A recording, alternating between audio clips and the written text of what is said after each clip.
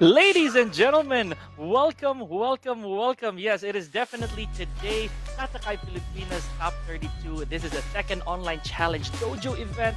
Yes, bringing you the action right now is yours truly, Pika. Of course, with me is Kid and Poru. We are here so stoked, so excited. And as we talked about yesterday, ladies and gentlemen, we have a lot to cover with this exciting event. And please let me know how you two are feeling right now. I'm gonna start with you, Kid. How are you doing, my guy?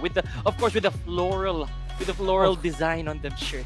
thank you Look for at the that. thank you for the acknowledgement just in time for the event. I'm so glad I had this in my wardrobe. Anyway, I'm really excited for what's coming up later on. And Pika, I'm really excited that you're back here on the desk with us. Also, it's been a long time. You've been coaching Jules for the longest time, also, and finding some success with it. Pika, welcome. I just want to say welcome back. And yeah, for me, I'm just generally excited. How about you, Poru? Definitely feeling the exact same way as you two. My heart is already racing, just looking forward to how much Tekken action we're about to witness today, and especially since this is pretty much day number two of the tournament. Right, we've gone through so many matches yesterday, and now we're down to the top 32 players of the competition. So we can expect some high level Tekken action right here. Mention. Just real quick, guys. I'm glad to be back. You know what I mean? Yeah, of course. We do have some competitors that are new to the eye, but at the same time, we do have our local names. The household monikers of these players, and I'm really excited. Really excited. So, kids, or let's take a look at our top 32. Pool number one, and this guy, Omega Jewel, sounds really familiar. Yeah, he really does. Yeah, I wonder, could you tell us who that is? I'm kidding. Omega Jules also, a household name. A brother, the fellow caster right here, Pika. We're probably one of the best in Cebu right now. And one of the names to look for, SVG Cyclone Rune. It is worth mentioning that Cyclone Rune has forfeited because he does have an emergency. An emergency came up for him, so that's pretty unfortunate. Dolan 12345, which we all mentioned, that is kind of like a mystery to all of us, right? Right. Yeah. And yeah, so and then he'll be facing off against Neri. So I think you were pretty much familiar with them, right? So as we mentioned earlier, they have played a lot of matches yesterday just to get to where they actually are right now. And this is the top 32 for pool number one. So lots of players already having fallen down, actually. Mm-hmm. And again, ladies and gentlemen, there are a lot at stake here. We're gonna get to that shortly, but of course, they're not the only ones who are definitely the ones you should look out for. We also have FTC DuckGo. We also have RGN, or TGR RGN. Typhoon, of course, another household name here, ladies and gentlemen, who has again mastered the art of surviving in a tournament of this quality, of this gravity even. So again, this is just pool number one. This is something that we're already excited to witness. And again, this Omega Jewel sounds really familiar.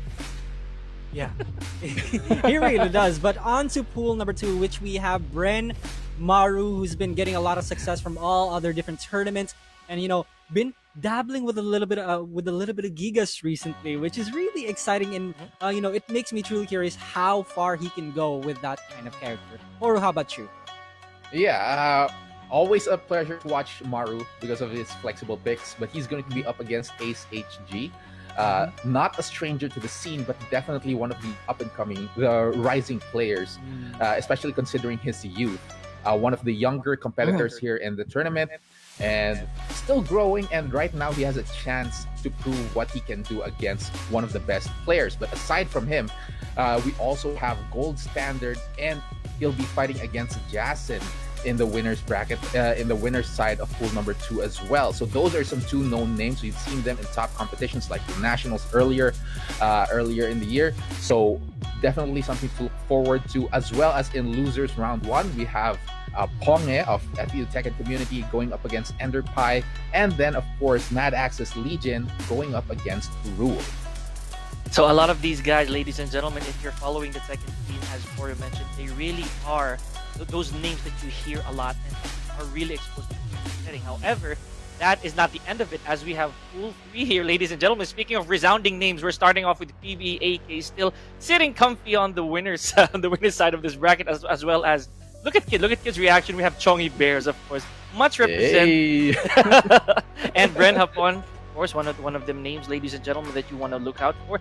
Bakal Nation, another young enigma that we want to put here in this pool, as well as Keenan, Mr. Noctis loses Kylum himself from Midnight Mayhem. 9TN Kunikat, again another character who uses a lot of weapons, so who has them kunais and those blades. 20V Charles, and last but not least, a returning Next Play Haji for those of you who do follow the Philippine second post.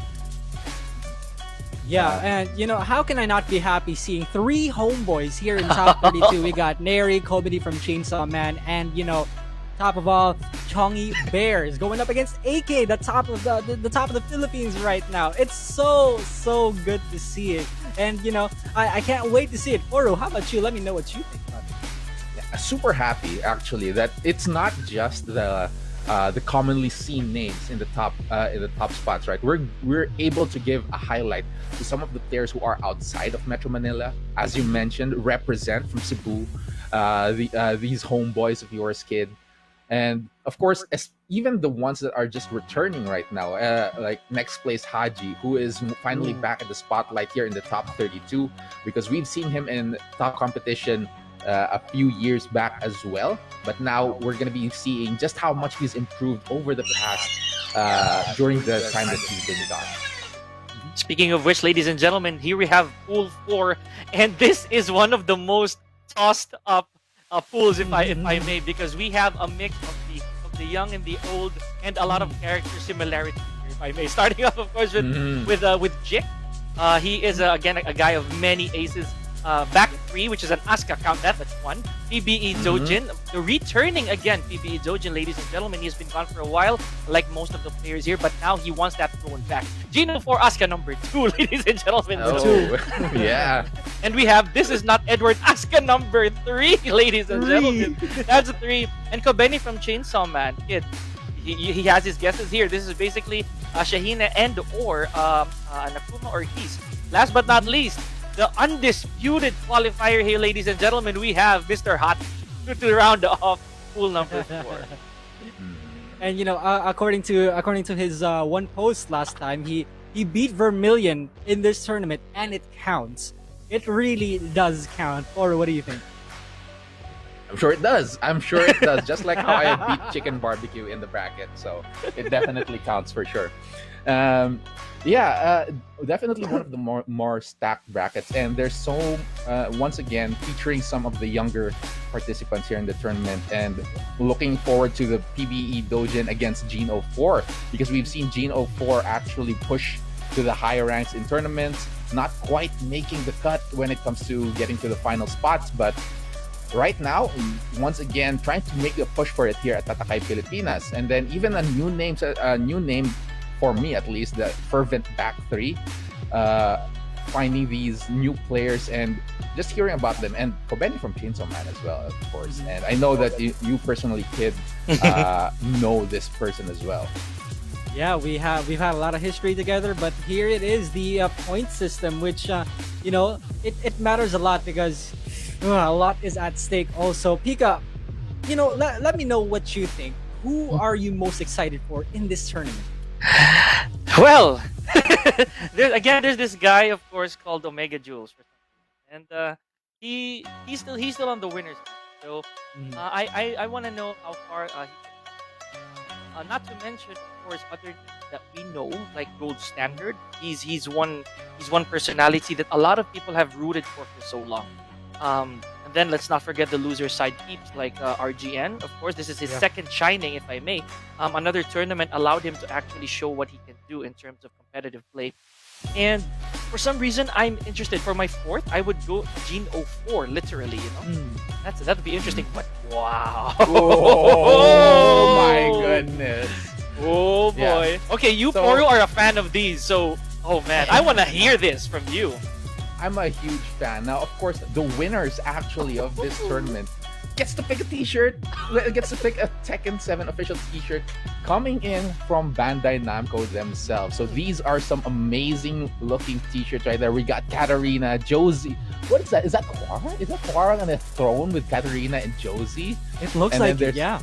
There's Anna Williams, Julia shirt, Asuka, and Dibs. even, well, that sick Armor Dibs. King versus Marduk. Dibs on You're gonna have to contact the winner of that. Is it too late for me to join right Yeah, too bad they don't have Geese from Tekken here as a Oh, print on the shirt. But someone's gonna get really angry with me with that statement. But anyway, yeah, these are amazing shirts, ladies and gentlemen. So man. whoever wins gets the choice to pick one of these. And guys, also, you can help increase the prize pot through Matcherino. You can click on the Matcherino link right there on Twitch chat or on the official Facebook post description for Tatakay Pilipinas. Unrealistically good, guys. I mean, I'm still staring at it, you know. I'm still looking, especially look at that. That's Armor King and of course. That's basically me and another guy. Yeah, it's you. You're the embodiment of Armor King. You're IRL Armor King right there. It's beautiful. It's beautiful. And again, ladies and gentlemen, welcome back. If you just tuned in, this is Tatakay Pilipinas 2021, a second online challenge dojo event here where the players can definitely garner much needed points for qualifiers in the future. And of course, there are goodies waiting for them. You just saw one of them right there. They have the chance to pick one of them beautiful shirts. Not to mention, of course, this is bragging rights, ladies and gentlemen. This is the very first Tatakay event here in the country. So we know, ladies and gentlemen, that the top 32 players, of course, have worked their way here. They have fought tooth and nail, regardless of who they're up against. And they've definitely shown up, especially the newer names. You know, we have to admit here, ladies and gentlemen, some of them we are really not that familiar with. But it's not to say that they should be taken lightly. And of course, we do have our favorites, but that's up to us. We're gonna keep that. I think Kid made his very. I think I made myself very clear here in this very panel. But Horu, Yes, you know, exactly. I don't know about this guy. Exactly. We Well, gotta hear that. whoa. We gotta hear Poru's thoughts. You know, I mean, it's clear, honestly, for good reason, where Kid is at, where I am at. But what about you, Poru? Like, I'm pretty sure you have your eyes set on someone, right? Kind of. I have quite a few favorites here, but here and there. Like, of course, I'm looking forward to some of the newer players, basically, just making waves and getting higher ranks in the competition. Maybe I want to see a huge upset, basically. But I, honestly, as long as I get to see a Ganryu somewhere out there, I'm definitely going to be happy. But we're going to be finding that out later on. Here at Tatakay Pilipinas. But for now, we're going to be taking a very short break. When we come back, we're going to be starting with Top 32. So once again, we're your casters, Poru, Pika, and Kid, and we'll see you in just a bit.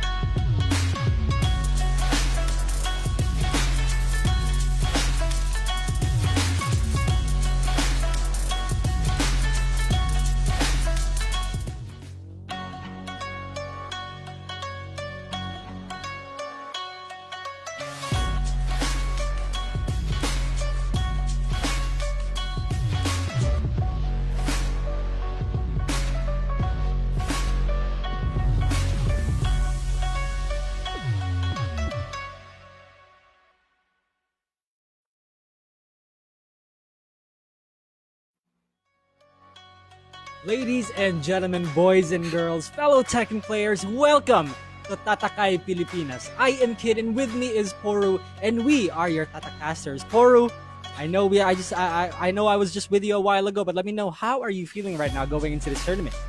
Hasn't really changed. I am very much excited to see what we're going to be witnessing with these players coming in, because this is the top 32. Lots of strong players, lots of new ones actually, which is pretty much the thing that I'm looking forward to the most. Seeing new talent with each time the Tekken goes on sale. They just start buying the game and then they start playing and finally making it into competition.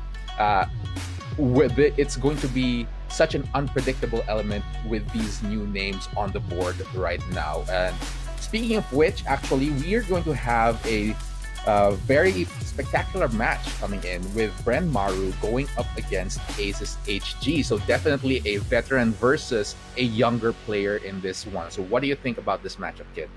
Ooh, veteran versus a younger player, huh? I'm pretty much excited as to what Maru's gonna pull out here, because he's slowly progressing to become like a newer kind of Dojin, even though they've started around at the same time, right?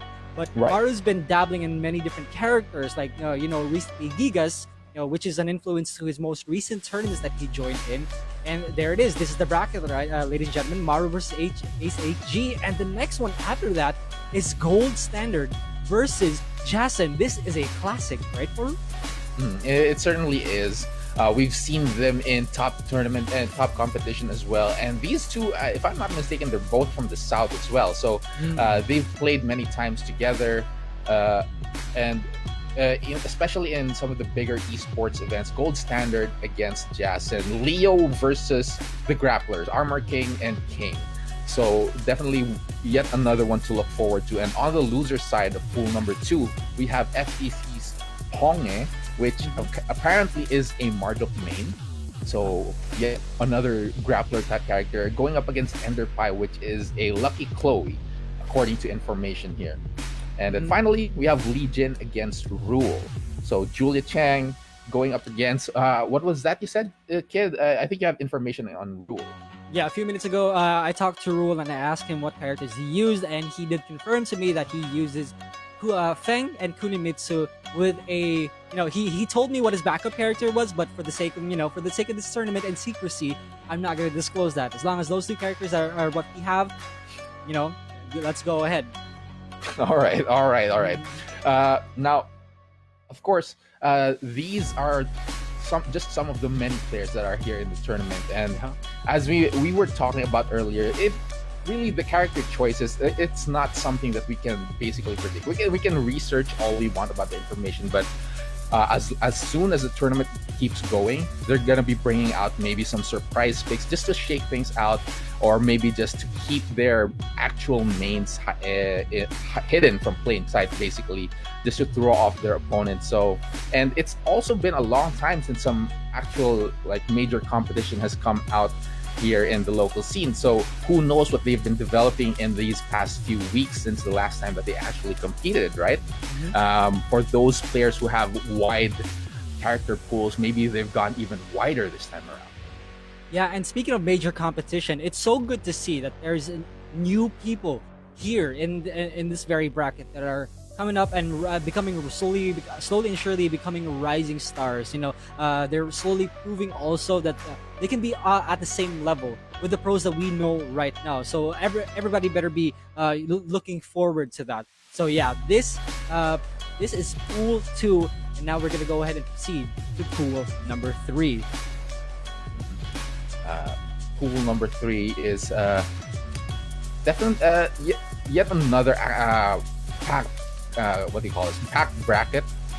We do have the champion, the pretty much uncontested champion back then. It's PBE, AK, and of course Chongi Bears, and all the other players as well. That I know you're looking forward to that match in particular. But yes, as far as I'm aware, here it is: Ace HG going up against Bren Maru. Okay, here we are. we now have a Lei Wulong debut for Maru here in HHG with the Julia. Pika has shared his sentiments about Julia, and a lot of comments about Lei as well. So here we have low block on Maru, slow start for both players. Yeah, it's definitely not one of the characters that we were talking about earlier coming out of these two players. And this is exactly what we were talking about, right? We're never quite sure what they've been developing behind the scenes and what they're going to be bringing out in competition. And Maru, in his stream for the first day of Spartakai, actually was bringing out Gigas now on that lay, and HG showing that he can make this Julia Chang work, but Maru not shying away and trying to fight his way out of this wall situation. Pressure is on for Maru, both players outside of Rage. Also, Maru gets the low in. Can he finish this combo? Yes, he can. Maru takes round 1. And it really isn't just about character loyalty, right? For Maru, we've been using a lot of different characters. HG, this is one that we didn't really expect. Was not expecting this from HG, but obviously he was ready with this. Julia Chang gets the G-Clef cannon as well, unable to adjust for the sidewall, but still Bren Maru already in the red, and that huge lashing arrow from HG will be taking him out. 1 round apiece between these two players. Down forward 2 out of nowhere from Maru, carries to the wall, also going to be big damage. Unless he goes for the Oki, yes he will. Ace HG guesses right, but gets wall splat again. Forward 3 on the floor. HG not quite in rage just yet. Now he is, and Julia Chang in rage will be dealing some serious damage. And HG not shying away from going on the offense, gets that command throw off of Bren Maru, spends the rage art very early here, not sacrificing the potential damage here, and Maru calmly and collectively just going back on the offense, taking down HG in this match and the round advantage. And tell me you saw that, Toru. Maru went for the lie down option to just not guess the mix-up, and HG carries Maru to the wall again. He's got the momentum. What's he gonna go? Mid, low parry. What's Maru in rage? Can he finish his combo off? Look at this damage from Julia, but he drops it, but goes for the full combo, the full string instead. And now we're at final round. HG, even with the side walls and all that, just going for the full combo, it's just confidence on how much life advantage he has. Like, it might work, it might not, but I'm still at an advantage, so I'm not too worried about it. And now look at this, HG really just partying with this Julia Chang, but Maru says, I'm a Lei Wulong, I can party as well, and I can party harder than you. Let's see if I can match your energy. Yeah, that's right. HG, crucial whip right there. Good thing Maru didn't get to launch punish that, but still, he gets it anyway in the second attempt. Maru right now falls to Ace HG in game number 1. Oh, strong showing from Ace HG there. It's a close match, 3-2. But still, the confidence in HG's gameplay completely shows, especially on this Julia Chang. On the research that we did, we were not expecting the character, but obviously he knows what he's doing with it, and completely catching Maru in the right moments as a Julia Chang player as well.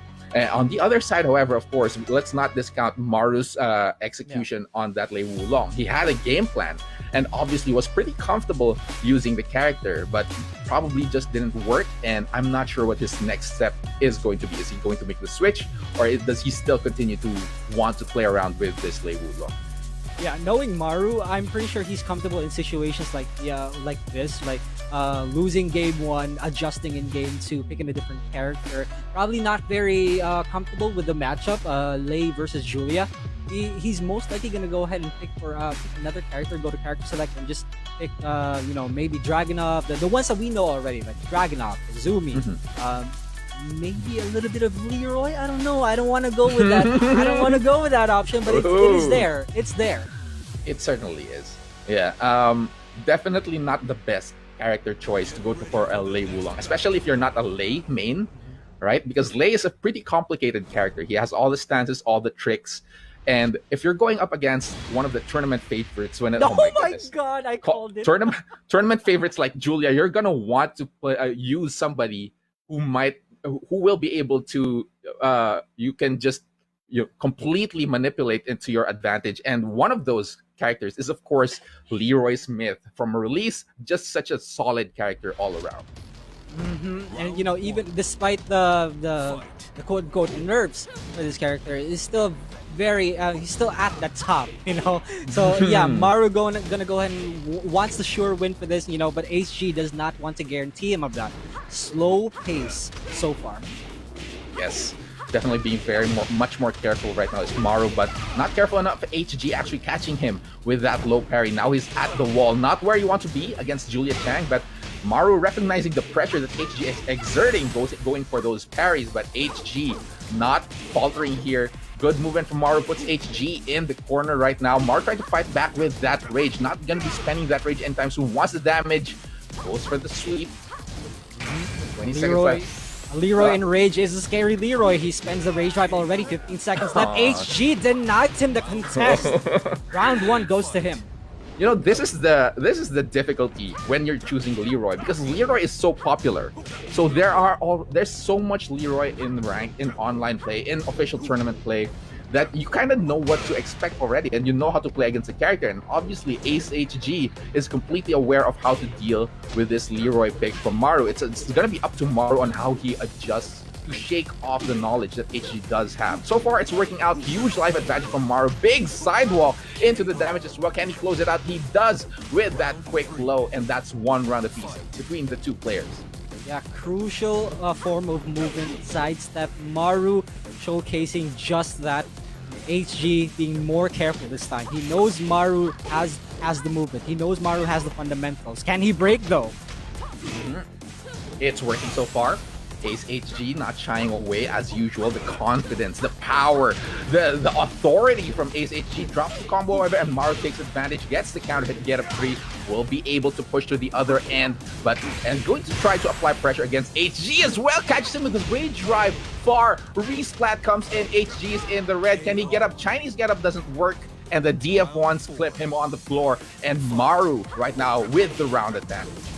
And here it is. I told you, Maru excels in situations like these. Even though he's back up against the wall, he will fight back and push you back. HG, this is the multi-low parry success already. Parries to the other side of the stage. Maru with a sidestep, HG with a block also. Maru has HG up against the wall. It's the movement of Maru just getting out of the way of this Julia Chang. It's spelling trouble for HG. Good punish there. Block on the low from HG, gets the punish as well, but now being very careful with only a few pixels of health left. 20 seconds left on the clock. Maru lets him spend the rage drive, not quite panicking. Good break on the command throw as well, but now Maru is in the red, has that rage drive, good punish, finishes it off 3-1, and ties up the whole set with our first match already, putting us at the edge of our seats, kid. And you know, Maru adjusted really well, and he started playing patient as soon as he got that life lead. He was making HG try to catch up. With the help also, because he had about 15 seconds left, and HG was desperate already to get that life lead. But Maru, again, with the patience, experience, he showcased that I am a top player. I can be patient, and I can close this out the way I want to. Yeah, it's a sign of maturity on the side of Maru, right? All the experience that he's had in higher level competition, he knows that in that situation, it's the right thing to just stay calm, watch your opponent, what they're going to do, especially when you have a proper life lead. He saw that that's all he had to do, and we saw that HG went for the rage drive immediately, almost as if in a panic back there, and just trying to going for those punishable moves as well. And Maru just waiting there, calm and collected, breathing properly, going for the punish and finishing the whole set. So real props to Maru on that match and how he handled the entire situation of facing such an aggressive player such as HG. Again, in a situation like that, it's desperate times call for desperate measures. HG, I don't blame him for spending the rage drive already, simply because Maru was against the wall. If he got that rage drive in, that was a wall splat into a guaranteed combo. Right. Fortunately, again, Maru, patience. HG though, he does have other characters in store for us, like Shaheen or Kazumi. Which one do you think? Will he even make a switch for you? This is a difficult choice, right? Because you're going to be going up against the Leroy pick against Maru, and you don't want to play somebody that is a little bit predictable. I think going for a Kazumi might be nice, might be a good choice because of how compact Kazumi can be played. which means Leroy probably won't be able to use much of his parries. But that depends on the attack patterns of HG. As we saw in their previous match, HG seems to be very aggressive and does not want to let Maru take the momentum. But unfortunately, the Leroy pick is good at stealing back that momentum just with that parry. Yeah. As soon as HG fell victim to that parry, he might be having doubts when it comes to going on the offensive as well. And not to mention, Maru is catching on with the linearity of the moves that some of HG has been throwing out. The movement on Maru, just catching him in the backside, is definitely something to watch out for on HG's end. Yeah, it's almost as if Maru doesn't need momentum to function well as while playing Tekken.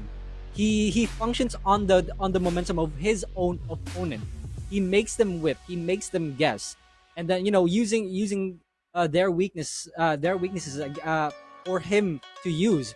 It's such a simple strategy, but so hard to execute, and that's what Maru is. So that was game 2.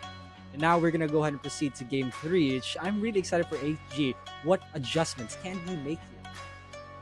Character choice, change character, change the stage, maybe. Definitely, I think the Julia pick is going to be staying.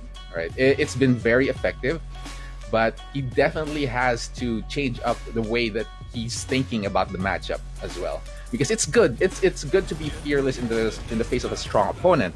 Because if you just show a bit of fear, right, they're just gonna come at you and corner you at the end.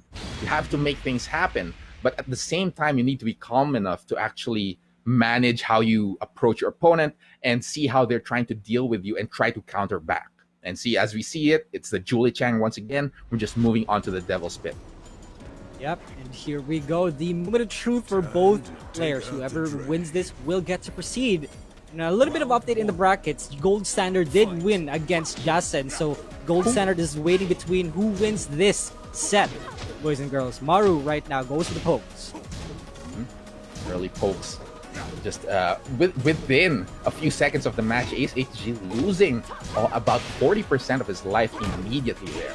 Going for the full string, Maru parries onto the running tackle and just goes for the launch immediately. HG not making the wisest decisions here, and Maru with a good read on the parry as well. Then once again, you see here, Maru being very patient and trying to see if HG is gonna make himself just self-destruct. There it is, self-destruct. That's a perfect term right here for Maru.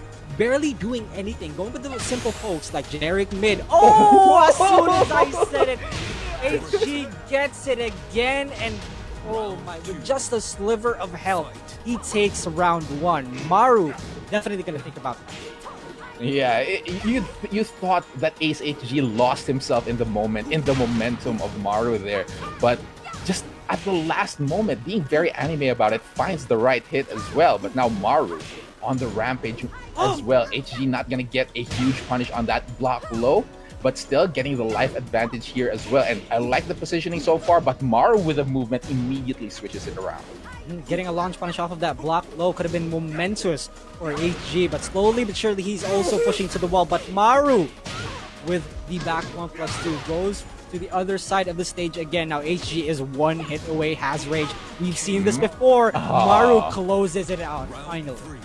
Yeah, goes for the full string. HG once again, when he's down in life, has been going for some very risky moves, completing strings, maybe in hopes of Maru actually going for the trying to press in the middle of them, because Julia Chang does have some delayable strings as well. But now Maru with this combo gonna put HG in a massive disadvantage yet again. Tries to go for the bow and arrow, second whiff hits, and oh my goodness, huge rage drive coming from HG. This could be a sign of a comeback here. Maru with his back towards the wall blocks the low, but the mid follow-up HG did not see coming, and Maru takes the 3rd round.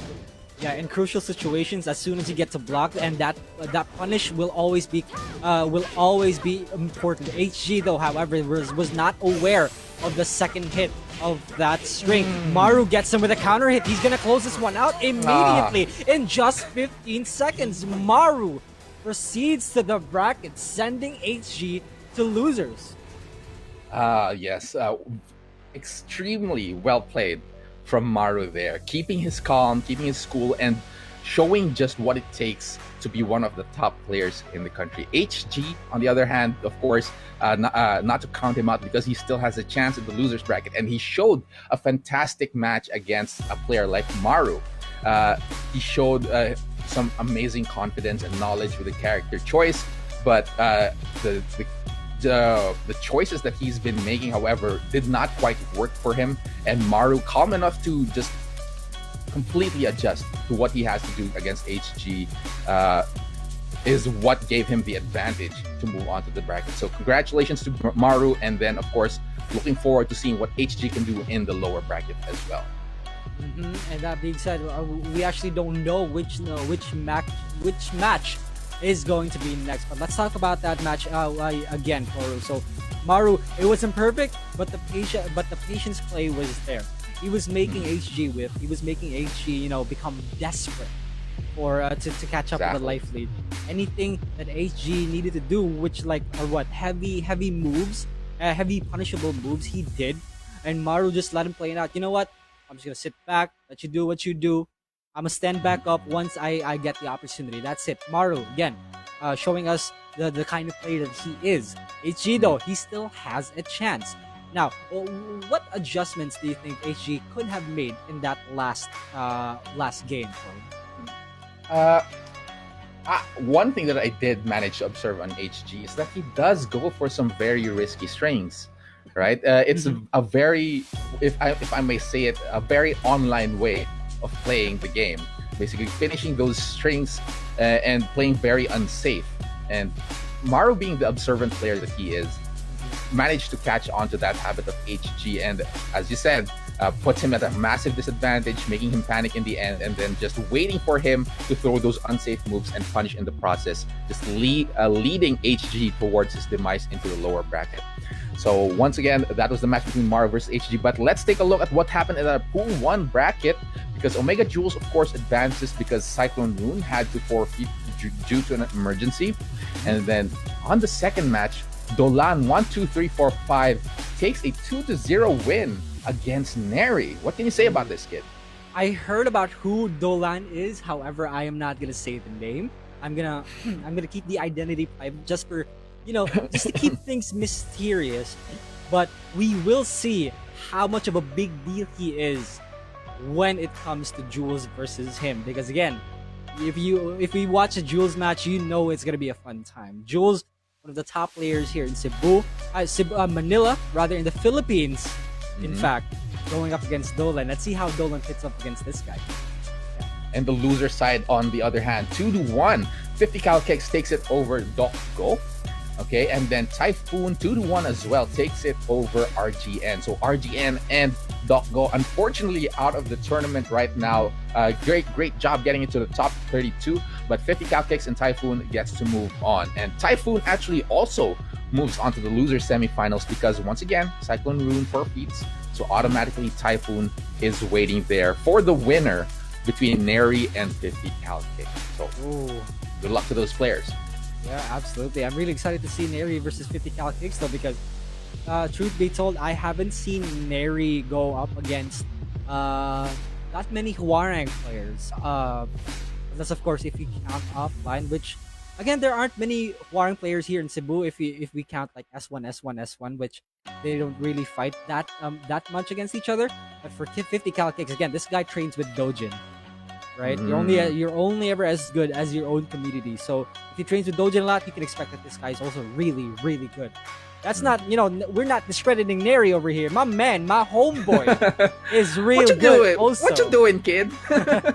My man is really good. Also.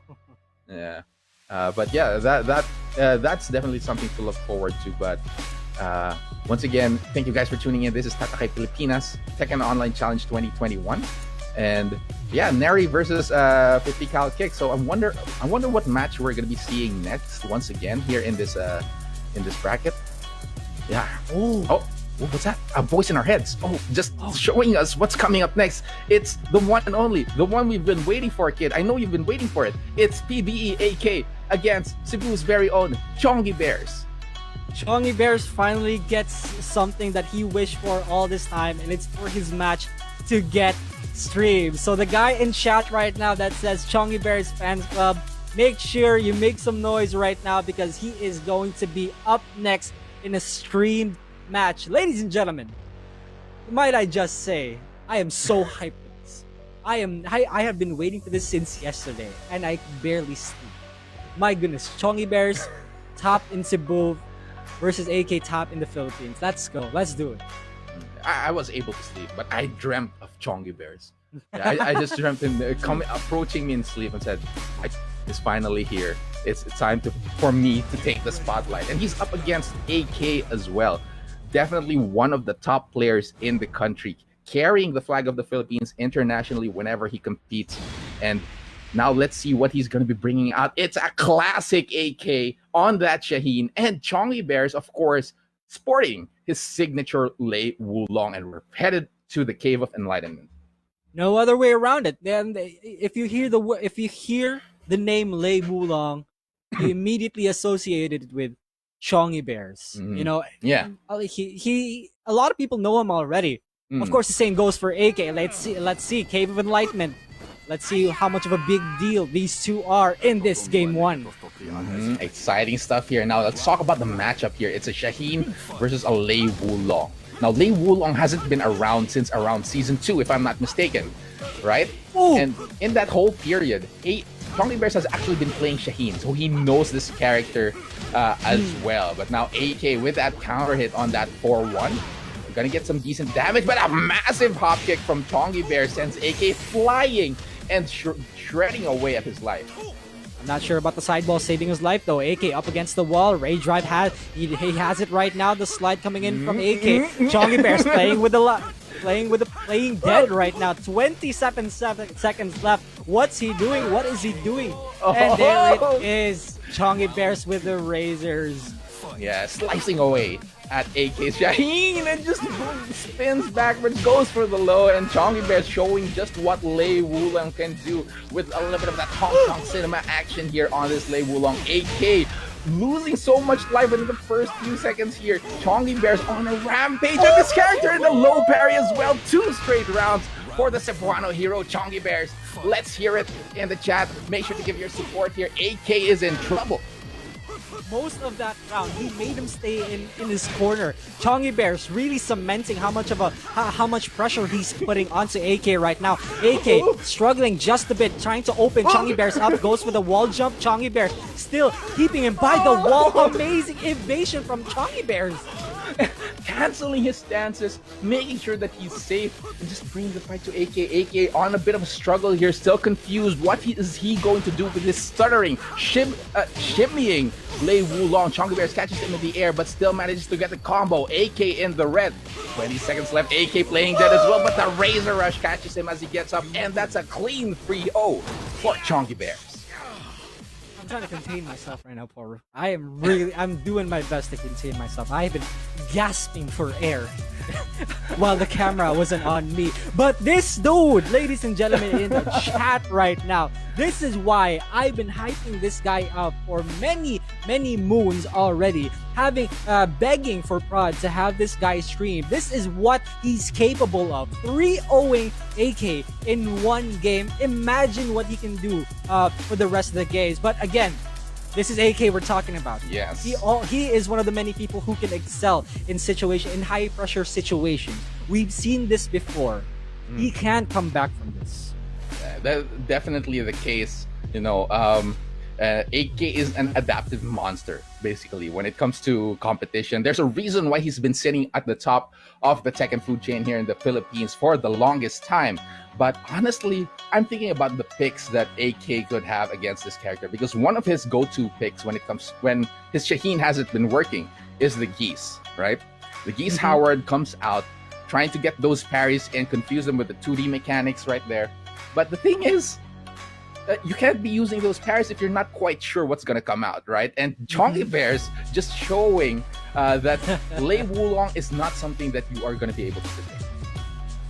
And you know, one thing, I had this conversation with Chongy Bears a long time ago, and he did express to me that he has a certain disdain for Oh, 2D insane. characters because of the down jab. The down jab nearly eliminates all the options that he has. So he really, if he fights 2D characters, he's gonna have to be more than creative to succeed in winning that match. So we'll see, because AK been using Geese, and that is certainly an option. Geese is like the number one option if he doesn't go for the Law or the Paul or Kazumi, right? So let's see. Let's see if he does make the switch. Oh, he doesn't. Whoa! Oh, the confidence from AK. Getting the Shaheen, but switching it over to the Howard Estate. Because if he's not going to get, if he's not always going to get a combo, he at least wants to get a combo that will kill the opponent completely. And Howard Estate is definitely the stage for that. Yeah, Shaheen certainly has one of the best death combos here. Not really death, but like of the coolest extension combos here because of the walls. Instant wall standing 3-3. This has been AK's classic go-to stage if he loses a game. Let's see if it works out though. Chongy Bears has all the momentum in the world. And he just goes for the mid option after Razor Rush as well. The confidence, because as you mentioned, Kid, he has the momentum and now he has the confidence as well. AK going for the running slide, switches positions here, goes for another slide as well, making sure that Chongi is on the side of the breakable wall, just in case that AK does manage to find the launch. And this is not a good spot for Chongi Bears. Immediately AK rising 3-3, going for the screw. Can he get yet another wall here in the Howard Estate? Yes, he can. Can he go for the finish? Not quite enough. Chongi Bears still alive. The orbital comes in, but AK finishes it off with that quick low kick for the first round. This is what I've been telling you guys also. AK, he excels in situations like these. He makes people think, oh, I got this. And then boom, he gets that round just like that. Chongy Bears though, nearly up against that breakable wall. AK playing fundamentals, playing the movement already. Chongy Bears also being very patient compared to last game. A little bit more careful, and once again AK catches him right where he wants it. There's the breakable wall. Only one left, a balcony going to the Sakura stage here at Tatakay Pilipinas. But Chongy Bears now trying to really pick his fights against AK and being very careful because that hop kick has been coming out willy-nilly for AK here. Once Chongy Bears finds out that you've adjusted, he will adjust himself. Also, AK put in rage. Chongy Bears gotta be very careful. He almost got hit by that crucial whip. 15 seconds left. AK trying to open him up. What a block into the delayed hop kick. AK is gonna close this one out. Perfect. You know, if something makes AK strong, it's his godly reads, right? It's like he knows what you're gonna be doing next. Oh my goodness, did you see that? What a creative way of landing that rising 2 there. But not much damage on the side of Chongy Bears. Those lots of chance here, but a huge delayed hop kick there from AK. Once again, the reads, a side step and a gift to once again. It's like he's seeing the future of Chongy Bears and a rising 2 to finish it off, returning the 3-0 against Chongy Bears. He gave him a receipt. He gave him a receipt. That, oh my, AK. You crazy! Hey, dude! I think this L is yours. So why don't you go take it, man? AK with that response, man. He gave it back 3 rounds all as well. He might have heard me. I might. Be, hey, you're hyping Chongy Bears too much. Where's my praise? I'm literally the best in the Philippines. Where's my praise right now? AK, I'm sorry, man. I'm sorry. You're plotting a coup against me. It's an insurrection. You know, I gotta put a stop to it. Show them what I'm made of, and that's exactly what AK did. Put a stop to Chongy Bears. And Chongy really was not quite able to show off the brand of Lei Wulong that he showed in the first game there, the party time Lei Wulong. But of course, I'm pretty sure that's going to be a part of his next game plan if he's going to be facing off against AK because, as I mentioned earlier, I think the pocket character of Chongy Bears is also a Shaheen. And that's probably not a good idea to switch to that. So it's definitely going to be yet another Lei Wulong match. Yeah, there it is. For sure. Always going to be the Lei Wulong. As soon as Lei Wulong dropped in Tekken, he immediately dropped Shaheen and then, went for the Lei Wulong. Chongy Bears is a true character loyalist and he will stick to his guns. In the Dragon's Nest, we go. Can he make the adjustments just in time to beat AK, or will AK deny him of entry? Let's see what's gonna happen between these two now. The stage choice actually, once again, definitely a good, a smart setup for Chonky Bears because he does not want to give AK just the extra damage, right? As this is a very small stage, so not even if you do your max wall carry combo, it's not gonna be as damaging as when you're at the Howard Estate. So Chonky Beer's taking away that advantage for AK, a smart play here and sticking to the Lei Wulong, but still he is a massive life advantage as well, and AK predicting that low gets the low parry. Now Chonky Bears is in the red. Is he gonna be able to survive? He should be, but now AK trying to find the last hit against Chonky Bears. Not freezing there, but a cute low kick from AK takes him out. AK with the little shimmies, you see that, right? He's shimmying. He knows that Chonky Bears excels in situations wherein Chonky Bears tries to open him up, but AK plays him. He's playing so patiently. Also, the little shimmies just to let him know, you know what? I'm not gonna fall for your shenanigans. I know how to play Lei Wulong, and I'm not allowing you to have fun. Here we go. AK with the late hop kick, gonna carry to the wall. No. Shaheen is part of the fun police. AK is the commander in chief here, and now, but AK is in the corner. Chonky Bears has a good positional advantage, but the life advantage is not in his favor. 25 seconds left on the clock. Playing in neutral, being very careful is Chonky Bears. The AK just jumps over Lei Wulong. Lei Wulong is pretty small, especially in Razor Rush, and a hop kick as well. Oh, not quite taking him out, but yet another low kick from AK. 2 straight rounds, and the rain is pouring for Chonky Bears. And the thing about Chonky Bears also is that Chonky Bears likes to go for the Razor Rush, and AK is displaying perfect movement right here by backdashing and backdashing every single hit of that Razor Rush. And now he's 1 round away. He's trying to look for more of these delayed hop kicks, and this could be it. This could close this one out. Chonky Bears falls to AK 6 rounds straight, 2-1, sending Chonky Bears to the losers bracket. You cannot do this, says AK. You know, you can't even come close to the throne that I am without lowering your head towards me. And that's just AK.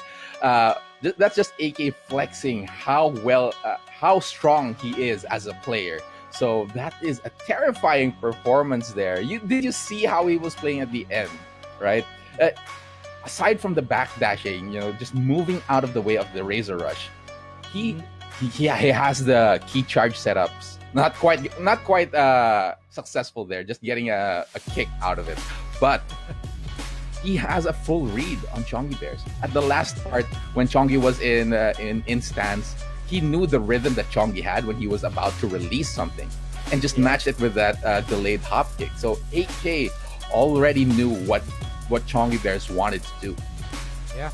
And you know, I'm not even salty about this. I'm really happy for Chonky Bears because Chonky Bears messaged me last night.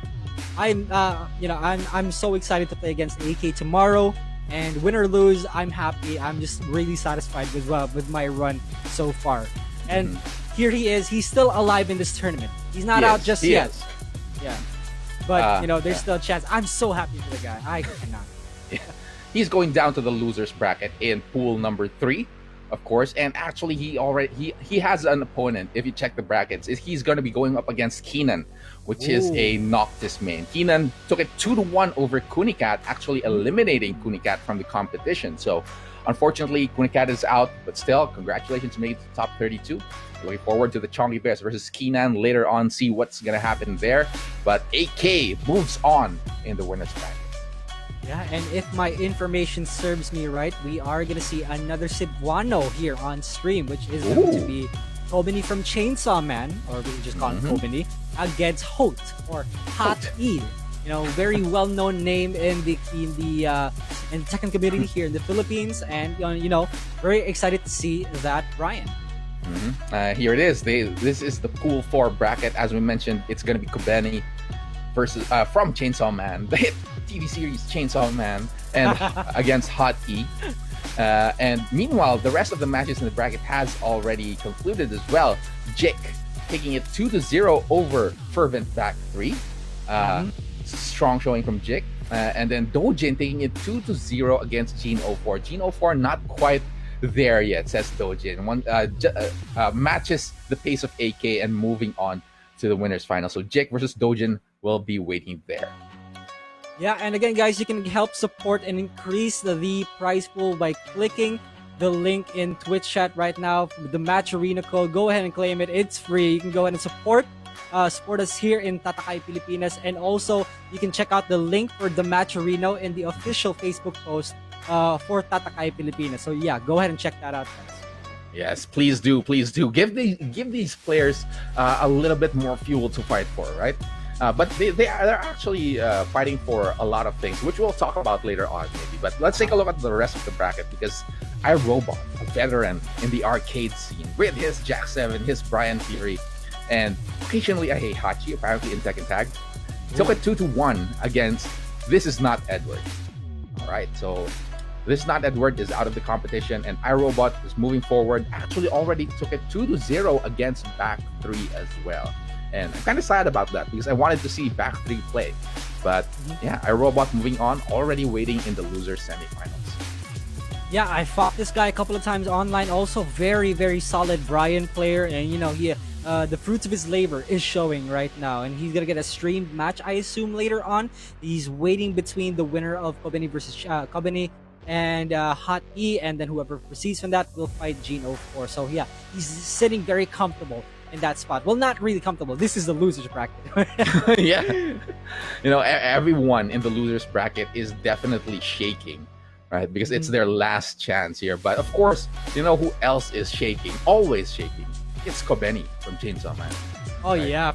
in high pressure situations, always shivering there. And he's up against Hottie. Definitely no slouch of a player, considering all of his experience as a player, and also as a commentator as well. So lots of knowledge on his end. Yeah, that's for sure. And whoever wins between those two guys will have to fight Gene 04. And Gene 04 has been making waves in many different tournaments before Tatakay Pilipinas, and that Asuka really works out well for him. But if I remember correctly, Pika did mention that this guy also has a Zafina. Yeah, that is true, and that's a strong pick, basically, right? Compared to the previous iterations of Tekken, and that Zafina was in, at least, because Zafina only came out in Tekken 6. Zafina definitely this is one of the more powerful versions of Zafina in this game. So I'm interested in seeing what Gene 04 can do with the character. And but yeah, as we also talked about earlier, even though there are some powerful characters here, pretty much every character has a chance in this matchup. So Gene 04, I think, is waiting, right? And he is waiting for whoever wins against Hottie and Kobeni. So yeah, and that's our next match as well. So let's see how that turns out. Yeah, and in the winner side of things of the pool number 4, it's Jig versus Dojin. Man, Jig's a cool guy. Yeah, he really is. He is. And I fight against him a couple of times, and Pika also has a high regard for him. He plays clean, and Pika almost mistook him for like a Korean or Japanese person, but no, this dude pure 100% Filipino. And he just plays well. He just plays like he plays like them Koreans, like them Japanese. Dojin, though, whenever playbook is mentioned, people think of AK. But on the other half of that is Dojin. People have been looking for this guy, have been waiting for this guy to come back. He's been coaching, and now he's here. He has some other personal duties, but he's back in action, boys and girls. From out of the shadows and into the light, basically. That's Dojin right there. Hail Hydra. No, not really. But I'm looking forward to seeing what he's been developing behind the scenes, because it's an interesting setup, right? It's a different experience being a player, a professional player, and being a coach as well. It offers you a different perspective on how players might be thinking, right? Because you're not just exploring how you want to play, you're exploring how your players and how their opponents will be wanting to play as well.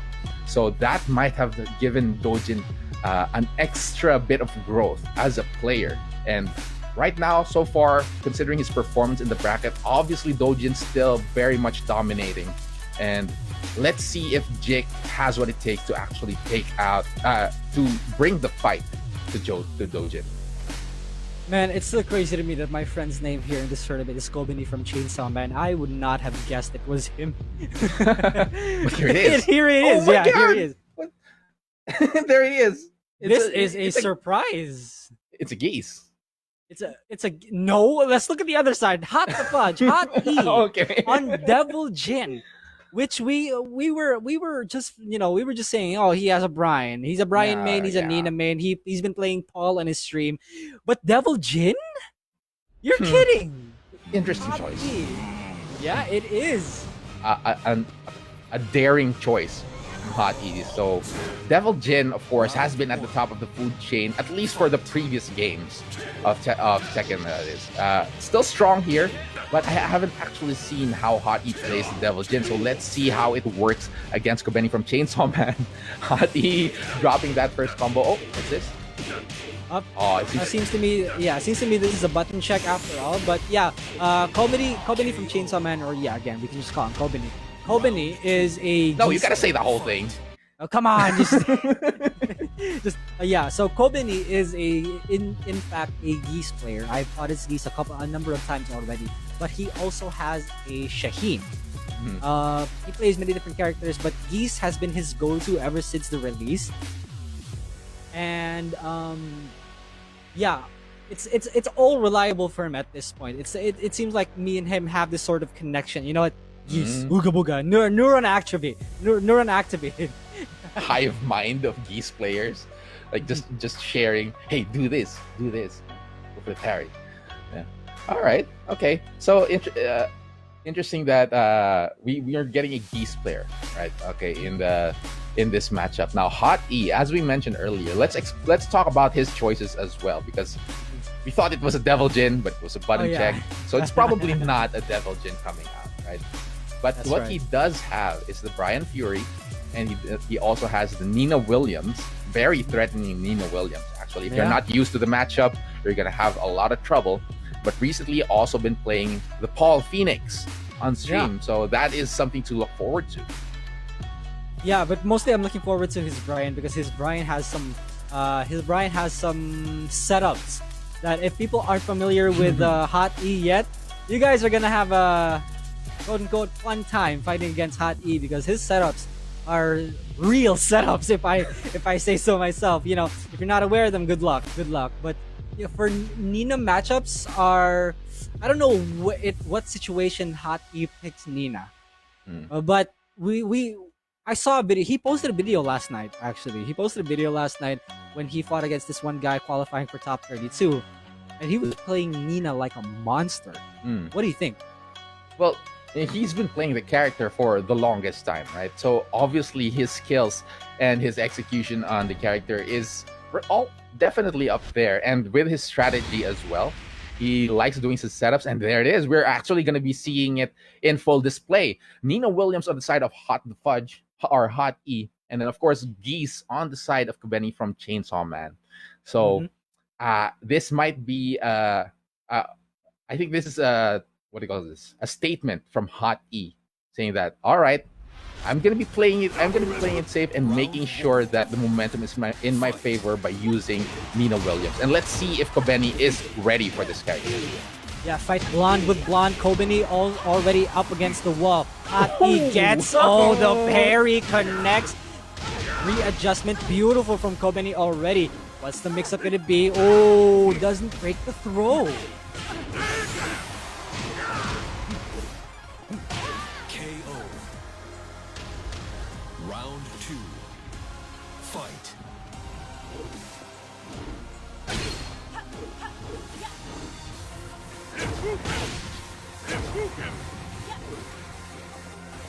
Yeah, he does have one stick of butter, and he's just keeping Hot E away with the use of these Repukens. Hot E is eventually gonna have to approach here. He doesn't have the life lead. He's gonna have to catch up. Spends that stick of butter already. Kobeni gets caught out of the air.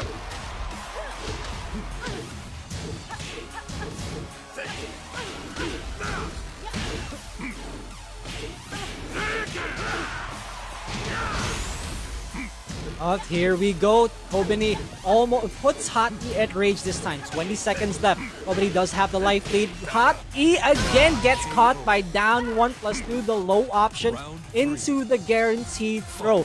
Kobeni 1 round away from taking this game. Hot E again with the up forward 1. Goes to the wall that we've seen this before in round 1. Goes for another Uki situation. Good punish by Hot E. Okay. Kobeni right now so close to death. Has rage. Oh my goodness. And there it is, wiping the floor. And already Hot E finally on the board in this competition. Kobeni from Chainsaw Man does still have the advantage here and still has a bit of momentum and definitely not shying away from this match against Hot E. Hot E getting huge damage with that wipe on the floor and the forward 3 afterwards. But both players almost equal life. Yeah, super careful right now, Hot E. And right now, Kobeni does have 1 meter. Puts himself up against the wall, goes for the wall jump. Kobeni again gets wall splat. Good punish. Now he has rage. Gotta be careful. Hot E better not make a single mistake. And Kobeni connects with the combo. Are we gonna see a wall? No, he drops the last hit. That was his chance. Could have gone for a rage art afterwards there, but Hot E now once again with a second chance as well. Kobeni goes for the big blow, picks him up, slams him down, and a picks up for both of them. 10 seconds left on the clock. The air Shippuden from Kobeni takes him out, and man, that was one hell of a game 1. Yeah, for sure. It was so that last round could have been anyone's round. It's just that, you know, Geese has more options to keep you out in situations like those, and that's partly what makes Geese so difficult to fight against, because of the keep out options, because of the parries. You know, there's so many factors coming into play. Hot E, we could really see he was struggling trying to catch up with him. You know, one of the main objectives for Nina is to kind of smother your opponents, right? Make sure that you keep the offense going, especially for such a fundamental based character. And with the parries in mind, it's kind of hindering Ron with Hot E from trying to continue with his offense. So that's definitely bugging him at the back of his mind. But that might be a prompt for Ron or Hot E to actually make the switch to a different character. He has plenty of other characters that may be a little bit more compact, so that Kobeni won't be able to get as much chances to use the parry. As we mentioned earlier, he does have the Brian. Could also go for the Paul Phoenix, but that's just something that we'll have to let Hot E decide. Yeah, and you know, Kobeni likes to keep people out of his range, out of his face, and he's doing that by the use of Repukens and stuff. So let's see, Hot E again wants the approach, wants more chances of approach by using Nina. So he will stick to it, and he is now locked to that character. Let's see if things change though with the Forgotten Realm pick. Interesting that he wants to go for the Forgotten Realm actually, but yeah, definitely plenty of chances for both of these characters actually to break the floors for this Forgotten Realm stage. So I won't be able to say just how who has the advantage here. But I guess a little bit of the advantage does go to Nina Williams, because she doesn't need any of that meter to actually go for some wall carry, right? Geese, on the other hand, has to work for it. But once again, here comes Kobeni with his game plan, keeping Hot E at bay with those Repukens. Yeah, Kobeni trying to look for those parries again. This is the second 1+2 throw that Hot E hasn't been able to break. Follows up with the combo. Are we going to see a floor break? Yes, we will. That's 1 down. Heavy blonde bomb coming in as well, and breaks the leg for Kobeni here of Chainsaw Man. But the 1-1-2 comes in, a counter hit as well, and Kobeni pushing to the side wall. It's a little bit too close for his taste, and Hot E catches a side wall splat as well. Unable to get a follow-up, and that get-up from Kobeni. The spring kick actually takes out Hot E. First round going his way. It might be safe to assume that that was a misinput coming from Hot E, and then he gets that launch instead at the start of the round. Now we're going to see another floor break. Kobeni in big trouble. This is going to be a lot of damage coming in from Hot E. Goes to the Oki combo. Kobeni right now attempts another throw. Hot E breaks it. But Kobeni tries again, and this time Hot E was not quite ready for it. Huge block from Kobeni. Catches him with the air combo as well. One stick of butter for him. So that's going to be something that Hot E definitely has to take care of. And look at that. Catches dead. him with the floor throw as well. And 2 straight rounds for Kobeni from Chainsaw Man. And you know, 2 meters already unspent for Kobeni. Hot E is in a very dire situation right now. He's gonna has to be so careful with the approach. Kobeni, oppression again, aggression coming in from him. Hot E gets ducked on. 2 sticks of butter, and Hot E almost gets stuck. And Raging Storm. What a stylish finish from Kobeni from Chainsaw Man, going for the Raging Storm at the very end, stealing away the turn from Hot E, recognizing that, hey, I know this is the end of the string. Hot E probably gonna want to try to take his turn this time around, but no, I'm gonna cancel into the super. I have the 2 bars for it. I don't really mind losing any of these. So that was amazing from Kobeni. Yeah, I mean, very reasonable decision, right? He was about to build a third meter, which eventually he had to spend, but he spent it. He spent 2 instantly with that Raging Storm. I mean, I don't blame him. Raging Storm is barely punishable. Not a lot of people could reach it. Yeah, and it's a smart decision as well, because for the past 2 rounds, he wasn't really using the meter to extend his combos, get all the damage, and he was able to preserve it all the way to the end. And you know, if you have a good read on your opponent that, hey, he's gonna press at this moment, let's shake things up and let's bring out something that he does not expect. That Raging Storm is definitely what was the perfect choice for that exact situation. Hot E didn't see it coming, but and that's just how the story goes. So congratulations to Kobeni, and Hot E, GG's to you. Unfortunately, he is out of the competition, but well played. And I just love seeing how Kobeni was handling the Geese Howard compared to the actual Kobeni character. Yeah, you know, that being said, big props to Hot E for making it this far. Ron, we salute you. And Kobeni moves on to fight against Gene 04. Boys and girls, be very ready for this, because both characters used between these guys are heavily setup based. And you know, let's see who gets set up first. That's true. But I think our next match, if I heard the voice in the sky correctly, is going to be 50 cal kicks going up against ya boy kid Neri. Ooh, So, Neri. that is an interesting match coming up next. And this is their pool 1 bracket actually. So once again, in the winners finals, Jules is waiting for Dolan 1-2-3 is waiting for his match against Dolan 1-2-3-4-5. And meanwhile, Typhoon is waiting in the loser semifinals for the winner between Neri and 50 cal kicks, which we are about to see. Yeah, Neri has, if I remember correctly, 3 characters in mind. He's mainly a Leo, but he's been dabbling in a little bit of Miguel also. He's been using Miguel for certain situations with I will not tell. And for third character, he's been practicing this character a lot, but not religiously. It is a Feng Wei. So, you know, he might want to stop Feng Wei with the back. He want to use Feng Wei with back ones just to stop 50 cal kicks with his rush down. But if he gets too comfy with that tactic, 50 cal kicks might adjust to that. So I'm really curious to see who Neri is going to use here. Yeah. And one more thing about the Feng, right? There's the backstep. The backstep will definitely be able to just completely negate some of the offense from 50 cal kicks. But if they're going for those usual picks of theirs, because of course, once again, we've been trying to call out some character picks here, and some of them just aren't conventional, to say the least. Right? Earlier on, we did see Julia Chang out of nowhere, and a couple of Lei Wulongs as well. So just excited to see how this turns out. But yes, as we mentioned earlier, 50 cal kicks, we do know him. He is apparently a Hwoarang main, and as you mentioned with Neri as well. Yeah, so you know, I mentioned this earlier. I don't really know how much experience Neri has when it comes to fighting against Hwoarang players, and Neri also does really well when fighting under pressure.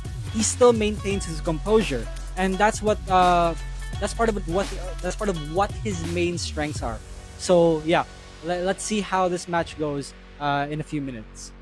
I like that you bring up the composure because that is definitely one thing that you need when you're playing against a Hwoarang. Because if you have any experience, for those who are watching, if you have any experience fighting against a seasoned Hwoarang, you really won't be able to tell when you actually have a turn. Sometimes you have to make the opportunity come to yourself, like maybe throw in a power crush, but that's kind of risky as well. Maybe go for a duck, that's also pretty risky. So that, and every Hwoarang player as well, with the extensive move list of Hwoarang, they all have their own flavor and combination of moves that they like to use. So somehow it's not quite possible to completely predict how a Hwoarang player will play because everybody is just completely different. Yeah, I mean, this dude got a jab out of Flamingo, which is +5, and if you try to if you try to press back, you get absolutely messed up, especially if you're up against the wall. So when fighting a Hwoarang, you really have to be familiar with that character, or else it'll be the end of you. Again, +5 jab on block in Flamingo stance. He has some minuses when it comes to Flamingo stance.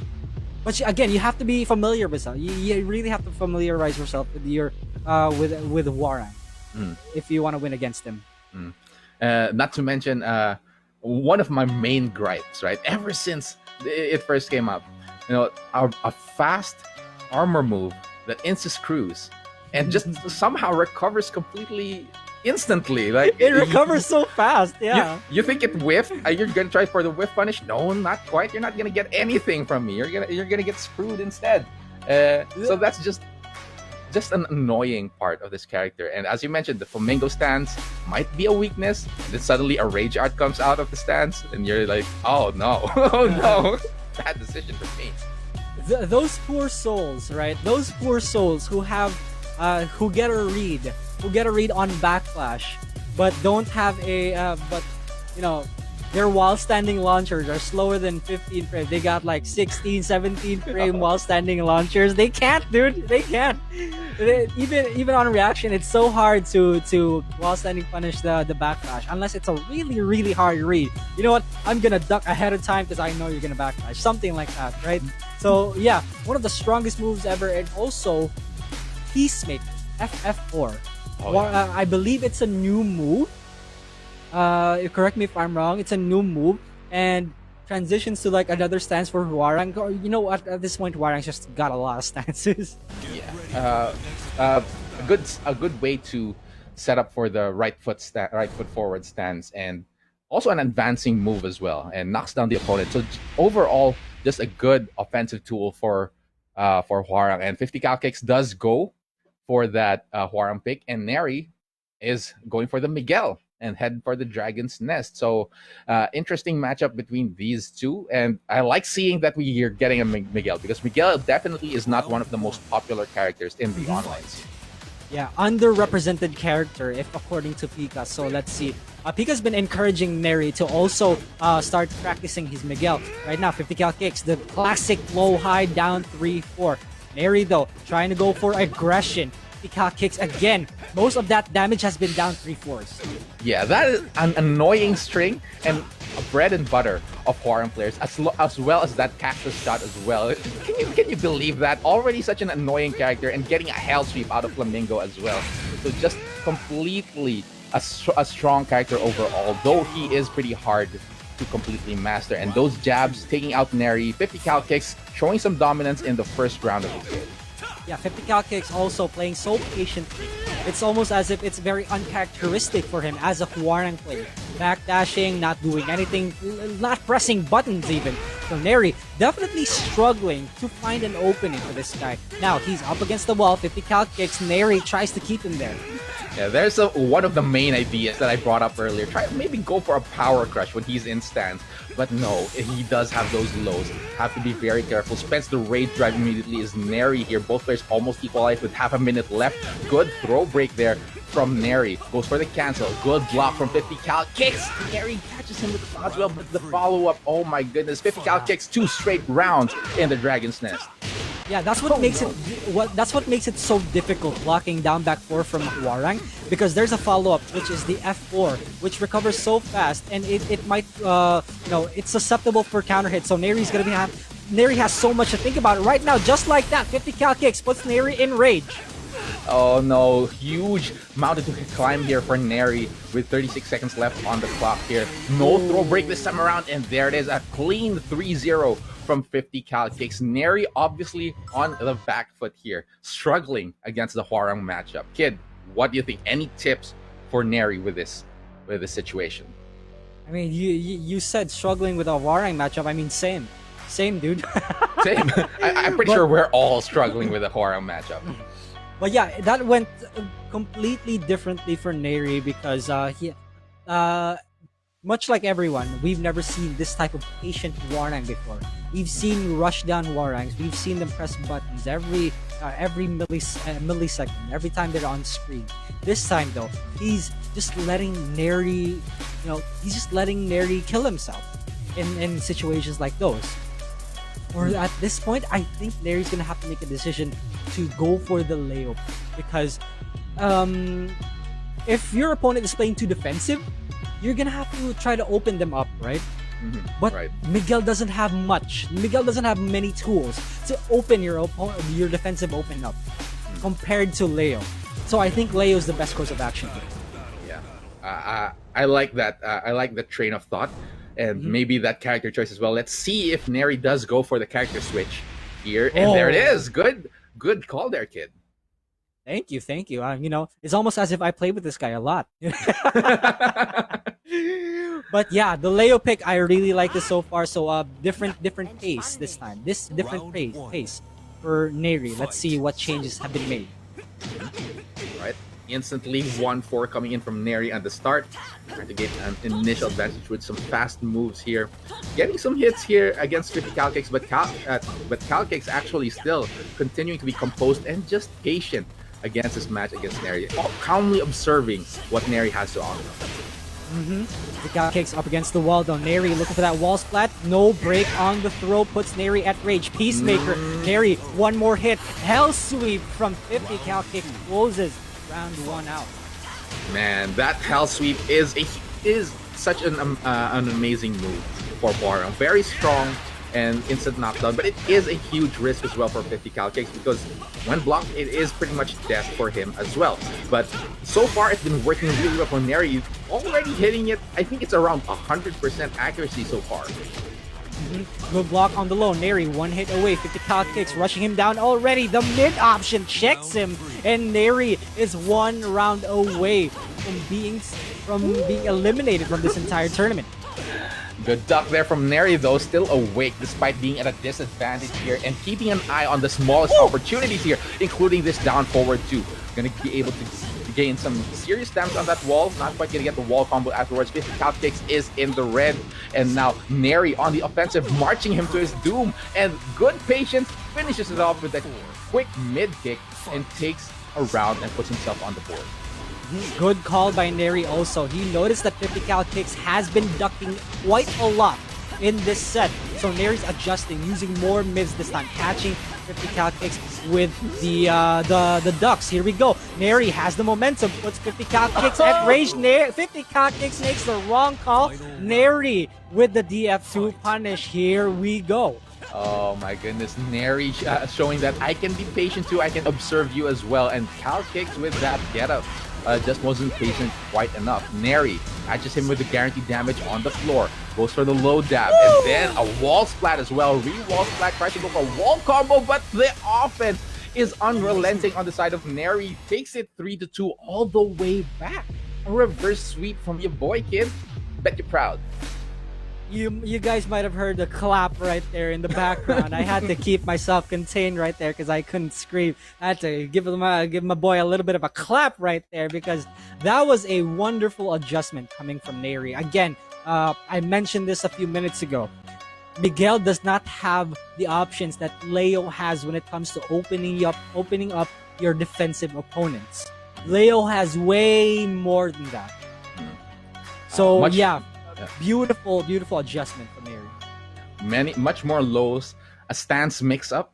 So giving 50 cal kicks a lot more to think about. So the patient play from 50 cal kicks might be coming in to haunt him, because this time around, even if he's patient, even if he's being observant, he's just piling up more and more difficult choices in his mind.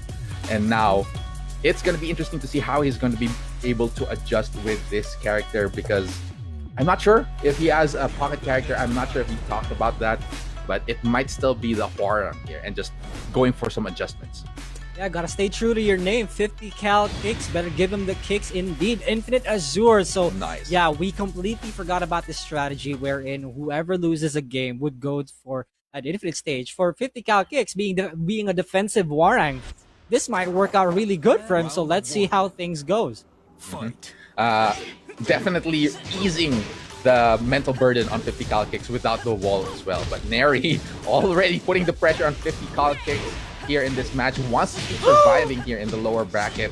Good mini combo here. Gonna be able to actually wants to get the pressure instead. And now a rising 2 as well. Out of nowhere coming in from Neri. And that should be it. 50 cal kicks falls in the first round of this match. Yeah, and this is what I've been talking about. 50 cal kicks has been caught ducking so much that Neri's been going for more mid options rather than lows. He's been catching with down ones. He's been catching him with back fours. Here we go. 50 cal kicks has not been able to adjust so far in this set. The momentum just continues to carry for Neri, and he's not shying away from continuing the offense. 50 cal kicks looks like he's lost. There's no landmarks in sight. It's all water, and he's currently drowning here. The back 3 out of nowhere, out of desperation, and Neri was ready for it. Takes it for the second round. Yeah, it's been working out so well for Neri, and now 50 cal kicks is turning it up. The first backlash that we've seen today, Neri put at half health. 8 seconds in, 50 cal kicks has the life lead. What's he gonna do with it though? Low poke. Neri wants to slowly but surely catch up once again, but as you said, the life lead is in 50 cal kicks' favor, and now he's being a little bit more daring with his attacks. But Neri, here comes the forward force, just making sure that cal kicks is guessing like 90% of the time. Back 1-4 after back 1-4. Neri's been oppressive with that string. 50 cal kicks, one more. There it is. Neri comes back. No round Brown proceeds to the losers bracket, eliminating 50 cal kicks. That's my boy. Your boy just went 6 straight rounds, man. All right, coming down from almost being eliminated from the bracket, right?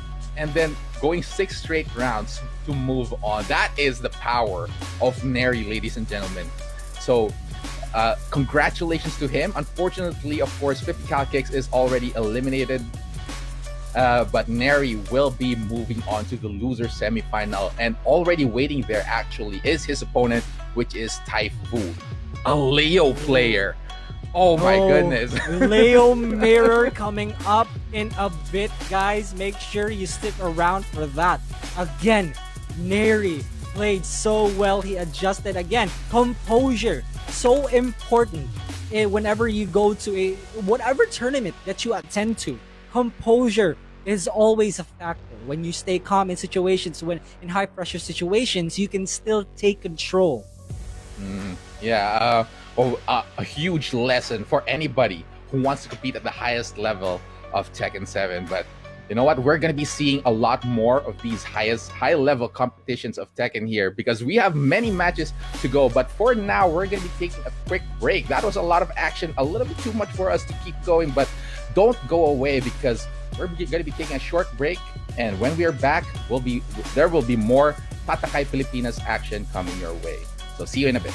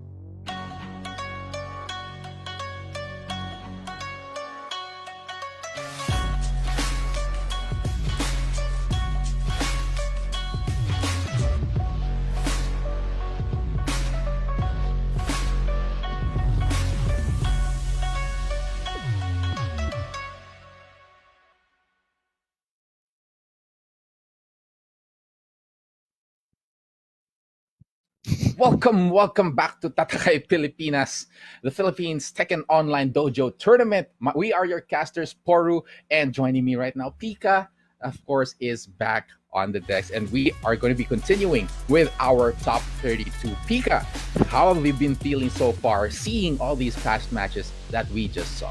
Okay, so again, thank you so much everybody for welcoming me back here on the desk. Thank you for and wow. Okay, so not because I was out of the monitors, ladies and gentlemen, it doesn't mean that I haven't been keeping an eye on the action, because it was absolutely ridiculously just nerve-wracking, especially the last set. Because those two players, Neri and 50 Caltech, they were literally holding on to tournament life. And Exactly. I am definitely I'm definitely so stoked. I'm ready for the next number of matches that we have, and not only that, it's not just the loser side matches that we're actually excited for, but of course we want to see who else is keeping their momentum headed into the top 8 of Filipinas, right? Mhm. Real talk, Poru, I would say one of my favorites, again from the especially seeing their name is Gold Standard and Jason for good reason. So, oh man. Yeah. Unfortunately, we weren't able to see their match, but according to the brackets, Gold Standard took it 2-1 against Jason. And actually, Jason will be our next match because he is going to be fighting for his tournament life against FTC's Ponge. Yes, we know that apparently that's how you pronounce it. It's Ponge. So Jason versus Ponge for our next match. Interestingly, ladies and gentlemen, of course, we have Jason as, of course, a nationals player. Basically, he's a Mhm. pro. He He's is. one of the names that we like to mention when it comes to using these wrestlers, these Jaguars. My personal favorite, of course, Armor King. Hopefully, that will be the case. We haven't seen any wrestlers so far, haven't we, Poro? Yeah, not a single one, and not even a Marduk. So that is something I'm looking forward to. And according to some of my information, it seems that there's a possibility that Ponge will be using a Marduk. So that might be an interesting matchup. We might get a lore battle between these two. Not only that, ladies and gentlemen, we know that, of course, these two are very young. Against these bunch of veterans that we have here at Tatakay. And of course, let's not forget that prior to that, we've seen the likes of HG, if I may recall that correctly, against Maru, again another very young contender. And these talents, ladies and gentlemen, if I may, we can definitely say that they will most likely be the future of our Philippine tech, if I may, and they can Yeah. definitely represent, of course, our country, basically our community. Should they make it to the top 8 even further? Man, I'm looking forward to that. Diba? Seeing the next generation of players, they're already sprouting out of nowhere here, and they're being given the spotlight, being here at the top 32 at Tatakay Pilipinas. And of course, they deserve it because they've fought so many difficult battles just to get this far. And now I'm just looking forward to see how far they can go and if they can go beyond what we expect of them. Expect is actually the keyword there, Poro, and I know that they themselves have exceeded their own expectations with a roster, or basically a player cap this big, and we know for a fact that none of them are actually to be taken lightly, regardless where in the pools you are. I mean, Poro himself is a there he is. The Ganryu. And I know he's definitely looking forward to more Ganryu action. I want to see more Ganryu, definitely. I'm not sure if we're gonna get it because I don't think any of our players have been actually doing Ganryu, but who knows? Let's summon Maru as well, because Maru does have a little bit Oh, of yeah, Ganryu actually. there. When he feels the mood, when he feels the vibe. If he wants a little bit of Ganryu action, he'll definitely choose. But however, ladies and gentlemen, we are moving forward to our match. As we mentioned earlier, this is between 20V Jason and FTC's Ponge. Yeah. Yeah. Or Ponge, and here- we had to say it, man. Yeah, the Ponge. And here it is. We are getting the lore battle. It's There we Armor go. King versus Marduk. Marduk. Wait, what's the lore between these two again? Marduk killed Armor King? Is that it? First one, yeah, the first armor. this one is apparently the twin, and they're no longer gonna hold back here, ladies and gentlemen. Again, lore battle as Foro mentioned, and now look at this, an early poke lead already by Jason against Ponge. And here, okay, again, ladies and gentlemen, these are wrestlers, so don't just look at these pokes. Eventually, a throw will come out there for, and there it is. Speaking of which, there it is. Seeing it in the form of the lunge, the signature tackle from Marduk, but Jason getting a huge trade here and putting Ponge right next to the wall. This is a fairly small stage with the Dragon's Nest. Flash duck from Jason, but he does end up jumping there and got caught out of the air. Now he's in trouble. A huge low coming in from Ponge here, trying to find the last hit. Both players in the red, and that mid kick from Ponge gets him the first round. Again, as Corey mentioned, ladies and gentlemen, Dragon's Nest is actually one stage that you have to be very calculated when it comes to carrying. But look at calculation here. Jason with a slight miscalculation with the wall carry still gets himself enough damage with 11 seconds spent. Now Ponge here takes the momentum back, but drops the combo for. Look at this, almost even on life. Jason up by just a little bit. Never mind. He now has a huge lead, and with 35 seconds left on the clock, Jason might just be able to close this out, and he does. Yeah, fantastic awareness from Jason, ducking that third hit extension from Ponge, being very careful actually when it comes to strings. Obviously, lots of knowledge being traded between these two players. Now Ponge with that huge armor crush as well. Jason, however, retaliating, gets the sidewall spot and is fighting back. Oh my god! For that round, ladies and gentlemen, if I may say so myself, a lot of things did not go both their ways. The combos were dropping left and right, but again, it was the damage output of Marduk that gave him the favor there. With 44 seconds left on the clock, so the entire thing lasted 16 seconds. A crazy back and forth. And now, ladies and gentlemen, in Dragon's Nest, we have Rain. It only gets triggered when someone's about to take that win. Here we go. And speaking of taking a win, Ponge himself is one spec away, but takes round number 3 there against Jason. 1 point, 1 win there for Ponge. Yeah, this is a scary Marduk that Jason is up against, right? Not backing away, being very confident with his choices as well, and even in the scrambles, right? You can see that some of them are going to come out on top when it comes to scrambles, right? But you can see that they're still making some decisions that might actually work in their favor. So, as I mentioned earlier, lots of information being traded. This time around, Ponge comes out on top. Jason is a player that knows how to adapt. That's right. And as I mentioned earlier as well, ladies and gentlemen, even with those mistakes, Marduk proves to be very forgiving. The way that Marduk is given such huge damage output, even if you mess up your combo, even if you actually drop or if you miss a punish, 1 or 2 pokes away, you can definitely get that life back, and that's what proves to be detrimental here for Jason. However, as Porio said as well, Jason is not out of the competition yet. He still has a chance, and he does have other characters as well. Ladies and gentlemen, if you're unaware, Jason is actually a King main, so Armor King is there. He's definitely still in the shelf. Let's see what Jason's decision will be. Even a Kunimitsu could prove useful, but not wasting time here anymore for Jason picks and heads straight to Kinder Gym. Another relatively small stage here for Yeah, lots of flashing lights though, so you gotta be careful. Might get in your eyes, and because especially this one, I think that's his strategy. The light gets in your eyes, and the next thing you're eating a throw or an Atlas Hammer for that matter, and already in the wall is Ponge. Wow, and Jason with a nice attempt there, ladies and gentlemen. He tried to do a cross-up, but I think he hesitated on the very last second. Here he is again, ladies and gentlemen. Jason now, just moments ago, he had a huge lead care of that Atlas Hammer, but the forgiving Marduk is now in the lead for, oh my goodness. Just a continuous flurry of offense with this Marduk here. Jason catches him out of the air, not going to be able to convert. And staying low is this Marduk of Ponge, going for that low and immediately crouching up afterwards, not giving Jason a single turn. Here we go, an inadvertent duck there as well from Ponge, saving himself, or rather, giving him a little bit of momentum again going into this. Jason needs to make something happen here because he cannot allow Craig Marduk to take that momentum. Right now, that is the name of the game here for. Okay, great escape on the ground though, ladies and gentlemen. It is not actually a guaranteed pickup. You do have to guess, but speaking of guessing, Jason made a really good guess there for with that hop kick out of nowhere. Yeah, unfortunately drops a combo, spends the rage drive as well, tries to challenge for the headbutt. A daring move from Jason there, but not working out. Huge damage coming from Ponge. 2 straight rounds for him, and Jason is now fighting for his tournament life in this round.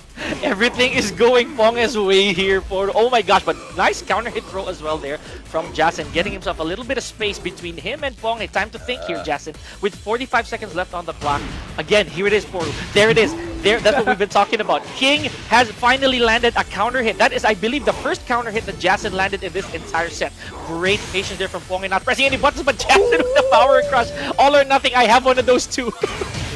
You know, that is one of the interesting things about Jason, those all or nothing decisions here. Is that going to be enough? Not like this! What was that? Oh, not like this!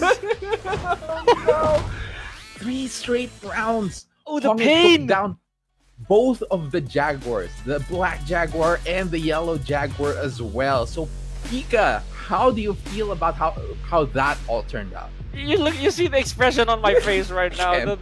A little bit of a frown upside down, ladies and gentlemen, because again, of course, good job, Jason, first and foremost. That was quite the battle that he faced against Ponge. I think what went wrong there was the fact that I think a lot of the errors cost both players, but in the end, again, it was Marduk's damage output that allowed him to make those leads happen. You know, the fact that a lot of his power crushes, by the way, the forward on +2 of Marduk actually connected. Those were free knockdowns, ladies and gentlemen. So that kind of gives Marduk momentum. And Right. Jason from time to time made wrong reads, such as the pickup, you know, the throw, ladies and gentlemen, where Marduk throws the opponent into midair, that into the air. That actually gives him a lot of torque, because you can combo off of it.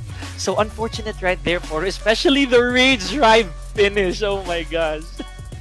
You know, it's just a testament of what you have to watch out for when you're up against a Marduk. You know, Marduk, he's carrying a truck in his intro, right? He's carrying an entire vehicle, so you know that he's gonna hit you hard. And that rage drive is a good representation of what Marduk is all about.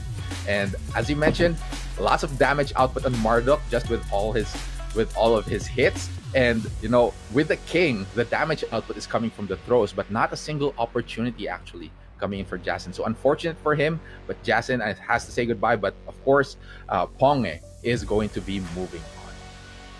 Oh wow. Okay, as of this moment, Cora, I'm still baffled, especially with that last that last match that Jason and Ponge had, because it was 3-0. It kind of turned out that the Armor King had a little bit more advantage in that sense compared to the King. And I guess Ponge in this case is a bit more equipped with his wrestler knowledge, if I may. Now, speaking of equipped, right? We're going to be having a match featuring a character that equips weapons left and right between where is it? Between Bacal Nation and Keenan. So Keenan is who I was talking about because he's using Noctis from Final Fantasy 15, and of course going to be going up against Bacal Nation, an Asuka main who also has a Marduk. So we're potentially seeing yet another Marduk match.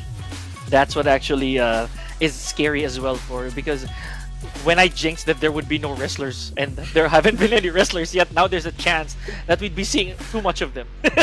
So, that's true. it might mean that there'll be a lot of wrestlers here and there. But again, ladies and gentlemen, this will be our first Noctis on stream.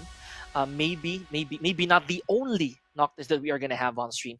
We know that Keenan, ladies and gentlemen, whenever he's able to showcase some of Noctis's best, it does take him to places, just like this tournament right here. Keenan's original character, Baito-san, unfortunately did not make it to Tekken 7, and Keenan had to make a lot of adjustments. With that, it looks like he really did commit, if I may, to the Noctis pick. A very unique choice, if I may, because Noctis did not exist in prior Tekkens, which Keenan was actually playing already. So this is something that we can clearly commend Keenan. And Noctis is not an easy character to survive with, ladies and gentlemen, against a plethora of stronger characters for him. Yeah, that is true. And looking back actually at his journey so far here in Tatakay, Pilipinas, he actually took out Chongi Bears 2-1. So we've seen as how complicated of a player Chongi Bears can be in the actual match. And Keenan taking him out just shows the amount of the composure that he has and and his mastery of the character actually to deal with such a tricky character like Lei Wulong. On the other side of the table, however, we do have Bacal Nation.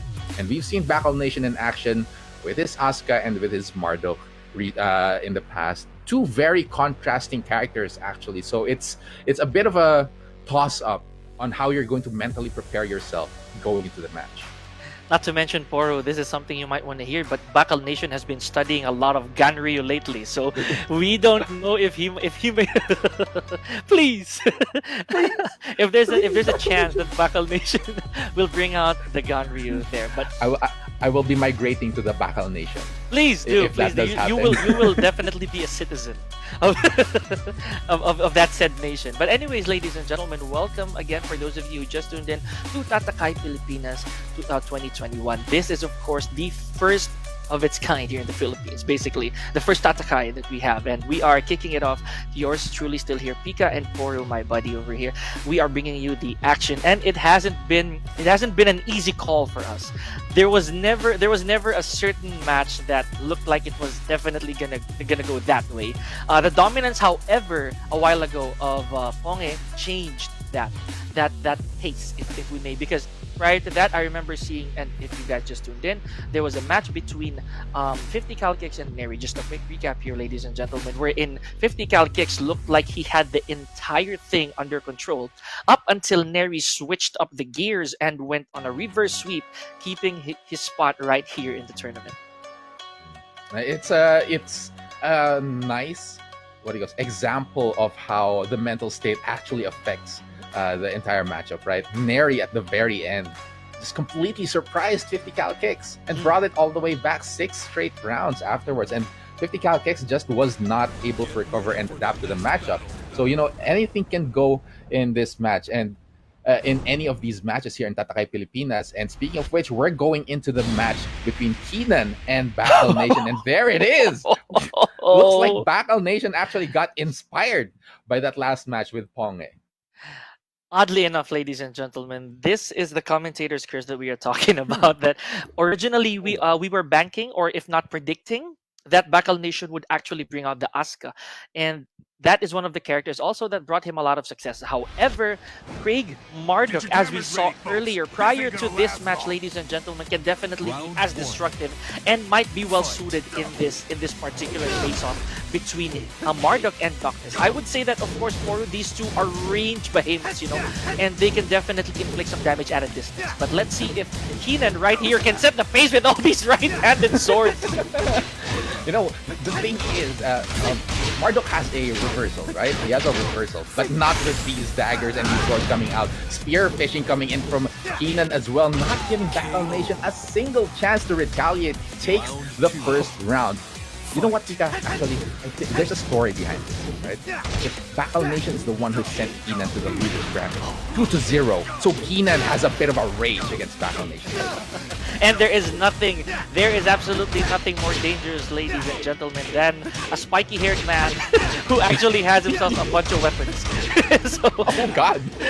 Pray that you don't encounter that in the streets. Like, oh my goodness! Who actually has a very delayed jump, ladies and gentlemen. So let's see if Keenan can again outspeed, seemingly as it is already, against Bacal Nation. Whoa! Poro, look at that! The same time, both players initiated their rage drives, but Bacal Nation came out on top of that. Yeah, there's so much more momentum between that big, massive body of Marduk here. But already a back and forth between these two. Very momentum-based so far. The huge daring hop kick from Keenan. I've seen that set from him before in one of his streams, and he just likes going for it and knows that Bacal Nation might fall for it. Bacal Nation already in the red. Oh boy, okay, no escape on the commando, and Keenan takes round number 3 in this first game, ladies and gentlemen, and it looks like they are in a hurry to get this over with. I understand that Keenan here, ladies and gentlemen, he knows that Noctis must use a little bit of a speed advantage because he knows that Marduk does have reach as well. So he doesn't want Marduk to get that room, if I may. And he does have an advantage of unparryable weapons, as you mentioned, Morning. So let's see if Bacal Nation can tie things up, because right now he is on the defense. But he is trying to fight back here. He is in the red, which means the damage is going to be here. The side wall splat, an opportunity here for Bacal Nation. And gonna be finishing it off with that Rage card. So, as you mentioned, Pika, right? The speed advantage, Keenan, he's been trying to make that work for him. He wants to finish it early and try to get as much momentum as possible because he knows that a single hit, a single opportunity for Battle Nation means doom for this very thin boy from Final Fantasy 15. And that is exactly what's happening right now. That is the hole. That is the gap, the chink in the armor that we were talking about here against Keenan. You may be fast, but I have damage. That is the principle of Marduk, ladies and gentlemen. One of his biggest weaknesses, as we mentioned before, is that Marduk is slower than most characters, which is made up by his damage, just like that. Look at that. Oh, Boru, that is what we were talking about. Damage after damage after damage, and Battle Nation just piled it up against a Noctis, who apparently had one too many energy drinks in that set. In that first match, even. Yeah, it's there's so much aggression on the side of Keenan. You can feel the amount of effort that he's putting into it with each choice, with each attack that he throws, and then suddenly Marduk finds the smallest hole and then opens it wide, wrecks it open.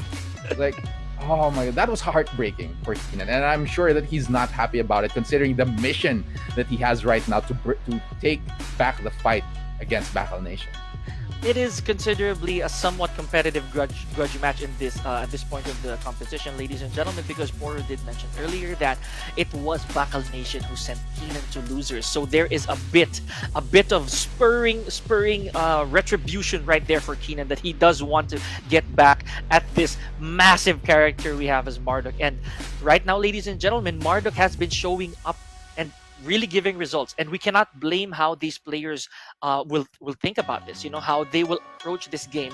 Again, we saw that, ladies and gentlemen, it was 1-2s after 1-2s, sword after sword for Keenan, even those Salmon Hunter lows, and apparently that did not at all phase Battle Nation. He just kept himself steady, you know what I mean, Poro? He was just there, he was just waiting. One counter hit, one punish, and I'm good. Yeah.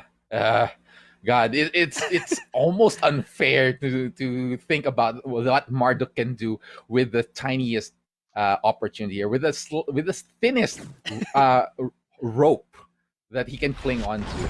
But that's just how it is, and you just have to be very careful. As I said, he lifts cars, so it's somehow to be expected of the character. Okay, so ladies and gentlemen, this is quite a tricky stage to be in, simply because of the edges, the corners. This might just actually favor Noctis Boru if he does make the right calls, if Keenan makes the right conversion. Here we go. This time, it seems that Keenan is being a bit more cautious, but not like this. Battle Nation immediately with that 1+2 counter hit on the wall, and smart choice right there to change position. Keenan also good choice there, catching him with a wall situation once again. A Salmon Hunter as well to finish it off with a down 2. So Keenan, good momentum here in the first round, finding the right rhythm, it seems, against Battle Nation. And as I mentioned earlier, Boru, should Keenan play his cards right, as we saw in that last round, he picked up momentum the moment he made that wall combo connect against Keenan. He woke up, he stood up. Marduk stood up in a very bad position after that wall combo, gave Keenan that torque, that momentum of that first round. Now here we go. There he is. Now it's time for Keenan. Oh my gosh, okay. Is this gonna hurt? Okay, great reflexes as well there from Keenan to stop that tackle from connecting. Oh my goodness. Hong's name flashed in my head when that happens. Like, oh my goodness, not again. War flashed back from my head. But Keenan was ready enough. He manages to get the break, of course, and now he is trying to continue with the momentum. 2 rounds in his favor. Here we go, and now, ladies and gentlemen, Devil's Fit does not have any walls on their very last round. This means that these characters are gonna stay humble.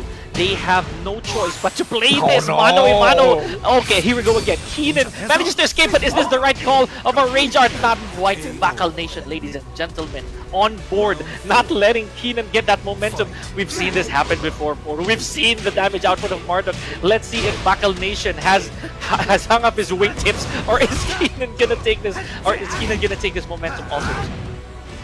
It seems even though the Rage Art failed for Keenan, it seems like he's shaking it off. He's brushing it off. He knows that he has the round advantage. Air to air between these two. Not something you see every day in Tekken, but here comes Battle Nation with an opportunity to slam that tackle into his face.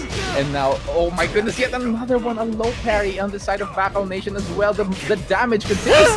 Not like this for oh my goodness, the end fill to end round number 4. Now we're moving to a final round, ladies and gentlemen. Very important for Keenan so he can tie things up, and more importantly for Bakal Nation to secure himself this slot. Oh my goodness, and for, as we mentioned, this is all it takes for Marduk. Just one opportunity, and it's gonna hurt for the opponent. Oh, that's true, and that's why Keenan seems to be a little bit more careful this time around. Like earlier, he saw that the combo might not quite connect, stops immediately before he finishes the ender. But now, look at this, Spearfish, Bakal Nation trying to go for the jab just to interrupt Keenan and whatever slow move that he is trying to throw out. But both players almost equal life. Bakal Nation almost enraged. A down back to the killer hook coming in from Bakal Nation. Keenan in the red. Oh my goodness, for what? What a return from Keenan! Finally, after countless attempts of that recover 3, he finally lands one when it mattered, and getting him win number 1, tying things up against Bakal Nation 1-1. Wow, okay, this is what we were talking about, ladies and gentlemen. These guys are not gonna go down without a swing, without a swing for the fences. Recover 3 after recover 3, get up kicks after get up kicks, ladies and gentlemen. Keenan failed to get the momentum up until that very last moment in that match. It actually worked. A counter hit too, Poro. Yeah, that's true. It's not something that you really want to do in that situation, right? He's almost dead. He's basically almost dead. And he still goes for the get up 3. And that was the slow one as well, if I'm not mistaken. One of the slower recovery 3s. And it hit counter hit. That was a daring choice. And I'm sure he's very glad that he made it, because now he gets another chance at taking out Bakal Nation. Man. Definitely something highlight worthy here, ladies and gentlemen, because I was starting to get scared as well for Keenan the moment.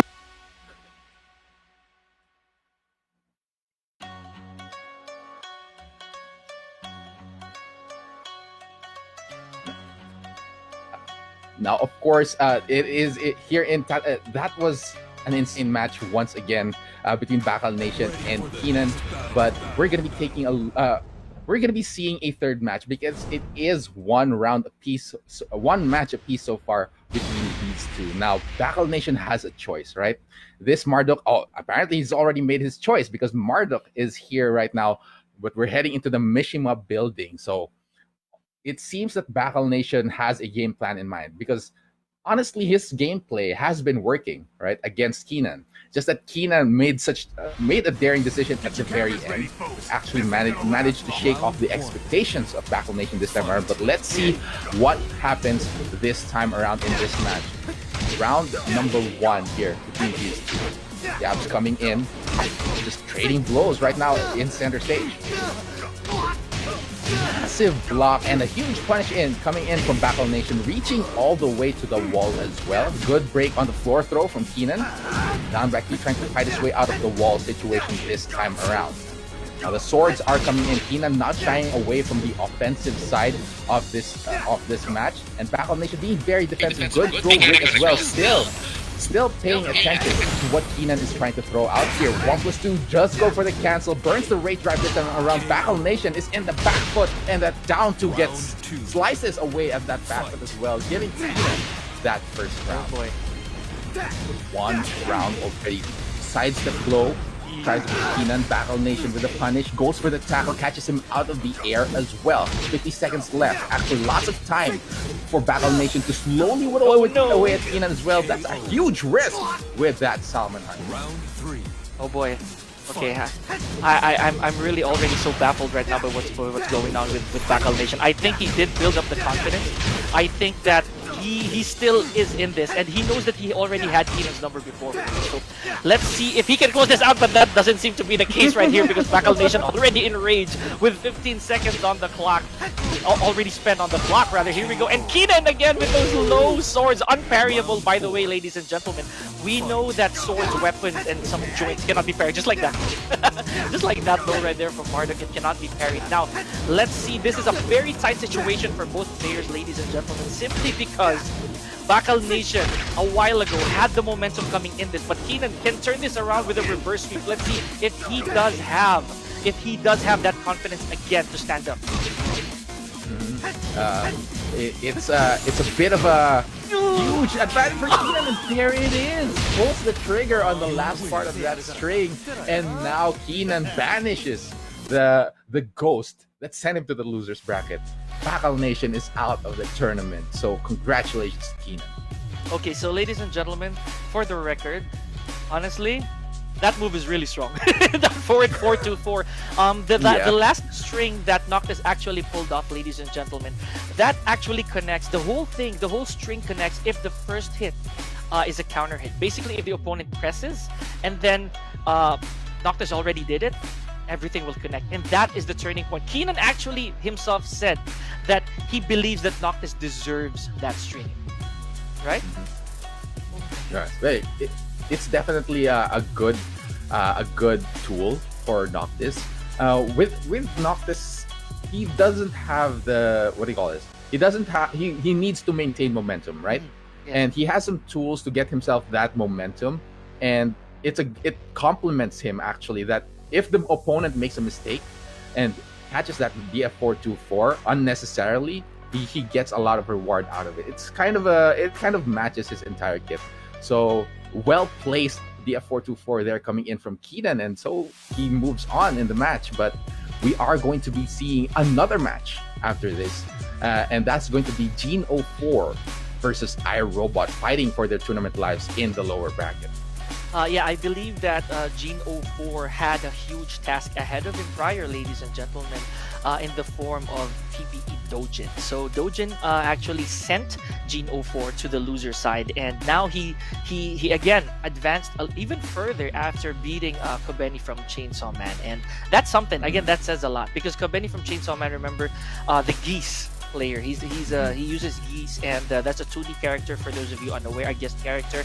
And Geno4 has two characters, if I remember correctly, that he is most comfortable with. One is Asuka and the other is Zafina. So knowing that these two characters are basically humble Tekken characters, if I may, because they're played the way that they should be, this will be a daunting task as well for Gene04. Because iRobot, he does have characters that have, again, massive damage output. He does have a Brian Fury, if I may. He does have a Jack, and I believe a Heihachi in there somewhere. Maybe I could be wrong. He could actually have learned other characters coming into this. But the most important part here, ladies and gentlemen, is that they are in the loser semi-final. Again, for tournament life. They are definitely banking on that last straw so that they can advance. Yeah, it's everything is on the line for them here at Tatakay Pilipinas. So thank you guys once again for tuning in. This is the Philippines Tekken Online Dojo Tournament, which means yung mga top players natin, our top players are going to be getting points when they reach the top spots of the tournament. They're playing for points here so that they get to qualify for the regional finals of the Tekken Online Challenge 2021. So Geno4 with the Asuka and Zafina, as you mentioned, Pika. He very humble Tekken characters, actually, like not exactly the type of characters that would be in the spotlight, like unless Zafina kind of, right. He's been a favorite in like season 3, if I'm not mistaken.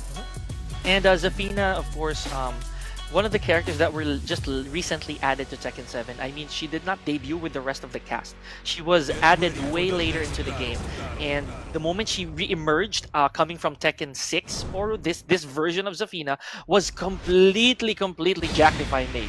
Really equipped with everything that she needed to survive a Tekken 7 setting. But speaking of Jack, we do have a Jack 7 over here from iRobot. And as the namesake, ladies and gentlemen, says, it is a robot indeed in the form of Jack 7. One of the characters who was favored from the very beginning of Tekken 7 because of very good tournament placement from a lot of players, Poro. And I know you yourself have grown tired back then.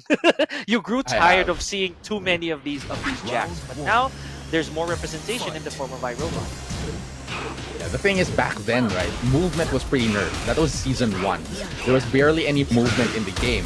But now, movement has been fixed, pretty much balanced here in Tekken 7. And Zafina actually has one of the better movements among the cast. So that is something that iRobot will have to watch out for. Tries to go for the punches, Geno4, but it's a little bit too far coming in for Zafina. Now entering rage and burns it right away is Geno 4, ladies and gentlemen. Oh my goodness, I think Geno 4 misconstrued the damage there a little bit and went straight for an OP. I think he thought that iRobot would have been dead by then. Otherwise, he would have gone for the combo. Here we go with a volleyball toss from iRobot, but goes for Das Boot. That is something that I think he did not intend to do, but nevertheless, look at that damage. 10 seconds in, and Geno 4 again, almost in range. Yeah, that's the thing with Jack 7, right? He's also one of those big-bodied characters that just take away your health in 2 hits, as we mentioned earlier. But Geno 4 making the strength of Zafina apparent here with the stances, trying to make iRobot tiptoe against when it comes to approaching there and pulling it off to great effect. Wow, look at that. Just with that, with those 2 hits, again, iRobot is playing a little bit of execution mastery there with that blue stuff, the just frame Gigaton uppercut, but here we go, Geno 4 pays a little bit from that mistake. But still, again, he does have one round lead against iRobot, getting himself one round here. That's for the match. If you remembered for a while ago, it was really just a back and forth match again, just like that. iRobot refusing to take hits from Geno 4 and just stops him in his tracks to the forward too. Goes for an OT there, tries to go for another blue spark uppercut there, and Geno 4 pretty much aware of that situation. And also readjusting as well, going for those stances. That might be enough, not quite. iRobot hanging on with a sliver of health. Oh, a cheeky key charge setup there for Geno 4, but manages to catch him with that jumping kick. So 3 straight rounds for Geno 4. A bit of a struggle for iRobot here on this Jack 7. Yeah, it's worth noting as well that iRobot actually did get 1 round there from Geno 4. Oh, yeah, he did. Yeah, but again, this is one tricky part about Zafina, ladies and gentlemen, that people have to remember, is that she does have 3 stances. A lot of the reasons why Zafina can be considerably a tricky character or a difficult to face character is because of those stances. If you notice, there was a time a while ago that iRobot had a massive life lead, and just because he was guessing in between the stance transitions as well as the moves from Tarantula stance, the damage was really completely nullified. Geno 4 reversed the whole thing with pokes, stance, poke, stance, and that's the formula for Zafina. Now, ladies and gentlemen, the question now is whether iRobot will stick it out with the robot, the main robot that he has, or is he gonna switch characters? Mind you, I think he has faith in Jack here. Yeah. I think it's definitely going to be Jack 7. I don't think going for the Brian Fury would be a wise decision considering how stance heavy. Oh, but he does go for the Brian Fury actually. And oddly enough as well, a non-walled stage again. That's just the gods choosing for the Tekken gods choosing for these 2 where they're supposed to fight. They said, it kind of matches the color scheme of Zafina. So yeah, let's go there. I was literally about to point that out for that. Okay, Zafina, we have heard you loud and clear. your plead has been addressed. So we're turning the skies purple for you right here, but that is not the case for iRobot. He believes otherwise. Hitting Geno 4 with an early combo right there, 10 seconds in. And there's the hatching kick. Ladies and gentlemen, let's not forget that, again, another momentum-based character here, Moro, is Brian Fury, a legacy character who dwells in so much damage. And just looking how iRobot already has the lead here, just says the whole story. Round 2. It seems that he's a lot more comfortable using this Brian Fury against Zafina, right? He's not worried that much about the difference in the speed of their tools, and he's just a lot more confident. And with these counter hits as well that's coming out for him, definitely putting him at a better position against Geno 4. One thing to mention as well, ladies and gentlemen, is that yes, Brian Fury is indeed a lot faster than Jack. So that means that he actually has an advantage compared to the Jack 7 pick. Long story short here, it all boils down to comfort, just like what Moro said. Looking at what's happening as well right now, iRobot does not seem to be, too greedy when it comes to Brian Fury right now. Oh my goodness, just like that, 2 rounds straight. Round 3. Very nice work, iRobot, with a massive momentum. And as you said, Pika, momentum-based character, Geno 4 has to shake, has to break this momentum with iRobot, because once he's very comfortable, he will just keep going, and that is not what Geno 4 wants. That counter hit from iRobot scoring him almost 50% of Geno 4's life, but Geno 4 not shying away, going for some offense as well. Not much stance this time around because iRobot's not giving him any space, but this low parry will give him some extra damage. Now entering Rage here, ladies and gentlemen, is iRobot. A while ago, it was Geno 4 with his back on the ropes, but iRobot, with that life deficit, he definitely needs to be more careful coming into this because Geno 4 does have the win advantage, but he may have the round disadvantage. But let's be honest here. This is Zafina we're talking about, ladies and gentlemen. One of the best movements in the game. But okay, I think iRobot would say otherwise right now, Poro, because oh, what a drop! No, not like definitely a heart-rate drop for Geno 4 and that DF2-1 as well. The blackout combo from iRobot taking him out. So that was a shattering. That was an opportunity shattered for Geno 4 there when he dropped that combo. So that was unfortunate. But it is still just only 1-1. So there is a chance for Geno 4 to bounce back in the next match. And yeah, it's worth noting as well, Porter, if I may, that that the match was a little too fast, honestly. Especially with the Brian. Yeah. so compared I was just about to say that. Right? Go. Compared to the Jack 7 match a while ago, where everything was interrupted and then there was a bit of an exchange in terms of momentum. Zafina entering stance, leaving stance, so on and so forth. In this case, Geno 4 hardly had the opportunity to go into stance. I think it was also the threat of the orbital heal as well as the hatchet kick. He had to be careful because Brian Fury, again, momentum based. If one of those hits start connecting, it's like a freight train that's going to keep going. You can't even you even have to think about how you're going to get up, what's going to be coming up next when you do get hit. And so Geno 4 did not have the luxury of thinking about going into stance. It's almost like they were actually stuck with each other, right? Nobody was, as you mentioned, Zafina takes pride in her movement, but no movement there because they just want to be right up next to each other, not giving each other any momentum. But Geno 4 actually seems to deem that Zafina is no longer working. Let's switch over to Asuka Kazama. What do you think of this? This is a bit of a suspicious choice for Geno 4. I mean, if it was up to me, but I wouldn't. Never mind. I wouldn't say that because I'm more of a Zafina guy, honestly, ladies and gentlemen. Yeah. But I think that with Geno 4's idea coming into this, he knows that Brian Fury does have a lot of changeable moves that Asuka can reach. So maybe that is the logic behind this pick here, Poro, because Asuka, we know her with range. And speaking of Asuka, that's 1+2 is a classic Asuka move that you will see almost all the time. Yeah, it's a signature. It's the Asuka signature move, the inner strength. And now look at this, it's working out so far for him. Geno 4 putting iRobot in the wall, taking in the first round. Now, earlier on, we kind of snickered at the Asuka choice. That's because the reversal, right? If I'm not mistaken. Yep. The reversal will not be working against those elbows and those knees of Brian Fury. With a little bit again of I would say, ladies and gentlemen, of personal opinion, we would say that Asuka may be almost at the same speed as Brian Fury. This is one of the reasons why it was kind of a questionable pick, if we were to say so ourselves. However, it seems that Geno 4 really does find home in Asuka, if we can say so. But iRobot, of course, he has been around the scene for a while, ladies and gentlemen. Just for a little bit of a quick history lesson, he does have people and sparring partners who do play Asuka, so this may be a comfort matchup for him. Yeah, that's true. Obviously, both of these players not quite shining around, so they're both at home.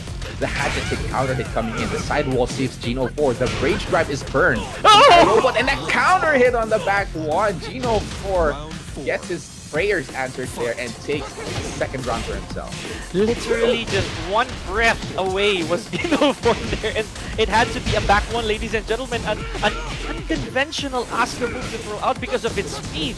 Here we go. iRobot now, this time Poro, he's the one who is putting on the pressure, racking it up for Geno 4. Now with 42 seconds left on the clock, Geno 4 definitely needs to make something happen, but it is iRobot who pressed first, and that was a worthwhile rather, if it was for him, making it a final fight. Yeah, that's exactly what you taught me the other day. The 3+4 going up against the jabs. It was on full display, so that was well placed from iRobot. But speaking of well placed, Geno 4 getting a well placed combo right here, putting iRobot in his place right next to the wall, right where he wants him to. But the get up from iRobot actually switches sides. Good throw from Geno 4, trying to fix the arrangement once again. Oh my goodness, punching the ground right here is Geno 4 and getting him a quick victory right there with a lot of time to spare. 3 rounds to 2, and Geno 4, ladies and gentlemen, is our victor. The confidence, the bravery, of Gene 04's Asuka made all the difference here, if I can say so myself, ladies and gentlemen. Congratulations, as Gene 04 sticks around in this tournament. He definitely is showing up. As we mentioned, there are a lot of new bloods, young players here, and Gene 04 is one of them. Very well played regarding the switch. Even though we had a bit of a doubt on the Asuka pick, right? We did. But the home factor that you brought up, Pika, it really pushed Gene 04 and gave him the strength that he needed to take out iRobot. Because as you mentioned, iRobot was also at home with the matchup, right? Because Asuka is not a rare character to fight up, and he has player sparring mates that do use Asuka. But just the comfort that Gene 04 has on the character definitely helped him out in that match. Not to mention, of course, that both characters actually have joints. You know, very useful joint That's attack. So basically, Asuka has the back four. If we saw that from Gene 04, he displayed that back four fish a lot. You know, he tried to go for that counter hit. And ladies and gentlemen, it is also worth noting that both characters, Brian and Asuka, though they may not be the fastest characters in the game, they do have crazy good safety. Talking about Brian Fury's orbital heal, his forward 3, his back fists, his 3+4, all of those moves are relatively safe and they don't give you risks. For Asuka, it's the inner strength. She has the down forward 2, she has the can, the back 4, the list goes on and on. And again, that's something that I think Gene 04's Zafina was not really able to capitalize on, and I think he felt that I think I'm risking a little too much as a Zafina against Brian. And the backup plan, Asuka, she was just right there waiting for that knock off of Gene 04 so that I can come out, I can bring my game into this match right here. It's a fun little story between these two, the whole match, and I think there was a lot of period of growth as well for a young player such as Gene 04 in that matchup. So congratulations to him, and for moving on and continuing in the losers bracket. So looking forward to seeing how far he actually goes in the tournament. Now, I think we have a very I can see the look on your face, Pika. We have a fantastic match coming up for you, ladies and gentlemen. Pika, what are we seeing next? Okay. Apparently, a player who I believe is still on the winner's side. A player named Omega Jules is gonna be put up against Dolan. Dolan 1, 2, 3, 4, 5. And we know that Jules, of course, he's been showing up a lot in these tournaments. Dolan, however, according to many, is a familiar face, and as Kid mentioned prior to him leaving a while ago, is this Dolan player is actually a common name as well in the ranked gaming community. Basically, he's been there a lot. His character is also resounding. So let's see if Jules can definitely put a stop to Dolan before this widespread fire of his hype actually goes further. We do know, of course, that Dolan, as of this moment, is actually a Feng Wei, according to some sources, and that can prove very interesting because Feng Wei is again a character that we don't see much anymore, if at all. I believe the first time here on stream, Poru. Yeah, it is definitely the first Feng that we're gonna be seeing, and already a banger of a Feng because of the reputation that Dolan does have with this character. Built a huge following as well with the Feng Wei, and I'm excited to see how he fares against Jules, who is a very database player, taking data Tekken to the highest level in competition. So, and I want to see how to deal with Feng. Basically, that's my motivation here in this match. I want to see how to actually deal with this character, learn a thing or two. We know, ladies and gentlemen, that Feng Wei is actually one of those characters who hardly has any bad matchups, Poru. So that already says a lot, that the character is highly complete, you know. Everything he needs for all the matchups that he's about to face, he can definitely make a solution. Jin, however, the unclassified character, Poru, as we call him, he is a character that relies solely, or his ranking rather, is based on how well the player will use him. Because of that almighty parry that we call him. Jin does have Asabaki as well, but it is that multi-dimensional reversal, his parry that can give him the advantage. Anything in Tekken, basically, whether it's a projectile, whether it's an elbow, a knee, anything, Jin can parry. that initial exchange here in this match between Jules and Dolan 1, 2, 3, 4, 5 was such an overload of information, actually. Just seeing what Jules just did in that split second. But already within the first few seconds, huge damage coming in from Jules. Catches him with that huge sweep as well. Dolan 1, 2, 3, 4, 5 does have Jules right next to the wall though. And oh my goodness, daring sweep there from Dolan in the open. And Jules was ready with a whiff punch, taking the first round. And sweeping right back, that is.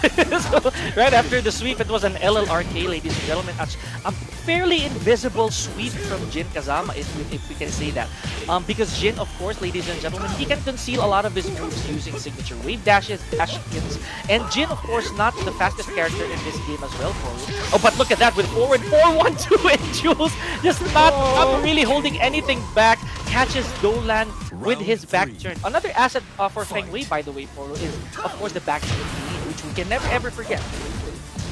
It gives Feng a lot of access to his other tools just to confuse the opponent, but also is such a huge weakness as well that Jules exploited back there when he went back turn.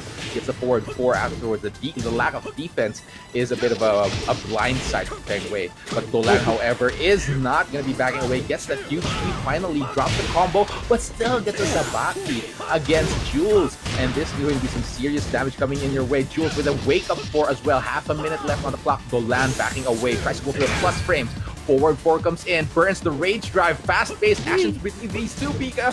Oh no, here we go. And the pressure of Feng Wei and Jules again with a low parry. Something that Jules has imprinted on a lot of his matches, ladies and gentlemen, is a low parry at the very moment that Dolan actually threw out mid after mid after mid, and the moment he thought that I would do a low, Jules actually sniffed it out. So me, Poru, for no particular reason, I'm at the edge of my seat watching that match. So, and again, for no particular reason at all. But of course, a good showing as well from Dolan right there. We know that Dolan is comfortable with the way his Feng Wei moves.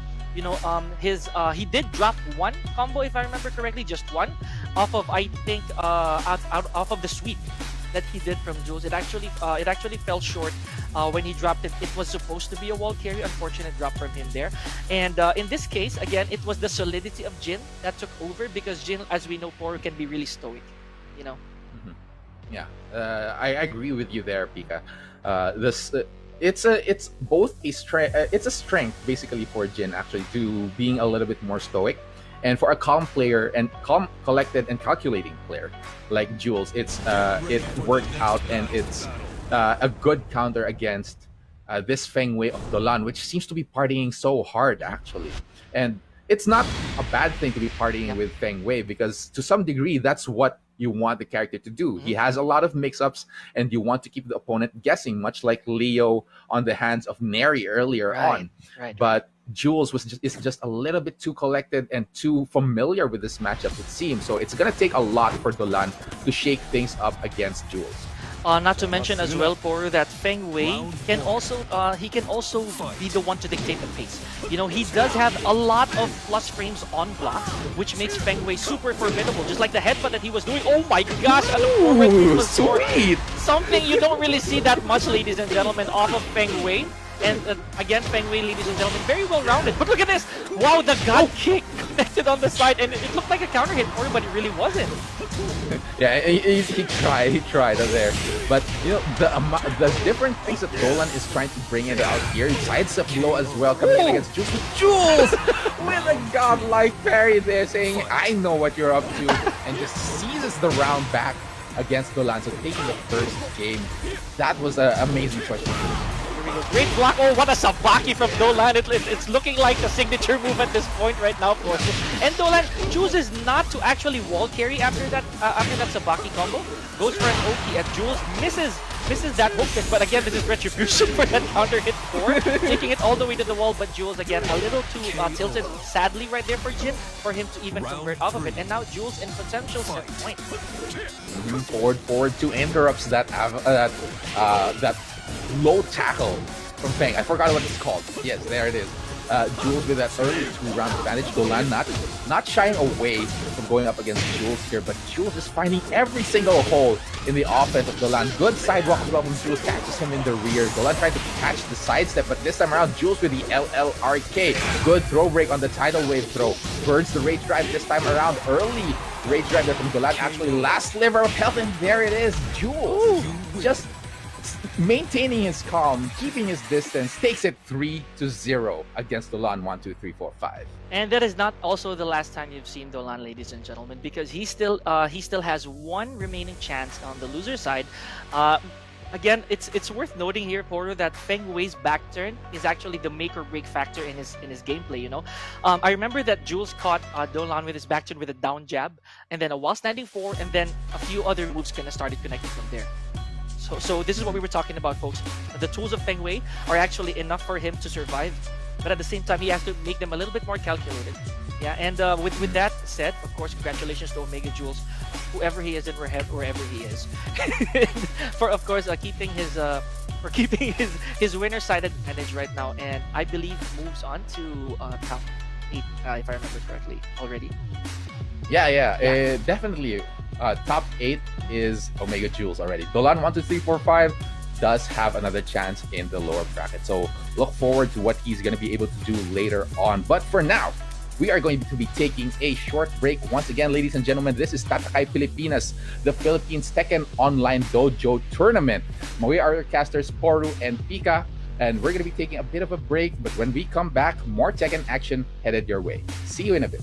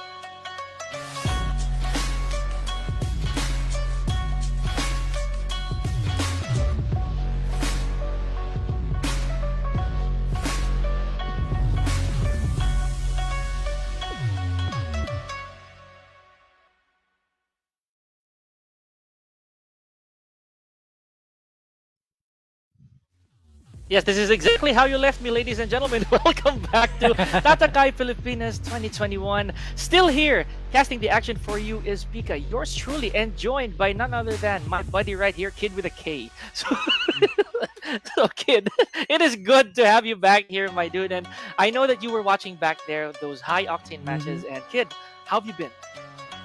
Oh, I'm doing great. I just had a brownie. I'm feeling myself, Pika. Did you get your dinner yet? I'm kidding. Anyway, it's not that hard to spell kid, Pika. It's all, of course, it starts with a K. But anyway, guys, before we move on to our matches, let me just plug in, just let everybody know that you can help support and increase the prize pool Takai Pilipinas by going into our Twitch chat and go typing in the code MatchReno and claim the code. It's free. You can help support everyone here. And you can also check Matcherino link, the official Facebook page of Pilipinas.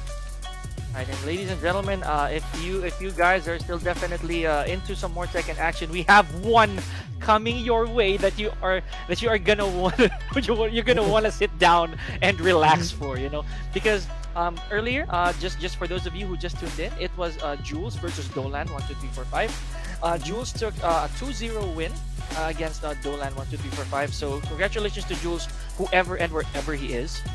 So, Damn. and of course, that is not the last time that we have seen Dolan here, because he moves on to the loser side, but of course he still has one life to spare. So the crawl is definitely real, but he will I know that he's gonna muster up a lot more of that Feng Wei power that breaks mountains for him to get back on the board. And this is what's been going on here, ladies and gentlemen, and I think they can already see who's going up next. Oh, alright guys, so the next match going to be streamed will be Brent Esports' very own Maru going up against Gold Standard. These guys have been at it for the longest time already in many different tournaments. Very familiar. And in the loser side of things, we have here Ponge getting a 2-1 against Lee Jin. Wow. And now he's waiting between the winner of Maru versus Gold Standard. I'm excited for this. As am I. I mean, again, this is something that pains me to see, because I know these two players very well. We've been, of course, in tournaments as well. We've faced each other many times, and again, a heartbreaker. One has to go, but and again, these two are still on winner's side. So whoever wins or whoever loses this rather is going to face Ponge down there on the loser side, and it won't be easy, because we saw what Ponge was capable of, right? Yes, we have, taken out Jason. That is no easy feat. Jason, a former, competed in a, household tournament here in many different tournaments already. Made his name as one of the top players in Cavite, if I'm correct. Perfect. Yeah. So yeah, a lot is at stake here. Qualifying for top 8 between Gold Standard and Maru. You mentioned to me before that Gold Standard has been improving immensely. Talk to me about that. A crazy improvement here, ladies and gentlemen. Just for a little bit of knowledge, Gold Standard, myself and Jules, we've been playing for quite some time now. Even when we were way younger, And the thing with Gold Standard that we can commend is that he's one of the people that really doesn't say much, but he does a lot. You know what I mean? So when it comes to proving a point, he did make his mark in one tournament here in the Philippines, one international tournament here where he beat one of the best players in the world, at least with one match, a feat that not many Filipinos were able to do. And Gold Standard being such, he became an overnight sensation and carried that reputation over and over again until he entered the big leagues just this year. And not to mention that, of course, with this momentum coming into Tatakai, it's impossible for him not to face someone so seasoned, someone so exposed in the tournament setting, such as Brent Esports Maru. In terms of improvement, yes, Gold Standard is definitely up there when it comes to skills. But Brent Esports Maru, we saw him, Kid, even through the worst conditions, he can definitely turn the tables around. And let's see if he gets into another bad condition here in this game 1. Then again, ladies and gentlemen, this is Brent Esports Maru versus Gold Standard. Maru with the Lydia. This is the first Lydia that we've seen here in Tatakai, Pilipinas. In home court advantage, Island Paradise. Let's go. Let's do it. Again, ladies and gentlemen, do not be fooled by the somewhat identical designs of these characters because they are completely of different statures, but both formidable. Because Leo, ladies and gentlemen, one of the most improved characters in this game, and Lydia, arguably one of the most threatening new characters in this game as well, kid. So with this home court advantage, as Kid mentioned, because this is actually Lydia's stage, let's see if Maru can definitely capitalize. Look at this. Both players playing so compact right now, kid. Oh! Gold Standard gets the just frame combo, also big max damage. Maru up against the wall. Gold Standard not giving a single time to breathe for Maru when he takes round 1 already. 18 seconds, and not to mention, kid, the 18 seconds that Gold Standard made use of was not an easy task. He pulled off one of the craziest combos that people can hardly do in a tournament setting. Speaking of counter hitting, here we go. Gold Standard, ladies and gentlemen, with that Magic 4 and taking it all the way to the wall. Maru, again, look at this. Moonwalking away from Gold Standard here, kid. Oh my goodness, he's one hit away and he presses on the second hit. Gold Standard is one round away from taking game 1. Unbelievable here, ladies and gentlemen. And as we mentioned, is he gonna do it? He does it again here, kid. Gold Standard with the hand, ladies and gentlemen. Now it is afternoon here in the stage, kid. Bryn Maru definitely needs to make something happen here. And no one has broken the balcony yet. Ever so consistent is Gold Standard. Political Storm connects onto Gold Standard. This is the best that Maru. This is the best that we've seen of Maru today. Good break on the throw gets Gold Standard out of that corner. Oh boy, 30 seconds left on the clock. Maru hesitated for a millisecond there. Forgets to connect or to press the most important hit of that string to punish Gold Standard. Looking really comfortable here is Gold Standard. He does not have rage anymore, but Gold Standard with the dab on the foot there, kid, takes win number 1, 3 rounds straight. Oh my goodness, kid. Just like that. And I really admire that he's shown no fear whatsoever when it comes to doing lows, right? Because that's probably one of the riskiest decisions that you can ever do when trying to close a round out. You're so susceptible to a low parry, but the fact remains that Gold Standard is fearless against one of the best players in the Philippines, Maru. Oh man. And okay, again, I'm a fan of this, kid, and you know how much I will imply this. Ladies and gentlemen, the forward 2-1 combo that you saw from Leo, where she jumps and does a punch and follows it up with a knee, that is not, and I repeat, not hard. Easy to do. So, and Gold Standard, of course, that became a signature to him already at some point, ladies and gentlemen. So again, for those 2 times that he did that takes immense mastery. So congratulations again for that first. By the way, again, I will imply it, ladies and gentlemen, first win for Gold Standard. It means that Maru still is in this. Yeah, that is true. And now, the question, the remaining question here is, Pika, is Maru gonna go for a switch, or is he gonna stick with the Lydia? Because quite frankly, he didn't get a chance to show how strong Lydia is. Because Gold Standard was so oppressive in that game. And it's very uncharacteristic as well, ladies and gentlemen, for Maru to be on the defensive. If we can keep track actually of Maru's of his records before, kid. Okay, not anymore. I am not gonna stand back and let this happen to me, says Maru as he picks up Fakum Ram, ladies and gentlemen. Talk about oppressive, kid. And I think this is what Maru's plan will be. He is not going to let Gold Standard get away with that again. But let's see if the composure of Gold Standard will get him win. He may be composed, but he does have momentum on his side. Maru has to look for some opening whatsoever here. And it seems like it is so far working out because Gold Standard is a bit slowed down. Oh, he almost did it again. Oh, look at this! All 3 hits connecting against Maru. Oh my goodness, Gold Standard here, ladies and gentlemen. And this is exactly a deja vu moment right here for Gold Standard. I have the momentum. I have the life lead. You have to come chase me. I can finish you off when I want to, but that's not what Maru thinks with a jet kick. Oh my goodness. Bad positioning there for Maru, but still not dead. Has rage though, Maru. And Gold Standard have to be careful, but the mid option works out for Maru, and he takes round 1, stopping Gold Standard's momentum. I can't believe this. What is going on? Maru, there it is again. Oh no, the jet kick, and Maru, ladies and gentlemen, this is, I think, one of the more spectacular picks that Maru can do in this situation, because he knows that Fakum Ram, even though he's slightly slower than Leo, he does have a lot of damage. And And speaking of damage, he does have extra damage when it comes to Rage, and he gets the low parry in. Pika is just dead. If it connects to the wall, oh, he No! and he closed it out. No, he cannot. The last hit of the wall combo misses, and Maru capitalizes on it. Another afternoon here, ladies and gentlemen, that we are going to spend in this stage. But this time, the tides are not in Gold Standard's favor. He finds himself a nice float right here, ladies and gentlemen. Gold Standard for the first time. By the way, Kid is now on a disadvantage because a while ago he has been setting the pace between him and Maru. Here we go. Maru not really taking his time here that much. Oh boy. Gold Standard also abusing that FF2, which is now safe, mind you. Oh, delayed hop kick. Maru punish, connects into the wall, doesn't even need it, closes it out, gives him a receipt. No round brown. The favor indeed has been returned, ladies and gentlemen, by Maru right there. With game number 1, complete domination from Gold Standard's Leo. But just one thought, one idea from Maru. Lydia. I don't think it's working out for us. We should see other people.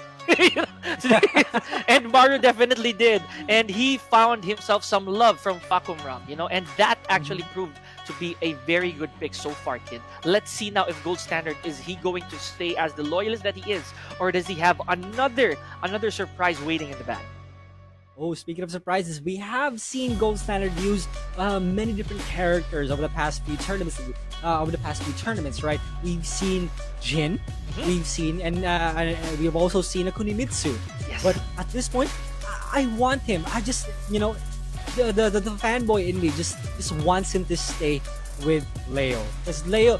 That was just one game. Maybe he can get it again. But that's always the mind games, right? Maybe I can get it again with this character. You know what? Maybe I'll just switch. What do you think? I think the Leo will stay. Hands down, I think the Leo will stay. I mean, with such high stakes, with such high high quality matches and a high level opponent such as Maru, ladies and gentlemen, I don't think that Gold Standard will actually have second thoughts going to a different character. Although we have been proven wrong time to time, Kid, as casters. Yeah. We might dare say that, oh no, the curse didn't work. So he could just definitely go for a different stage here, and he does, Kid. He does stick with Leo, but moves on to a playing field that he thinks will be more favorable for him. Yeah, this has been his go-to stage, the Infinite Resort, or whatever stage there is that doesn't have any walls. Gold Standard excels at maintaining his spacing. He trades a lot with people who have good defense, like top Jules, right? So here we go, Gold Standard trying to open Maru up again. Get kicked, greatly blocked there by Gold Standard, and this time not actually pushing a little too many buttons is Gold Standard. Never mind, he's doing it again, Kid. This guy is setting the bar for Leo so high that it's almost taller than Fakumram. You know what I mean? I mean, you know what? Gold Standard one hit away, gets hit again. Maru so close for comfort, and Gold Standard closes it out with another mid option. And again, no wall here, ladies and gentlemen. So either one will actually get that advantage when it comes to wall combo. I would say that actually that does not favor Gold Standard a little more, because Fakumram with his damage output as is already strong. But for Gold Standard, he might need to do a little more than the combo. Okay, he did not pull the trigger on that walk too. Now Maru also trying to find out, doing his best, trying to open Gold Standard up, but he's playing so well right now. Now forward 2 tip range, he can't punish that. Oh, 3 for 4 already. Maru get up, hop kick, and he closes one out.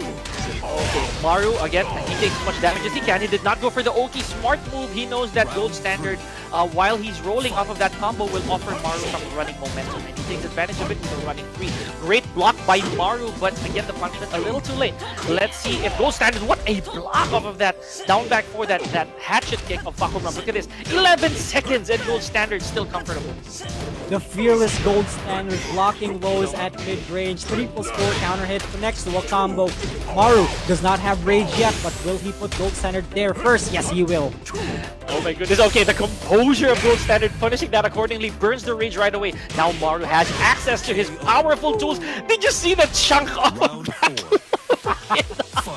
I mean, if you get hit on the legs, I imagine it will hurt too, right? No, sidestep for Maru. Stops the combo. we go. And Gold Standard now with the half-life deficit. A little more, I may say. What a confirm from Maru. Oh my goodness. And Maru, again, kid, we had to say it. Averts the odds and turns things around 2-1 against Gold Standard. Oh my gosh, this guy, dude. Just like that, right? From Yeah. a dominating performance from Gold Standard in Game 1. Maru just takes it back. You know what? You had your fun. Let me just take this back.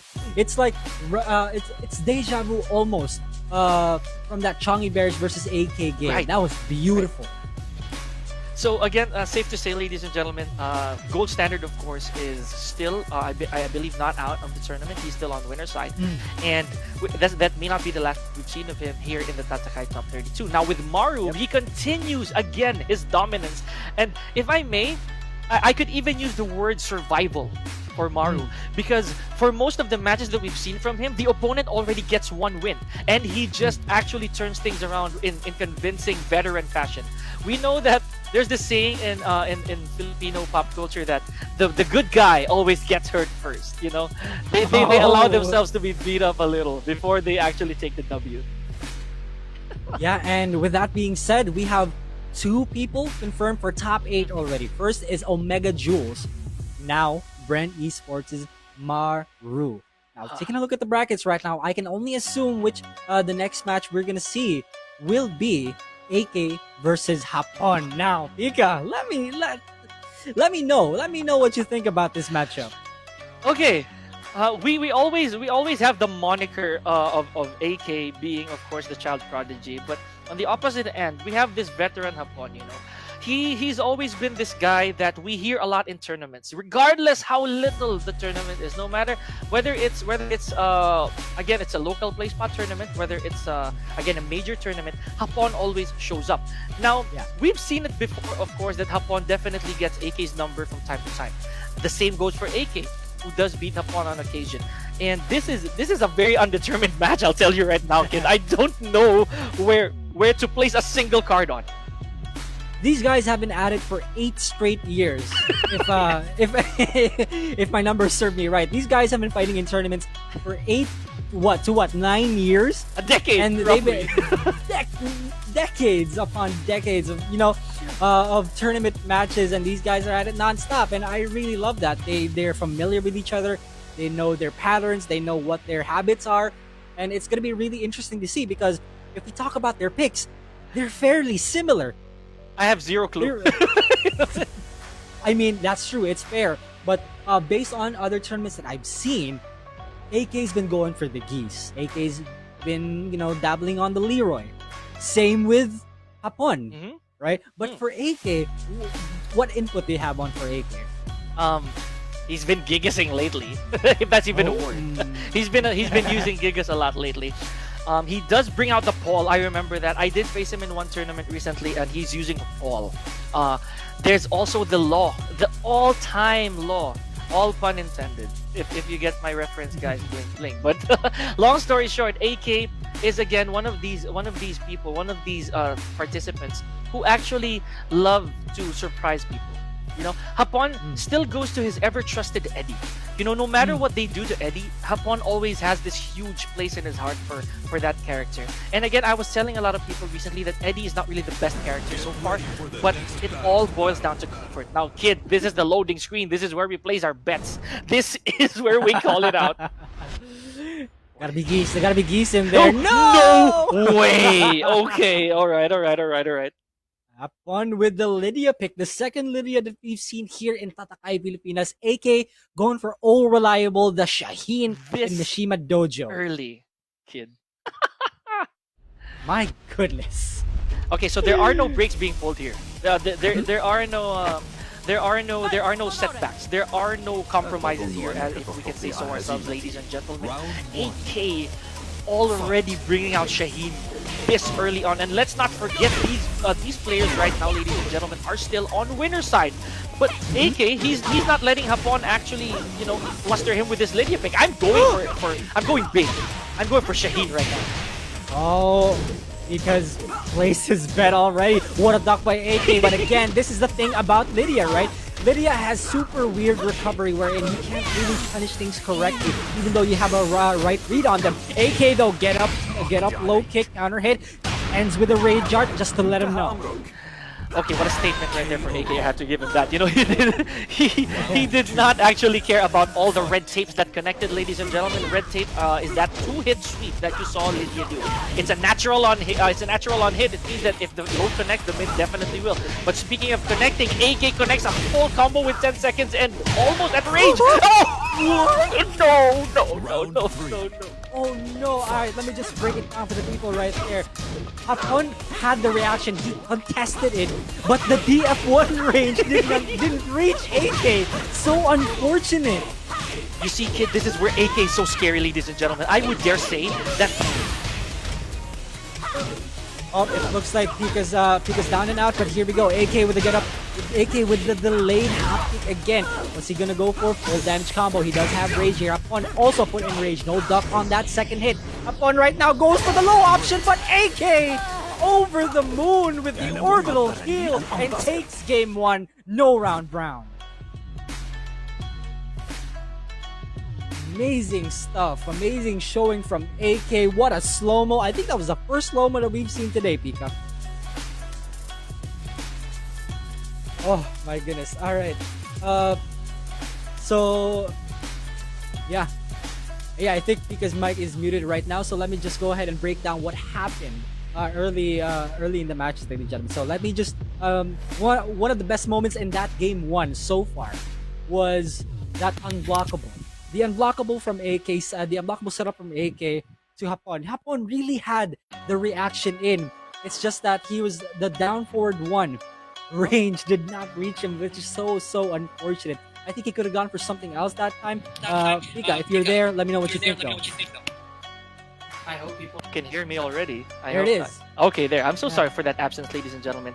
Okay, but now that I am back, I would just really say this right now. That unblockable is going to haunt Hapon, I promise you. Because that is something that you would not see normally out of a high-level tournament like that, ladies and gentlemen. But of course, let's not count him out. We've seen Hapon from loser side of things, and he definitely turns everything around with confidence. But look at this. Oh my gosh, kid. He did not switch.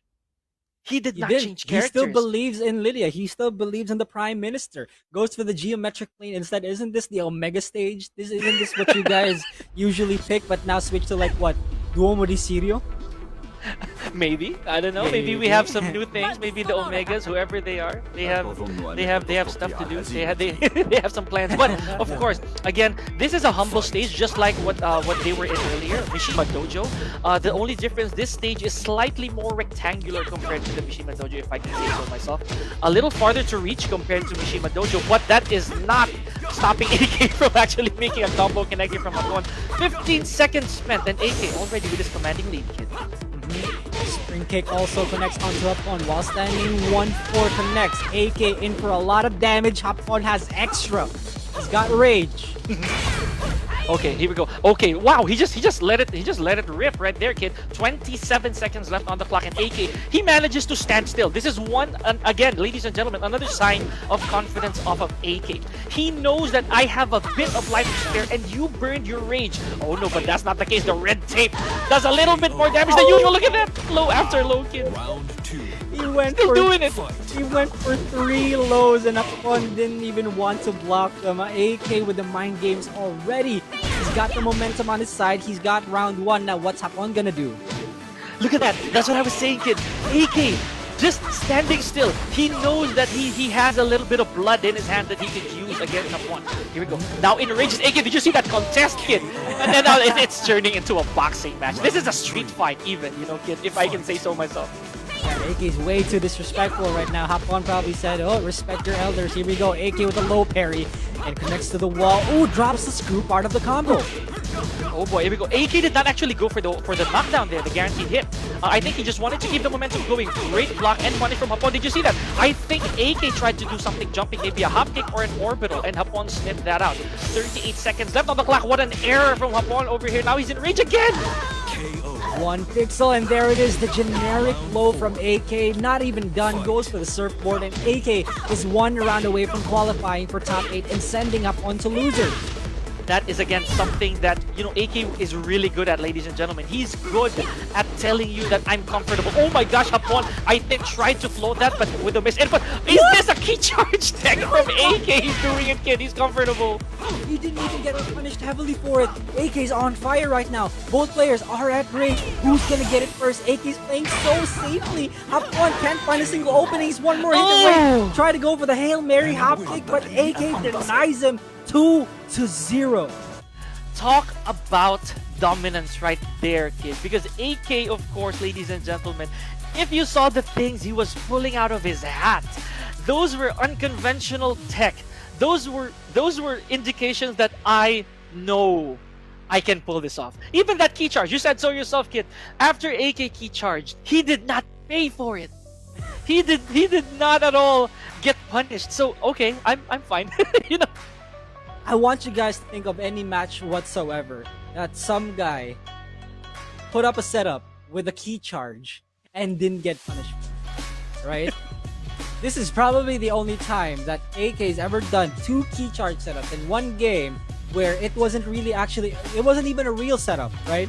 And he didn't get punished for it. That is so unfortunate for Hapon. Sent to the losers bracket, he still has a chance. He still has one life left. Now we are gonna move on to pool number 4, though. Ika, it's gonna be Jik versus Dojin. Okay. I would say right now that this guy right here, Jik, Yeah. you know, he is the only remaining winner side player that we have who is not actually a pro. If you look at it that way, you know. Yeah. Jik is actually he showed up in a lot of qualifier tournaments before, where he took his chance to actually be be picked up by pro teams. Of course, it's not always gonna go according to the plan, but of course he made an impact in making a statement of how he can actually do things. But standing in his way is not just a pro, if I can say so myself, kid. This is the returning, the hungry PBE Dojin. Merely stating that he's just a pro is already an understatement. Yes. Dojin is on another level with AK. These two guys have been they put Philippines on board in international tournaments. Say, who is this Filipino kid? Oh, that's AK. Who is this other Filipino kid? That's Dojin. They play so well, and the fact that they're both teammates, right? Dojin, he's been gone for so long. He's been coaching AK for the longest time, and he's back to compete. Ika, tell me, what do you have on Dojin right now? Okay, to be honest, character-wise, I don't think that Dojin is actually very open to discussing what characters he wants. You know, he's a very mood-oriented player, if I can say so myself, guys. He literally picks characters on the spot, like no planning whatsoever. You know, he would say, "Okay, I feel like I'm gonna throw this dice, and if this lands on this number, this is who I'm picking." So hopefully, Jik can honestly put a little bit of a halt in that momentum, in that confidence. And again, I say this with all conviction: Jik is one of the more commendable players that I've seen so far coming out of the ashes, out of the dark, who managed to make a name for himself. And just like that, look at this. 2 characters that we don't see that much, if at all. Ika, you know what? Dojin heard you. He did. There isn't much like what Miguel representation here in Oh, Pro he Play. did. Dojin is showing us that right now. Jik, though, this is his own all reliable Kunimitsu. This is his comfort pick. Let's see how Dojin hits against that character. I'm not even sure if Dojin's ever fought this many Kunimitsus at all. Or at least that's what we've seen. Yeah. We do know that Dojin, of course, he tried his best to, of course, get into the head of the opponent just like that. He tried to do so with Jik with all those generic lows, and Jik trying to retaliate again with lows of his own. That counter hit was not capitalized too well here by Jik, but still he has the lead now. 45 seconds left.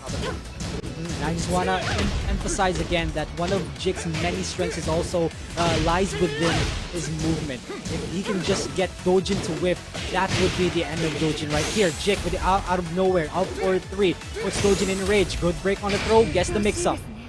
Oh my gosh, I the don't think he flinches pressed. by Jik. He did not budge, and look at that. He baits Dojin to walk right into his own Rage Art, and Jik obviously gets round number 1.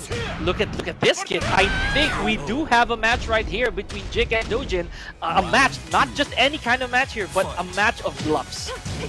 Right, and it may have looked like Dojin went for a teabag there, but he was actually trying to guess which Jik was which move or option Jik was going for. Because again, Kunimitsu has a move on full crouch. That is one of the most threatening moves ever here in Tekken. Not just for Kunimitsu, yeah, you're right about that. It's Yeah. definitely in the entire game. You cannot afford to get swept by Kunimitsu, not even one, because it's a huge chunk that you're gonna give to Kunimitsu. But of course, here we go. And Dojin, rather, I stand corrected. That Jik got baited by Dojin earlier into pressing. And again, Jik, let's see if he can still make something happen here from Dojin's how should I say this? His bluffs, his calls right here. Look at this. Is Jik going? Is he did? Okay, he did. Kid. Yeah, he tried to low again. He did it! He did a hop kick. Dojin finally pulls up a hop kick. Gonna carry to the other side of the stage. Gets a wall also. Wow. And a follow-up wall combo. You're kidding me. Pika, Dojin's doing Dojin things. You cannot be any more accurate with that, kid. Dojin just doing Dojin things, and as I stand myself, I stand myself corrected with a while ago that round wherein it was actually Dojin who baited Jik into performing a Rage Art. It did look like that there was a teabag going on. That there was a little bit of a flinch fest, if I may. But Dojin, so composed, was able to turn things into his favor 100%. Now, that said, low. Okay, sure. 1, 3, 5. And then one hop kick. It's like there's not much thought put into, you know what, hop kick. Okay, I'm gonna do that. I forgot about that move. Anyway, people who have fought Dojin over the course of these years are so familiar with it already, familiar with his play style, but somehow can't, they can't process it. Like, why is he doing this so much, and why is it working? Why is he just spamming one jab at me, like jab, and it's working? I know how to counter it, but why is it still working? Though that's that Dojin thing that we're talking about right here. So it may sometimes come off as a wonder to the people watching. Why is it that the opponent just lets that happen? Why is it that Jik wasn't blocking it? Why is it that Jik was just letting Dojin work his way into the gameplay? It's a lot easier said than done, ladies and gentlemen, because with someone who is composed, someone who knows your weaknesses, who sniffs it right off the bat and dictates the pace, it's very difficult to alter it right away, because that's called basically you call the bluff. Excuse me, like you tilted, you basically gave in to the pressure, and again, that's what Dojin is really good at, if we can say so ourselves. However, Jik really did put up a fight, kid. I will give him that credit 100%. He did bring Dojin to rage and to very small health as well. Yeah, that's right. And it looks like Jik doesn't even want to go for a character select nor a stage select. He just went for a random, and I want that run back. I want I want a rematch right away. Jik probably still feels hot right now. He wants that rematch immediately. And Dojin's like, alright, let's do it. Let's go. This time on a different stage as well, ladies and gentlemen. Mishima building may look like it actually has some weird things about it, like change of levels, but it doesn't have any aesthetic value. So there's no one here who can break balconies or floors whatsoever. The same with Dragon's Nest a while ago. And oddly enough, I would say this right now, kid, it's another octagonal or spherical stage, if you know it.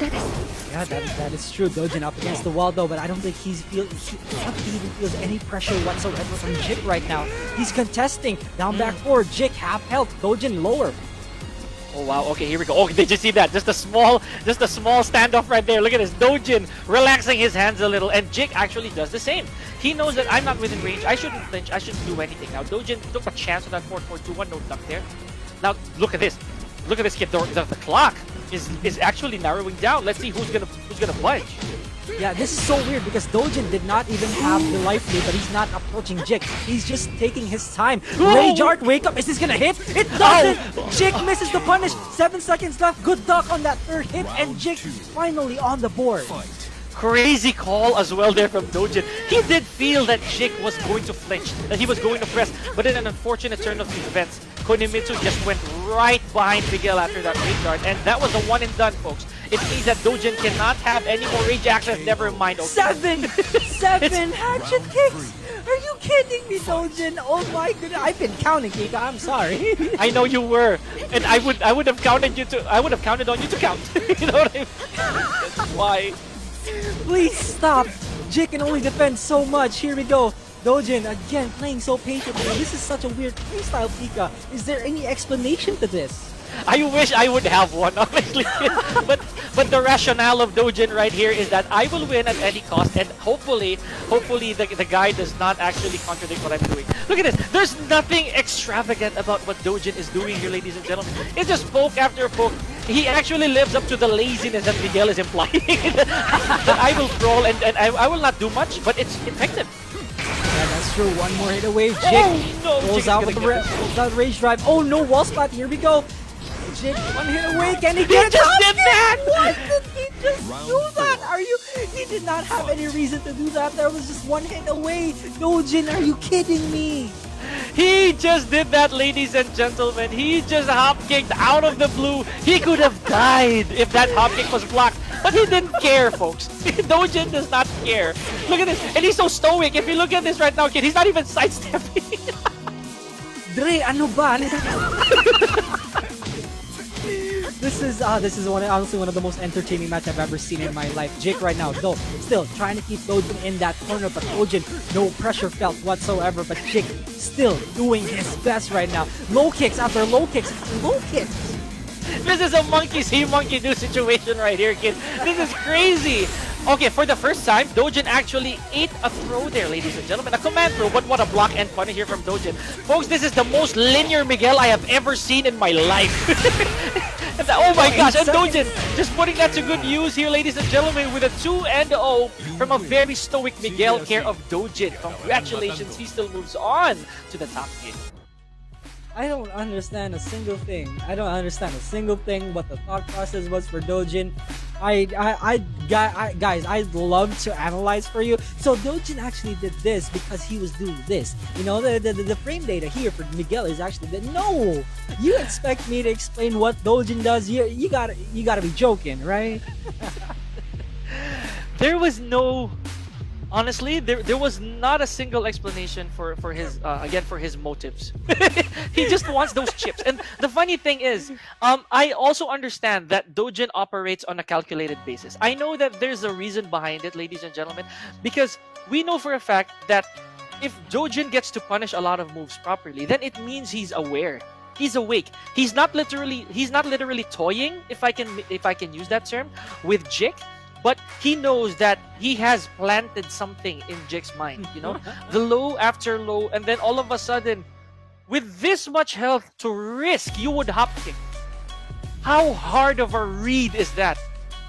If I'm being honest, it wasn't even conditioning on the part of Dojin. Now, there was no conditioning there whatsoever. It was just Dojin, you know, it was just Dojin picking something out of the box. It says hop kick, so I'm gonna hop kick. Anyway, congratulations to Dojin for qualifying for top 8, sending Jik to losers bracket. He still has a chance, ladies and gentlemen. But for our next match, Pika, please do the honors. Okay, let me breathe a little from that, ladies and gentlemen, because that was just some sick Tekken plays right there from both Dojin and Jik. Congratulations as well to Jik. He made it this far, still not the end of it. Now, ladies and gentlemen, yes, we have not forgotten. We still have Dolan 1, 2, 3, 4, 5, and we have Typhoon, and they are up next. Okay, so having said that, ladies and gentlemen, we saw the match between Dolan and Jules earlier, where Jules took the commanding 2-0 over Dolan, right? Now, when it comes to Typhoon, he, of course, scored himself another 2-0 under Neri's expense, which we unfortunately, I don't think we saw that. But now we have the slated losers final between Dolan and Typhoon. Now, let's point this out, ladies and gentlemen, that Typhoon also does have a Feng Wei, or understands how Feng Wei works. So let's see if that knowledge can come into play against a very confident Dolan.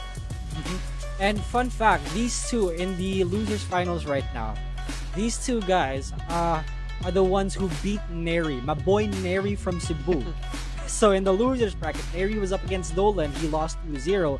Next is Typhoon. And fun fact number 2, both use Feng against him. So we should probably expect a Feng mirror in this losers finals, unless of course Dojin, rather Typhoon, finally picks the Leo. Okay. I wasn't wrong in that sense. There really is a Fang in there, and it seems to be the meta. Against Neri, sadly, he was eliminated from the tournament. But again, still good job to Neri. I give him props. In this case, I cannot swerve to any particular direction right here, kid, because both these players, both Dolan and again Typhoon, they're using characters, of course, that are very well rounded. I would say suited to their playstyles, basing on how I've faced them before as well. And let's see who will emerge as the more composed player here. We've seen a lot of fast-paced games earlier as well, kid, if we can say so ourselves. Some of them kind of went slightly over the time limit or towards the time limit, but majority of them were really high octane. It's like they're in a hurry. You know, they want to secure their slot as quick as they can and not give enough reading time for the opponent. I think that's one of the plans that Dojin had prior. That I'm gonna stretch this. You know, I'm gonna buy time so that you have more to read. But to some people, like say for example with what happened to Dolan a while ago, he was trying to set the pace. You know, he was trying to play it quick, and who knows, Typhoon might just do the same thing. Yeah, that's right. And Dolan's pace or Dolan's play style, Jules is already so comfortable with it. When we've seen in the winners final, Jules was already so comfortable with that play style. He's seen that playstyle over and over again in his professional career, and you know this is what we call Jules, the iron wall of defense. He's not phased by that, right? So right now though, Typhoon, I'm not even sure what type of playstyle he has. He probably operates like Dojin. He probably plays it safe like Jules. You know, this is the beauty of tournaments, right? Anything can happen. And or he could just be plain Typhoon, you know, he could just play it the way he wants to play it. And who knows, ladies and gentlemen, if I may call it as it is, he may even bring out the first Yoshimitsu on stream, because that might just happen. Not to mention, he also has the Kunimitsu. He knows how Kunimitsu works, and it seems also that Kunimitsu is a fan favorite. You know, a lot of people have been wanting to see Kunimitsu in high level play. But again, Typhoon, we know that he does have a lot of characters up his sleeve. Not to mention, he has a lot of experience. Now with Dolan, however, he is fighting again for tournament life. Actually, both of them are. But in Dolan's case, this is a statement-making chance for him to take out one of the people who plowed through the loser side of this pool. Yeah, that's right. And you know, before we get into the match or into further discussion, we'd like to let everyone know that you know you can go ahead and support the players and the channel by clicking the Match Reno on Twitch chat right there, adding to the prize pool. That's really gonna help the players a lot. And if you're watching on Facebook, you can go ahead and see the post on the Tatakay Pilipinas on Goliath concept page on the description. You can go ahead and you know, add to the prize pool right there. So again, thank you guys so much for the support. Thank you so much, everybody. And again, this is Tatakay Pilipinas, ladies and gentlemen, the first of its kind here in the Philippines. The first Tatakay, rather, here in the Philippines. And it's awesome to be here. Still bringing the action is Pika and my boy Kid with a K. I had to say it. Just to check my spelling, you know what I mean? But again, just to make a quick recap right there, ladies and gentlemen, Dojin versus Jik was such a crazy match. It was really too much for I think for Jik to gauge in that match. There was 100 lows in that match alone, you know. and Dojin just made made good use of them.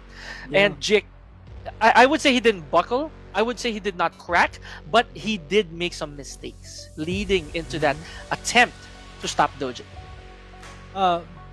You think the hop kick was a mistake, Pika? Both at pixel health. He did a hop kick out of nowhere, like he could do another combo if it hit. You think that was a mistake? I did not say that it was Dojin who was making the mistake. It was actually, in my opinion, Dojin did make some mistakes himself, if I may, because Jik was able to get some combos in, some counter hits in, so it means that he did catch Dojin pressing during wrong times of the game. However, we were we talked about the 100 lows Dojin throughout. There was one match that he did nothing other than hatchet kicks. Seven hatchet kicks, and Jake utterly refused to block low because he kept expecting the mids to come out. But this is Dojin we're talking about. If one move is working, he's gonna keep doing it. He is the epitome of do it again, right? And Yes, especially actually. that one moment in that match where they were both just doing generic encores. Monkey see, monkey do, as you've said, right? That was one of the funniest moments I've ever seen in my entire life.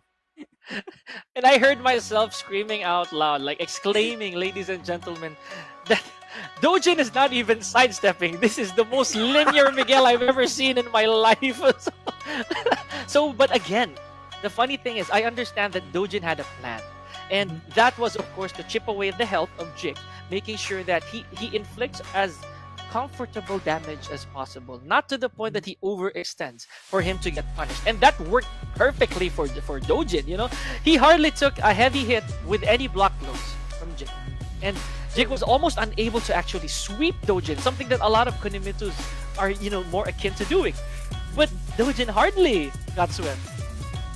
I think Jik was just able to do like what those feats 2 to 3 times max in that entire set.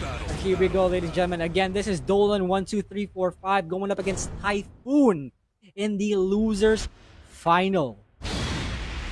Oh, okay. There we go. That's our call right there, kid. Yep. That is definitely our call. So just for the convenience, ladies and gentlemen, we are going to refer to him as Dolan in this entire set.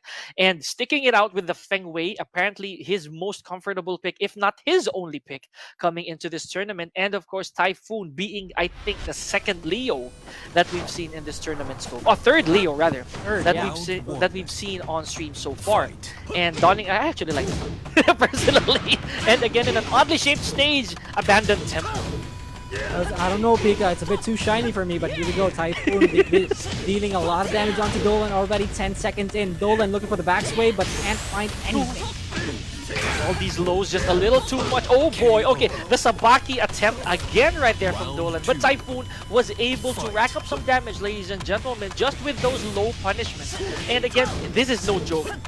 Leo's punishment from while standing, from a crouch status to getting up, it's not funny at all. It will really give Leo the mileage she needs to take a lead just like that, kid. Minus 14. Perfect finish coming in from Typhoon. Also half health, lower than half health. 20 seconds have been spent. Dolan has been very persistent with those lows, Pika. Despite the fact that he actually does get punished and has shaved off numerous amounts of health, huge health from Typhoon's punishment, he still goes for it. But now Typhoon, oh my gosh, okay, with a great call of a rage drive there from Dolan. Round 3. Takes it back in round 2. Now Dolan is turning the party up. Typhoon looking for an opening, going for the generic down forward. Dolan connects with the sidestep for himself. Oh wow, he did not actually go for a wall combo there. An evil choice from Dolan. Could have racked in more damage, but he must have a plan for this. And I think he didn't want to put he didn't want to bring Typhoon away from the wall if that theory is actually correct, if I may. Now, oh, no punishment of a down back 1+2-1 there from Dolan, blocking Typhoon's mid option. Here we go, Dolan now setting the pace. Good block on the low again. Typhoon has been crazy with those low blocks. One more hit away. Dolan right now tried to go for the evasive Round move, but 4. Typhoon still gets the last hit in. I think Dolan pretty much dug his own grave in that situation there, kid, because of that forward two. Basically, he gave that opportunity to Typhoon and got hit from the rear. Here we go, Dolan now again with a huge lead, but we've seen this a while ago from Typhoon. Yeah, he's just not scared of blocking the lows also, but here we go. Typhoon put in rage also. Dolan right now, one hit, hop kick out of nowhere. Shades of Dojin have shown to us already. Here we go, Pixel Health up. He spends his rage drive. What's the option gonna be? Goes to the armor move, nothing, doesn't connect onto Typhoon. Oh, kid, what? The This fish exchange. The fish hook connects onto Typhoon and he takes it to a final round. That barrage, ladies and gentlemen, from both players. I did not know what was gonna happen because again, even with the pixel health, we know that one combo can make a huge difference. Here we go, great attempts here from Typhoon to set the pace. A solid block off of that side step for Dolan. Again, this is what we were talking about. Getting a little too aggressive right here, and it may just cost him. Dolan now on the defensive did not respect that plus frame at all. No, absolutely not. This is Dolan we're talking about. We've seen him do that time and time again. Typhoon, very comfy with that life lead, and he finishes it off with an FF2, and he takes game 1. Good call as well from Typhoon there. I did not expect him to actually throw out something that heavy. Granted that he does have a huge life lead. He could actually simply chip off, but he knows that I do have the advantage. And Dolan already spent his rage. So this is the perfect call for me. I will not worry about any rage drive or rage art for that matter. And again, good first game there for Typhoon. It's worth mentioning as well, Kid, that round, the second round that Typhoon took, it was so chaotic. It was really chaotic. It was all over the place, and and I think that really describes how Dolan is playing right now. He may not care that he gets blocked time and time again. I'm still gonna do it. It may not work out like Dojin, how Dojin did it, but he's still gonna do it. And he's playing for fun. It really feels like he's playing for fun rather than for competition here. The confidence of Dolan definitely there. As I mentioned earlier, I can feel that this guy is full-fledged, 100% jumping into Feng Wei, no matter the situation, no matter who you are. I am not shifting, I am sticking with Feng Wei. Now, let's see if that's still the principle that Dolan will live in, because again, Typhoon does have momentum on his side with 1 win up. So Dolan can either choose a character or a stage, apparently. Oh, he did not even pick a stage, Kid. He just doesn't care at all. Honestly, he just doesn't care at all. Here we go. Can Dolan come back from this? This is a first to 2, best of 3, ladies and gentlemen. So, if whoever loses this match will be eliminated. Unbelievable work here already from Typhoon rather, because we know the Typhoon, ladies and gentlemen, he is one of these people who does have again the choice, or he may opt to choose for a different character, but since the momentum is on Typhoon's side, I think his Leo is enough to get the job done. But Dolan, whoa, Kid, the first back sway right there from Dolan, and it actually worked. Oh, try to go for the setup right there. Fish hook into the Iron Mountain, but Typhoon left outside of rage. Now he is in it. Magic Pixel. We've seen Typhoon win this before, but no, Dolan again denies him of that opportunity. Round 1 to him. Bad call right there from Typhoon. He did have the life deficit, so Dolan understands that, I can risk a little bit of my Power Crush. I can take the damage, but it will definitely kill him. Look at that! Without regard for his own character's negativity here, Kid, Dolan just throws out the palm that breaks mountains. Typhoon up against the wall also. Again, he's very persistent with the FF1+2s if that's the correct input. Dolan has been working with that move so well. Oh, back turn. Here we go. Typhoon gonna get carried to the wall. Oh boy, here we go. Okay, so Dolan with a great block right there off of that low. And here we go. Oh, he is now setting the pace here, Kid. But Typhoon not out of this yet. He chooses to use the rage drive. Maybe get some momentum coming his way. Here we go. Oh, did not push through with that while standing forward +2. Oh, the side switching F2+3, but never mind. Dolan takes game number 2. It's almost as if he didn't lose game 1. Again, this is what I'm talking about. This dude doesn't seem phased. Whatever is thrown at him, even if he was so close to winning the first game, he still comes back from it. He's still persisting with the moves that he's been using, like the FF1+2 or the sidestep 4. Any option that's been blocked by Typhoon, he still does it. That is some mental fortitude there.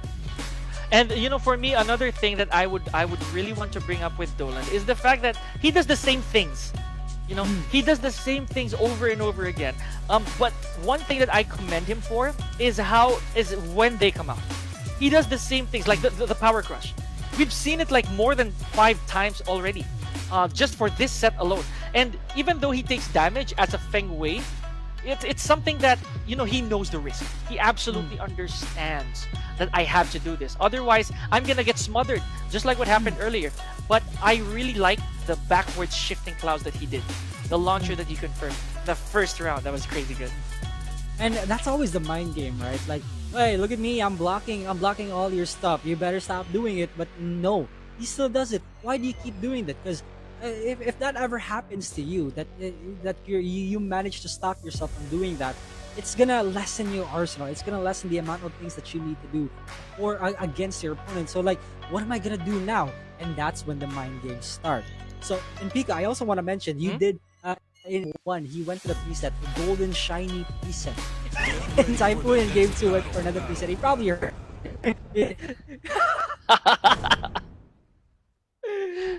Well, okay. It's just a favorite personally.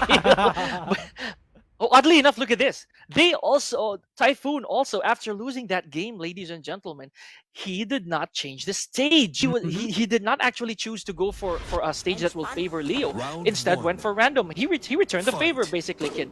Okay, so he did hear that.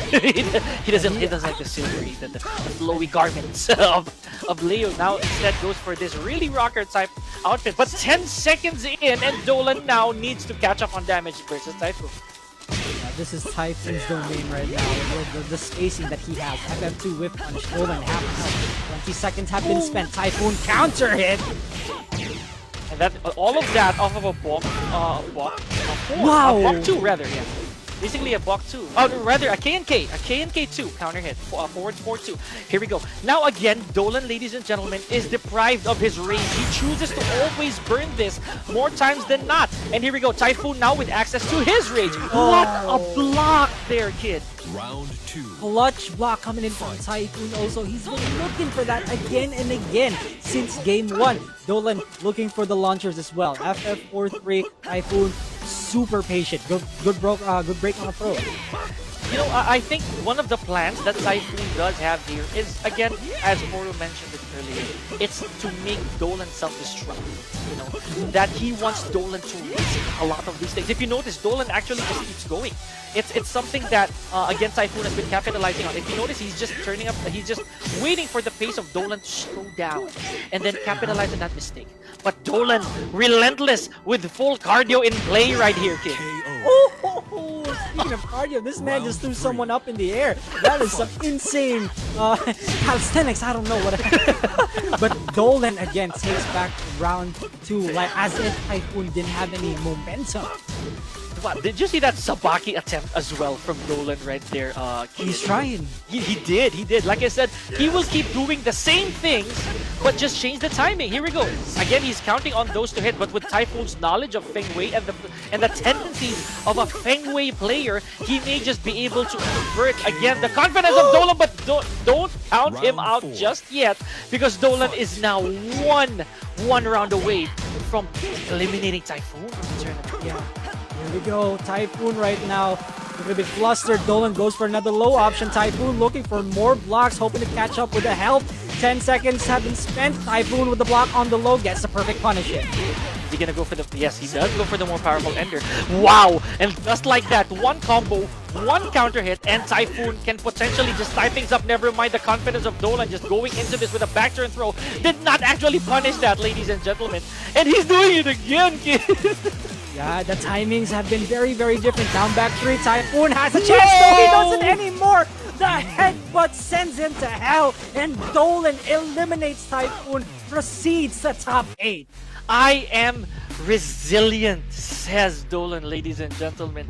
He smelled the blood dripping off of those rounds here of Typhoon. Congratulations to Dolan for keeping his slot here in Tatakai, Pilipinas. Wow, that was actually very clutch. I would say so myself. It again was a reverse sweep, right? Because it was Typhoon who took game number 1, and with the reverse sweep here of Dolan, he sustains, survives even despite those odds, kid.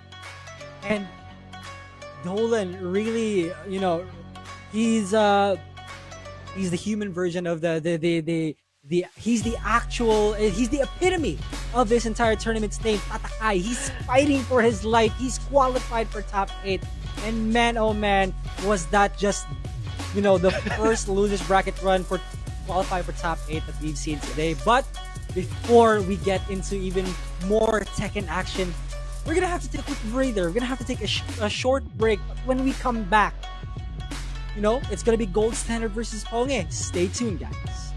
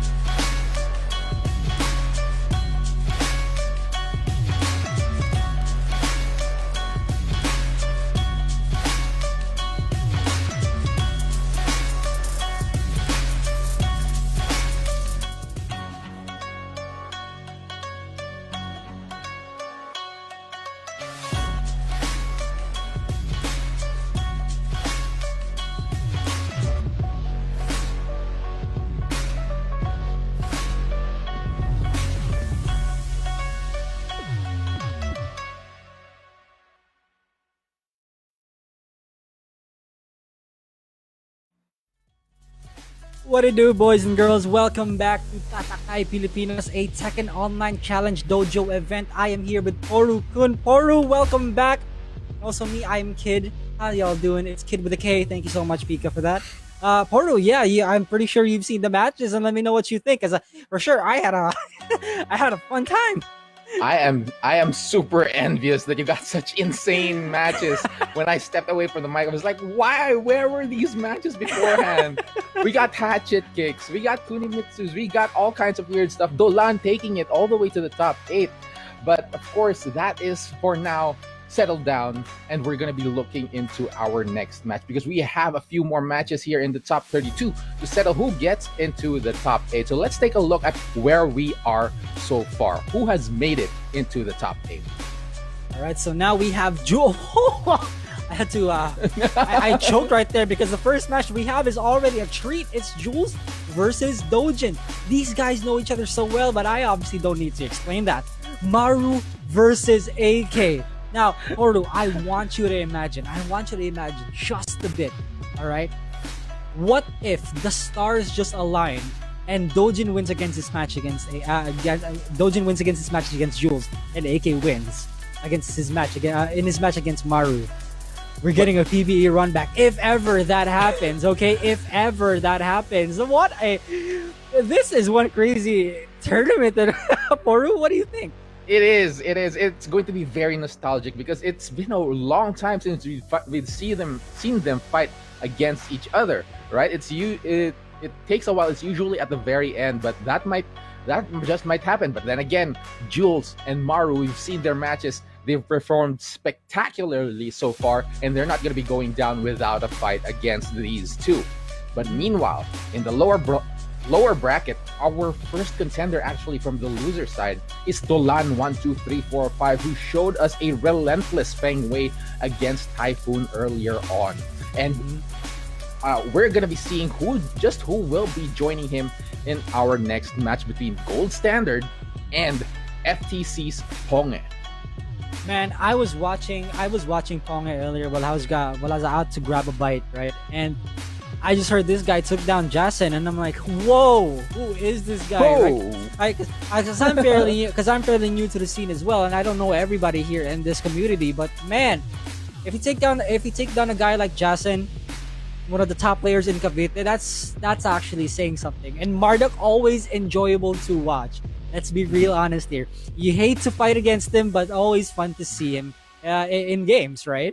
Yeah. He's the type of character that when you see him in the loading screen, you're going to be clenching your teeth, clenching your fists, and checking your blood pressure just in case you get a stroke.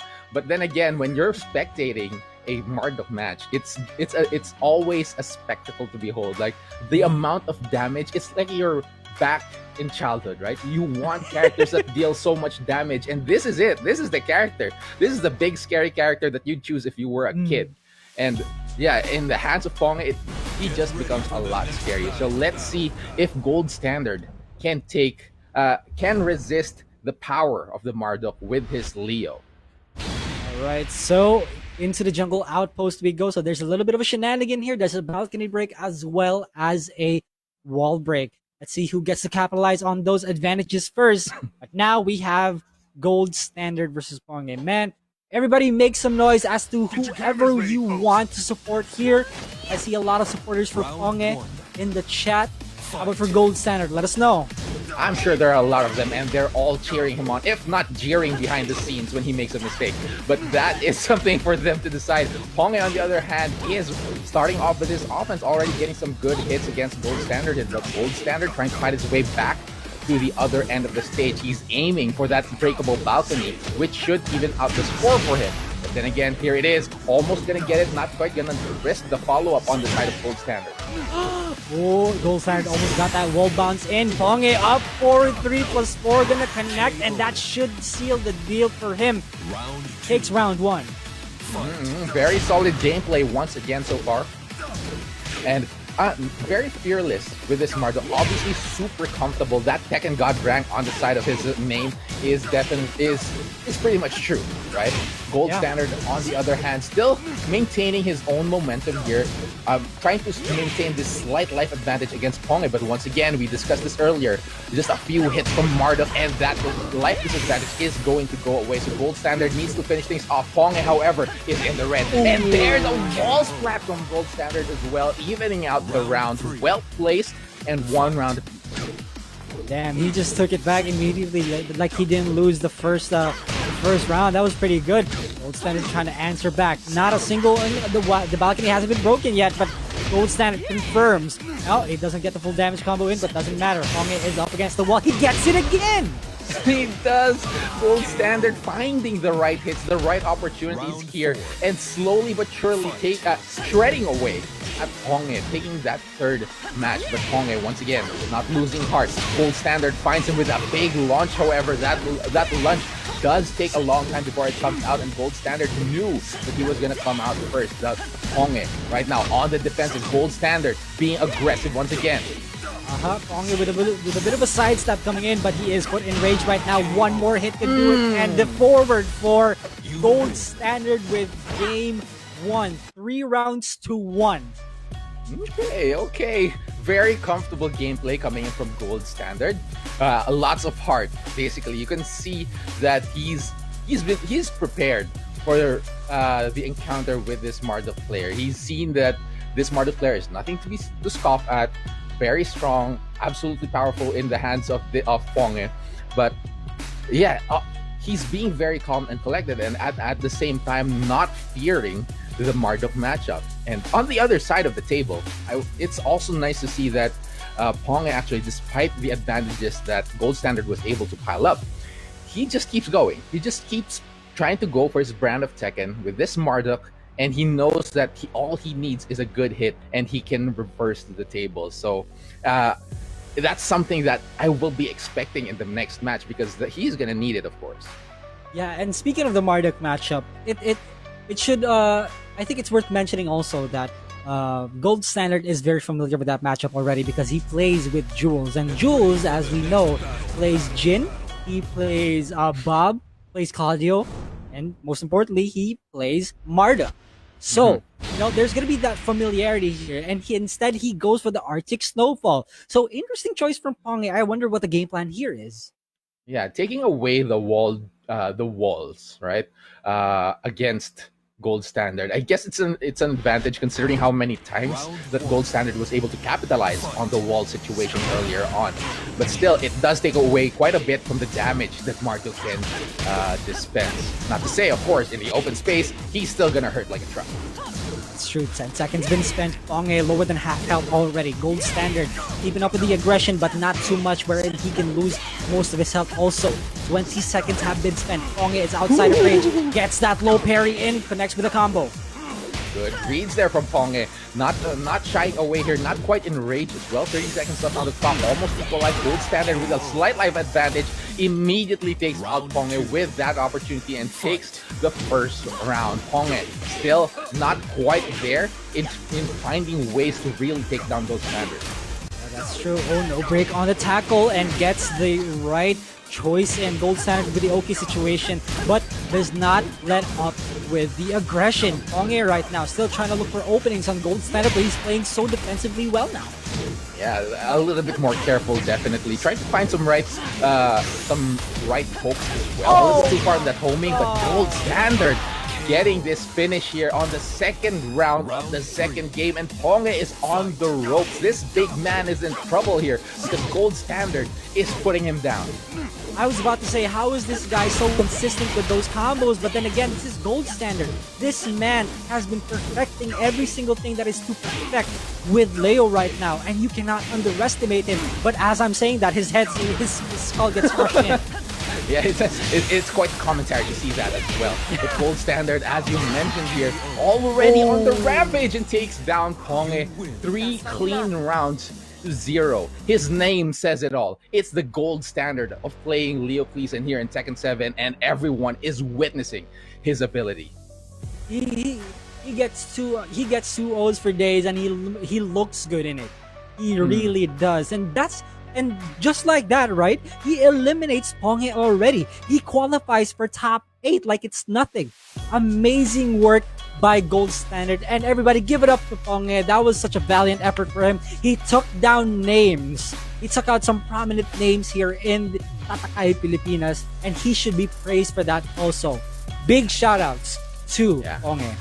Absolutely, absolutely. If you're looking to learn some Mardu plays, definitely a name that you'd want to take down and try to just contact or find out more about, because those were some top tier Mardu plays. But on the other side, of course, Gold Standard still shining strong with his Leo.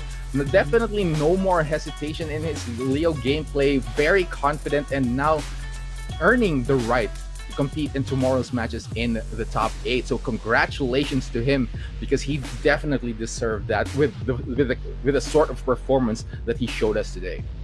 That is absolutely true, Poru, and I am here for it. Yeah, I'm here for this tournament right now. Next match, though, it is going to be another doozy. It will be between, check here, it is going to be Jik versus Gene04.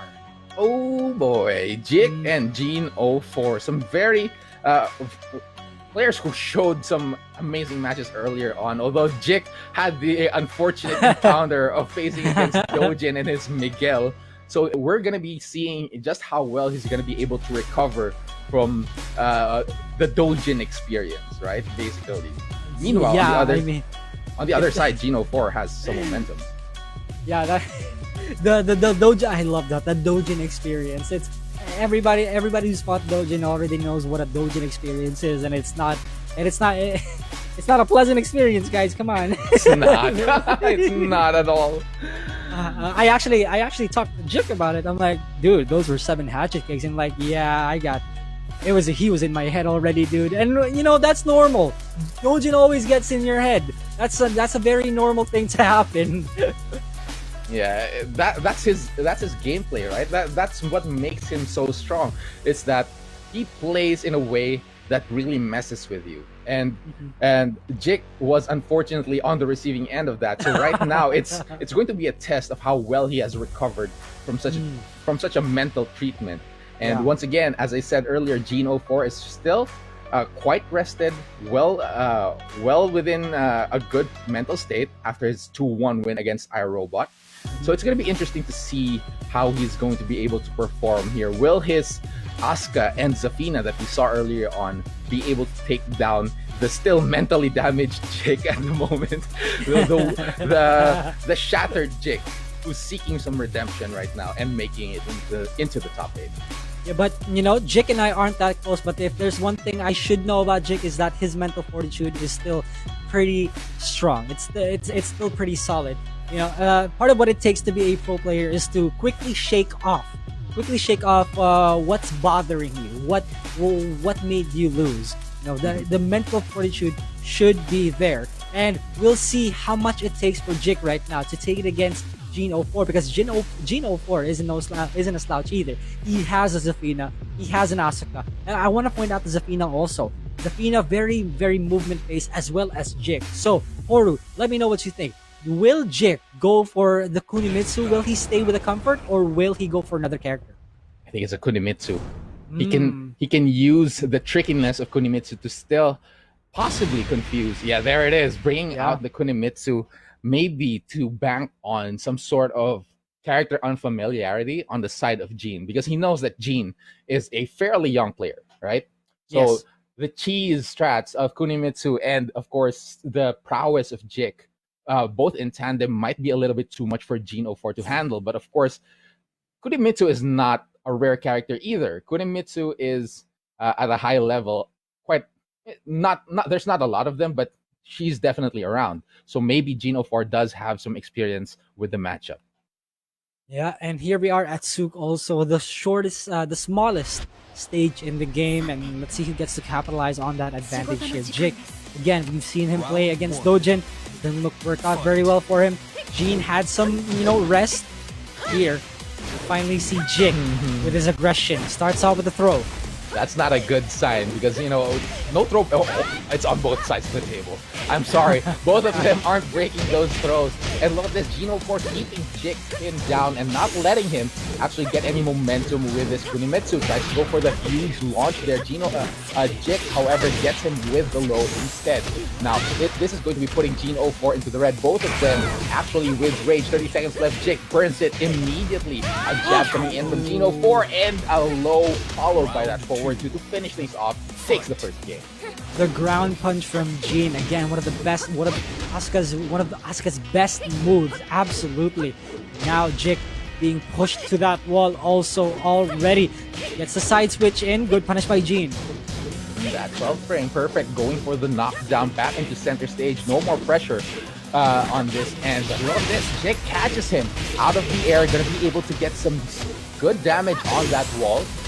Not quite a lot to even out the skills just yet. Burns the rage drive immediately, not messing around. It's Jik, but Gino 4 with just a few hits whittled down what was left of Jik's life to take his second round.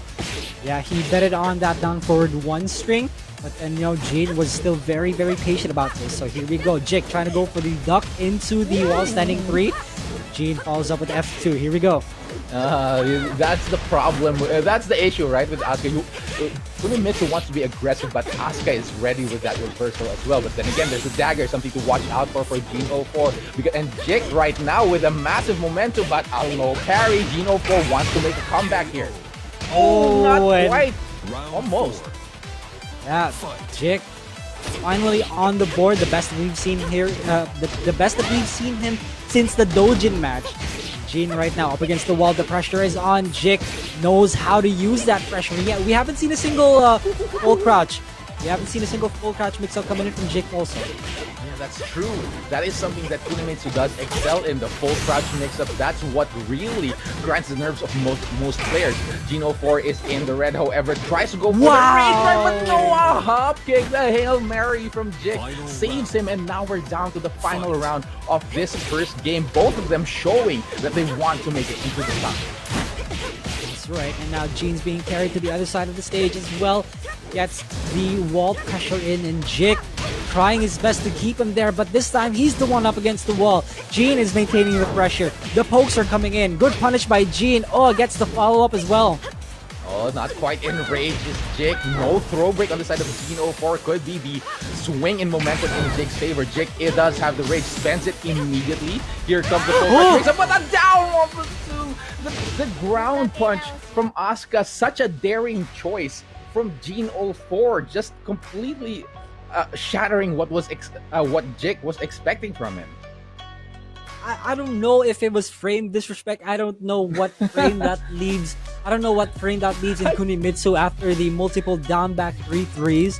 But it seemed like Jin had the right choice in and just went for the Hail Mary down punch. And very good call from Gino 4. And Jik might have to play a bit more patiently this time. And if we're talking about patience, Zafina really does come into mind. Jik has been playing that character. Oh my goodness, that's Zafina on the side of Jik and his movement, right? That is a scary thought, but at the same time, it's something that Jik has to note is that Gino 4 does have this Zafina as well, so he has the knowledge regarding the character, where the character is strong and where the character kind of falls short. But let's see if he does want to make the adjustment here, because the Kunimitsu can work. We've seen the rounds where Jik definitely was bringing the fight to Gino 4, but it was quite a struggle as well. So it's going to be interesting to see where he goes from here. That was quite a fast decision from our players, and let's see their picks. All right, so it does look like Jik is going to stick with the Kunimitsu, but chooses the G-Corp helipad instead. So, maybe he wants the walls, maybe he wants the shenanigans, but Jin riding on that momentum since game 1. Let's see if he can keep that up, or will this be Jik's last chance? Like, how many times is Gino 4 going to be punching the floor once again here in this matchup? I want to see more. I want to see more of those daring decisions that Jin just takes and completely thwarts whatever Jik is trying to plan with this Kunimitsu. But I know that Jik is going to be changing things up from now on. Round one. Right, so here we are, game 2 in the losers finals of Pool. Pool, I have no idea, but What fool is this? but this is the losers final. And anyway, Jik, Go Gene for it. is Gene is looking for a parry here, but you know, pushing Jik towards that wall also. And we've seen this before. Can Jik get out of this? And down forward 2 commits to a combo. Here we go. Are we gonna see wall? Yes, of course, it's Kunimitsu, one of the longest wall carries here in the game, and effortless as well. Goes for multiple lows here, and finally finishes off Team 04 with that first round game. Jik right now looking very strong with his momentum. Right, gonna break that wall. Here we go. Doesn't connect the last hit on that combo though. Unfortunate. Gene's up against the wall. Pressure? No, not a single one. Gene's trying to get away from it. Down forward 2 connects. Converts to a combo. Gonna be big damage. Oh, trying to make a setup there. Oh, there it is again, a ground punch from Gene 04. We're gonna be seeing more Jik. Might want to watch his ankle. This is where the 1-3 comes in. No throw break on the side of Gene 04.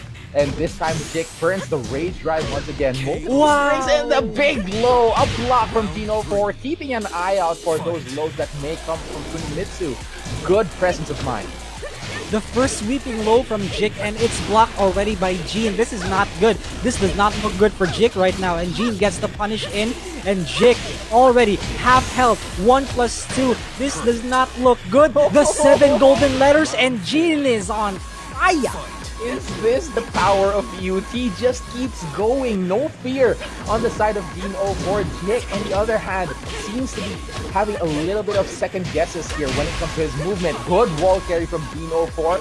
Misses the screw a little bit too many hits before that wall break, but still a huge advantage here for Gene 04 so far. And speaking of advantage, it looks like the advantage is in Jik's favor right now. But no! The caster's curse! And Jik gets hit by the can-can. No follow-up. Good luck on the low. One more chance for Jik. Can he come back from this? Gene has a immense life lead right now. What's the option gonna be? The interrupt on the jab, and Gene takes Jik 2-0. These are fast matches. These have been fast matches. Gene 04 right now just continues the trend of quick matches here in this final matches of the top 32. Gene 04 moves on to the top 8, sending Jik home. That was some top tier Asuka gameplay and just fantastic Tekken. Thrilling Tekken on the side of Gene 04. Oh, absolutely. And you know, big shout outs to Jik for making it this far. It's been a tough journey for him also, having to go through many big names such as Dojin and, you know, right now just Gene 04. It's really, you know, a really commendable effort for this guy, and you know, he deserves all the praise that's coming to him also. But with that being said, we're gonna move on to pool number 3, which is Oh. On versus Midnight Mayhem's very own Keenan. Oh my goodness, hanging in there. The Noctis, the only Noctis of the competition so far is Keenan, and he's going to be up against Hapon to fight for top 8. Now this is a match that I'm looking forward to because does my memory fool me, or does Hapon have a Noctis? I don't think so. I don't think Yeah, he I has think a that's- Noctis. I think that's my memory playing tricks on me. Okay, so that's out of the question then. So, but we know that Hapon has been going for the Lydia. Okay. Yeah, he tried to persist with the Lydia, but you know, it didn't quite work out well for him against, if I remember correctly, AK. Yeah, there it is, AK. Oh, yeah. But you know, he might get a second chance here against Keenan. But you know, we know Hapon as the Eddie of the Philippines, and he also has a Leroy in his arsenal. Now, Poru, I'm gonna ask you right now, those 3 characters, which one do you think he's gonna pick? Oh, you know what? Add Geese in there for good measure. Yeah, actually, it's if there's a good chance that there might be Geese, but I don't think he's gonna go for a projectile character, considering how Noctis can just throw his blade against Right. projectiles, right? So that's automatically a counter. I think he might go for the Leroy Smith. It might be the strongest choice, especially after what happened to the Lydia earlier on. But unless he wants to try to fix the performance, try to fix or make some adjustments on the performance of his Lydia earlier, then maybe he's gonna bring that out. But I'm putting my bet on the Leroy Smith. Yeah, that pick makes a lot of sense because Leroy, as we all know, is one of the strongest characters in Tekken right now. So, and especially the fact that this is the losers final. Whoever loses this one will not qualify for top 8. So if Hapon wants to go big, he needs that Leroy pick. It's go big or go home for Hapon. Meanwhile, Keenan, of course, hasn't really been deviating from his choice of Noctis. So that's definitely what we're going to be finding out. Well, I won't say definitely because who knows, right? These players have been keeping some secrets from us, and I'm just happy to see some different things coming out. And with an opponent like Hapon, Keenan's gonna want to pull out all the stops definitely. Yeah, for sure. And Hapon's been in this. Both of them actually have been in the game, have been competing for years upon years already, and it's all gonna matter. It's all gonna boil down to who plays better than the other. So Noctis, right? Keenan's been putting Noctis on the roadmap for the longest time, and nobody thought that Noctis could play that well on a tournament basis. What do you think about this, Paul? Well, it's heartwarming for me at least, because every time that there's a new guest character, right?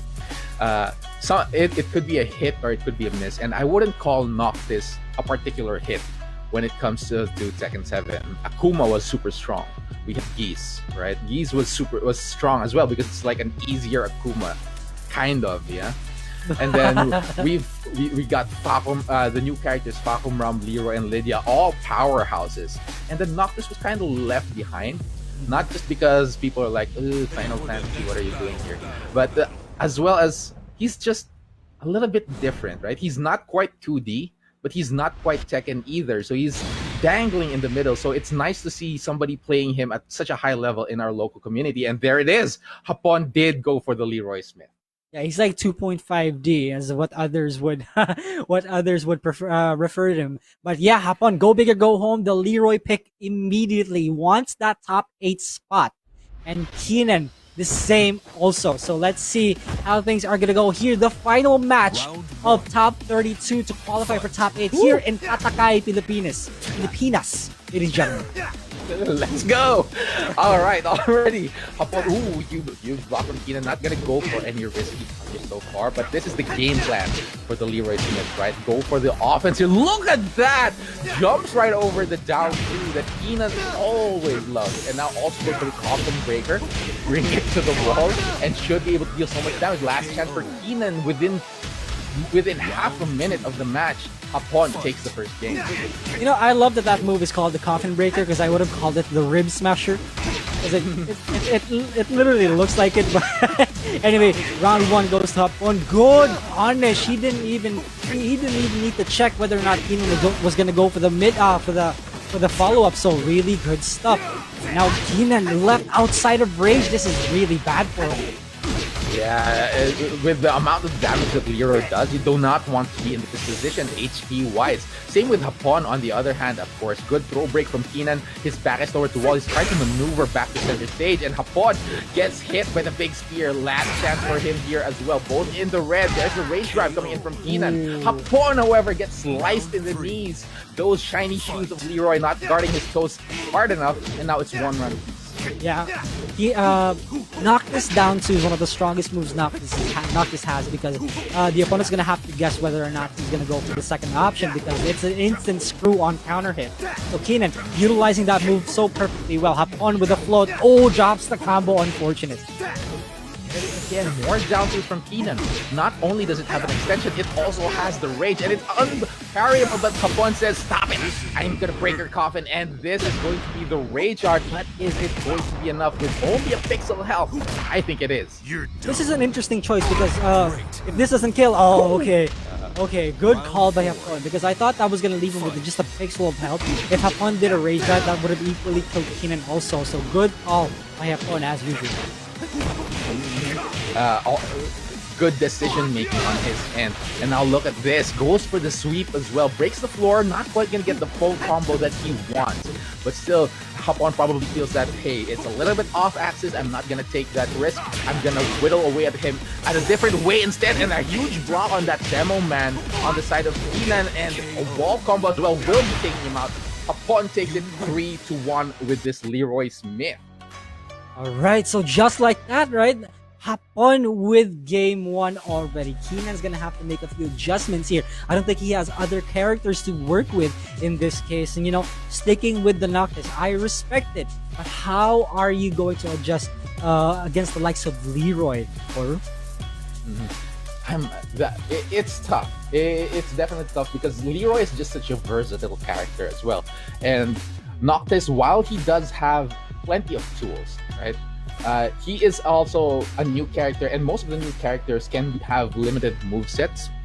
And changing it up in the fly at such a late part in the competition is also something that's pretty difficult, because if you're playing the way that you're not used to, it might not be as effective as what your home play style is. So this is definitely a tough choice for Keenan.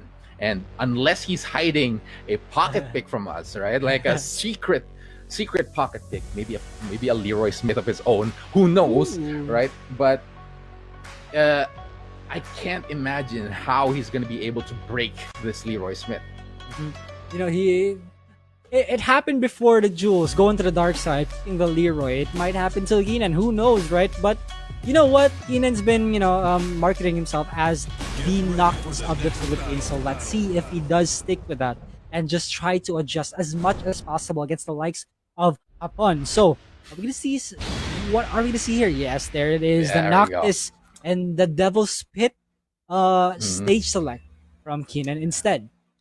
Yeah, I respect it. I respect it so hard. That second God Omega shining right next to his IGN, saying that he is the Noctis of the Philippines. So let's see what kind of adjustments he's going to be able to make against Hapon.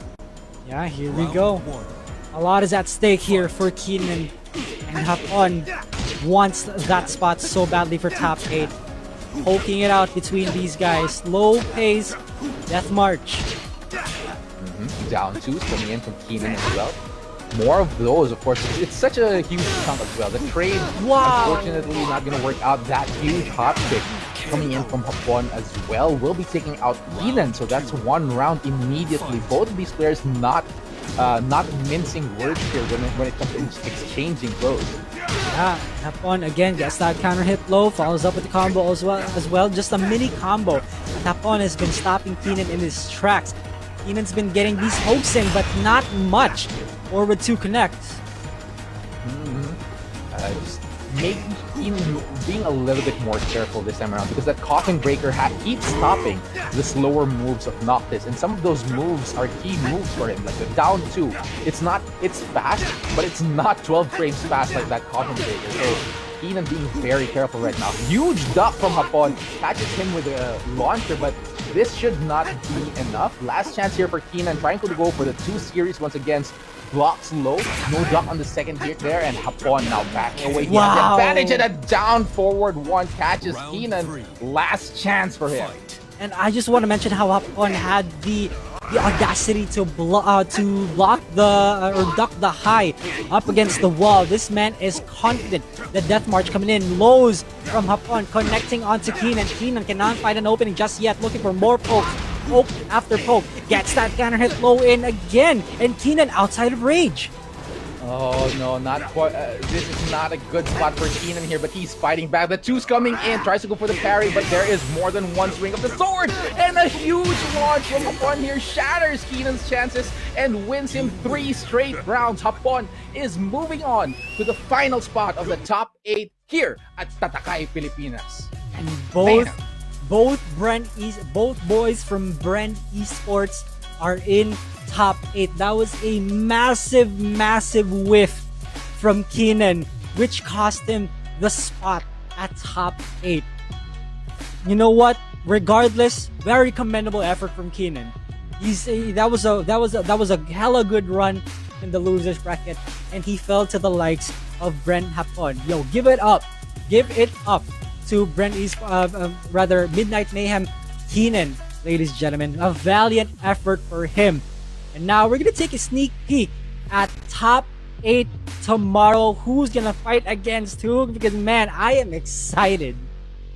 Oh my goodness. Yeah, this is it. This is the final stage of this tournament because top 8, these are the 8 best players here at Tatakay Pilipinas. We've whittled them down from like what, 160 plus players. So definitely something to watch out for. We've got the Brand Boys, we've got the Playbook Esports fellas as well. Wait, who else is in the top 8? I know we've got so much. The Playbook Esports boys, you know. Yeah, Oh, you, Yeah, you we- mentioned that. Oh, you mentioned that. Never mind. I did. It's like, what? My bad. My bad. Yeah, we've got Jules, Maru, Geno 4, and then Dolan and Gold Standard as well. Look at that. Yeah. That's a colossal amount of talent in one pool. Yeah, we're gonna show you guys the top 8 brackets in just a little bit. We're just talking about it right now because we have all the participants of top 8. But before we move on to the into further discussion of top 8, we just want to let you guys know that you can support this tournament by increasing its prize pool and helping the players out by going onto Twitch chat and clicking the Matcherino link and claim the free code. Again, that's a free code, ladies and gentlemen. And if you're watching on Facebook, you can go ahead and click on the Goliath Concepts page, look for the Tatakay Pilipinas official post, and click on the link on the description right there. So guys, thank you so much for the support. We appreciate it. And let's move on. That is insane. That was an insane match so far, right? Because Hapon, he was relentless. He was calm, collected, and relentless, right? He's a cold-blooded Leroy player, and he just systematically took down Keenan. And Keenan, you could feel in his gameplay that he was throwing everything that he had in him in that match just to squeeze into the top 8 spot, but unfortunately, it just wasn't enough. And a lot is at stake every time when you try to qualify for top 8, and you have to bring out the best of the best in you just to get there, just to have that spot and showcase your talents. And here we have the top 8 brackets. Ladies and gentlemen, boys and girls, we have Jules versus Dojin and Maru versus AK in the winners bracket. Whew. That is a spicy series of matches in the winner's side. Definitely heavy hitters. We've seen these names time and time again, and this time we'll be seeing them clash once more time. They will rend the earth like lifeless with the matches with the matches that they're going to have, but also on the loser side, right? Trying to claw their way to the summit of the Tekken scene. Dolan 1, 2, 3, 4, 5 will be taking on Geno 4, and then Gold Standard will be facing off against Whoa, wait a second here. That is a story right there. Gold Standard versus Hapon, mentor versus student, and teammates in a previous life. So that is another match to really look forward to. Yeah, something for everyone to see and tune in tomorrow for top 8, which yours truly will be commentating yet again. So guys, Poru, let me know what's the match that you're looking forward to here. Let's start with the you know what? Go ahead. What's your favorite match? My favorite match, honestly, as much as I really like the idea of Hapon versus Gold Standard, I just want to see where Dolan 1, 2, 3, 4, 5 and Geno 4 is gonna go, right? They're both new names here in the top 8, so I want to see which one of them goes forward and how far that person is gonna get in the competition. That's my favorite match. How about you, kid? Oh, mine for sure. It's a no-brainer. It's gonna be Jules versus Dojin. It has to be those two guys. Familiarity, top skills, and everything in between. They're all so good at it, and I can't wait. But with that being said, guys, that was top 32 of Tatakay Pilipinas. And tomorrow will be top 8. Yours truly, Kid and Poru, will be casting that tomorrow. So make sure you tune into the broadcast. Right now, we're gonna have to wrap things up. Gonna take a break. And yeah, Poru, any last words? Nothing. I'll see you tomorrow for some hot Tekken action here at Tatakay Pilipinas. See you guys.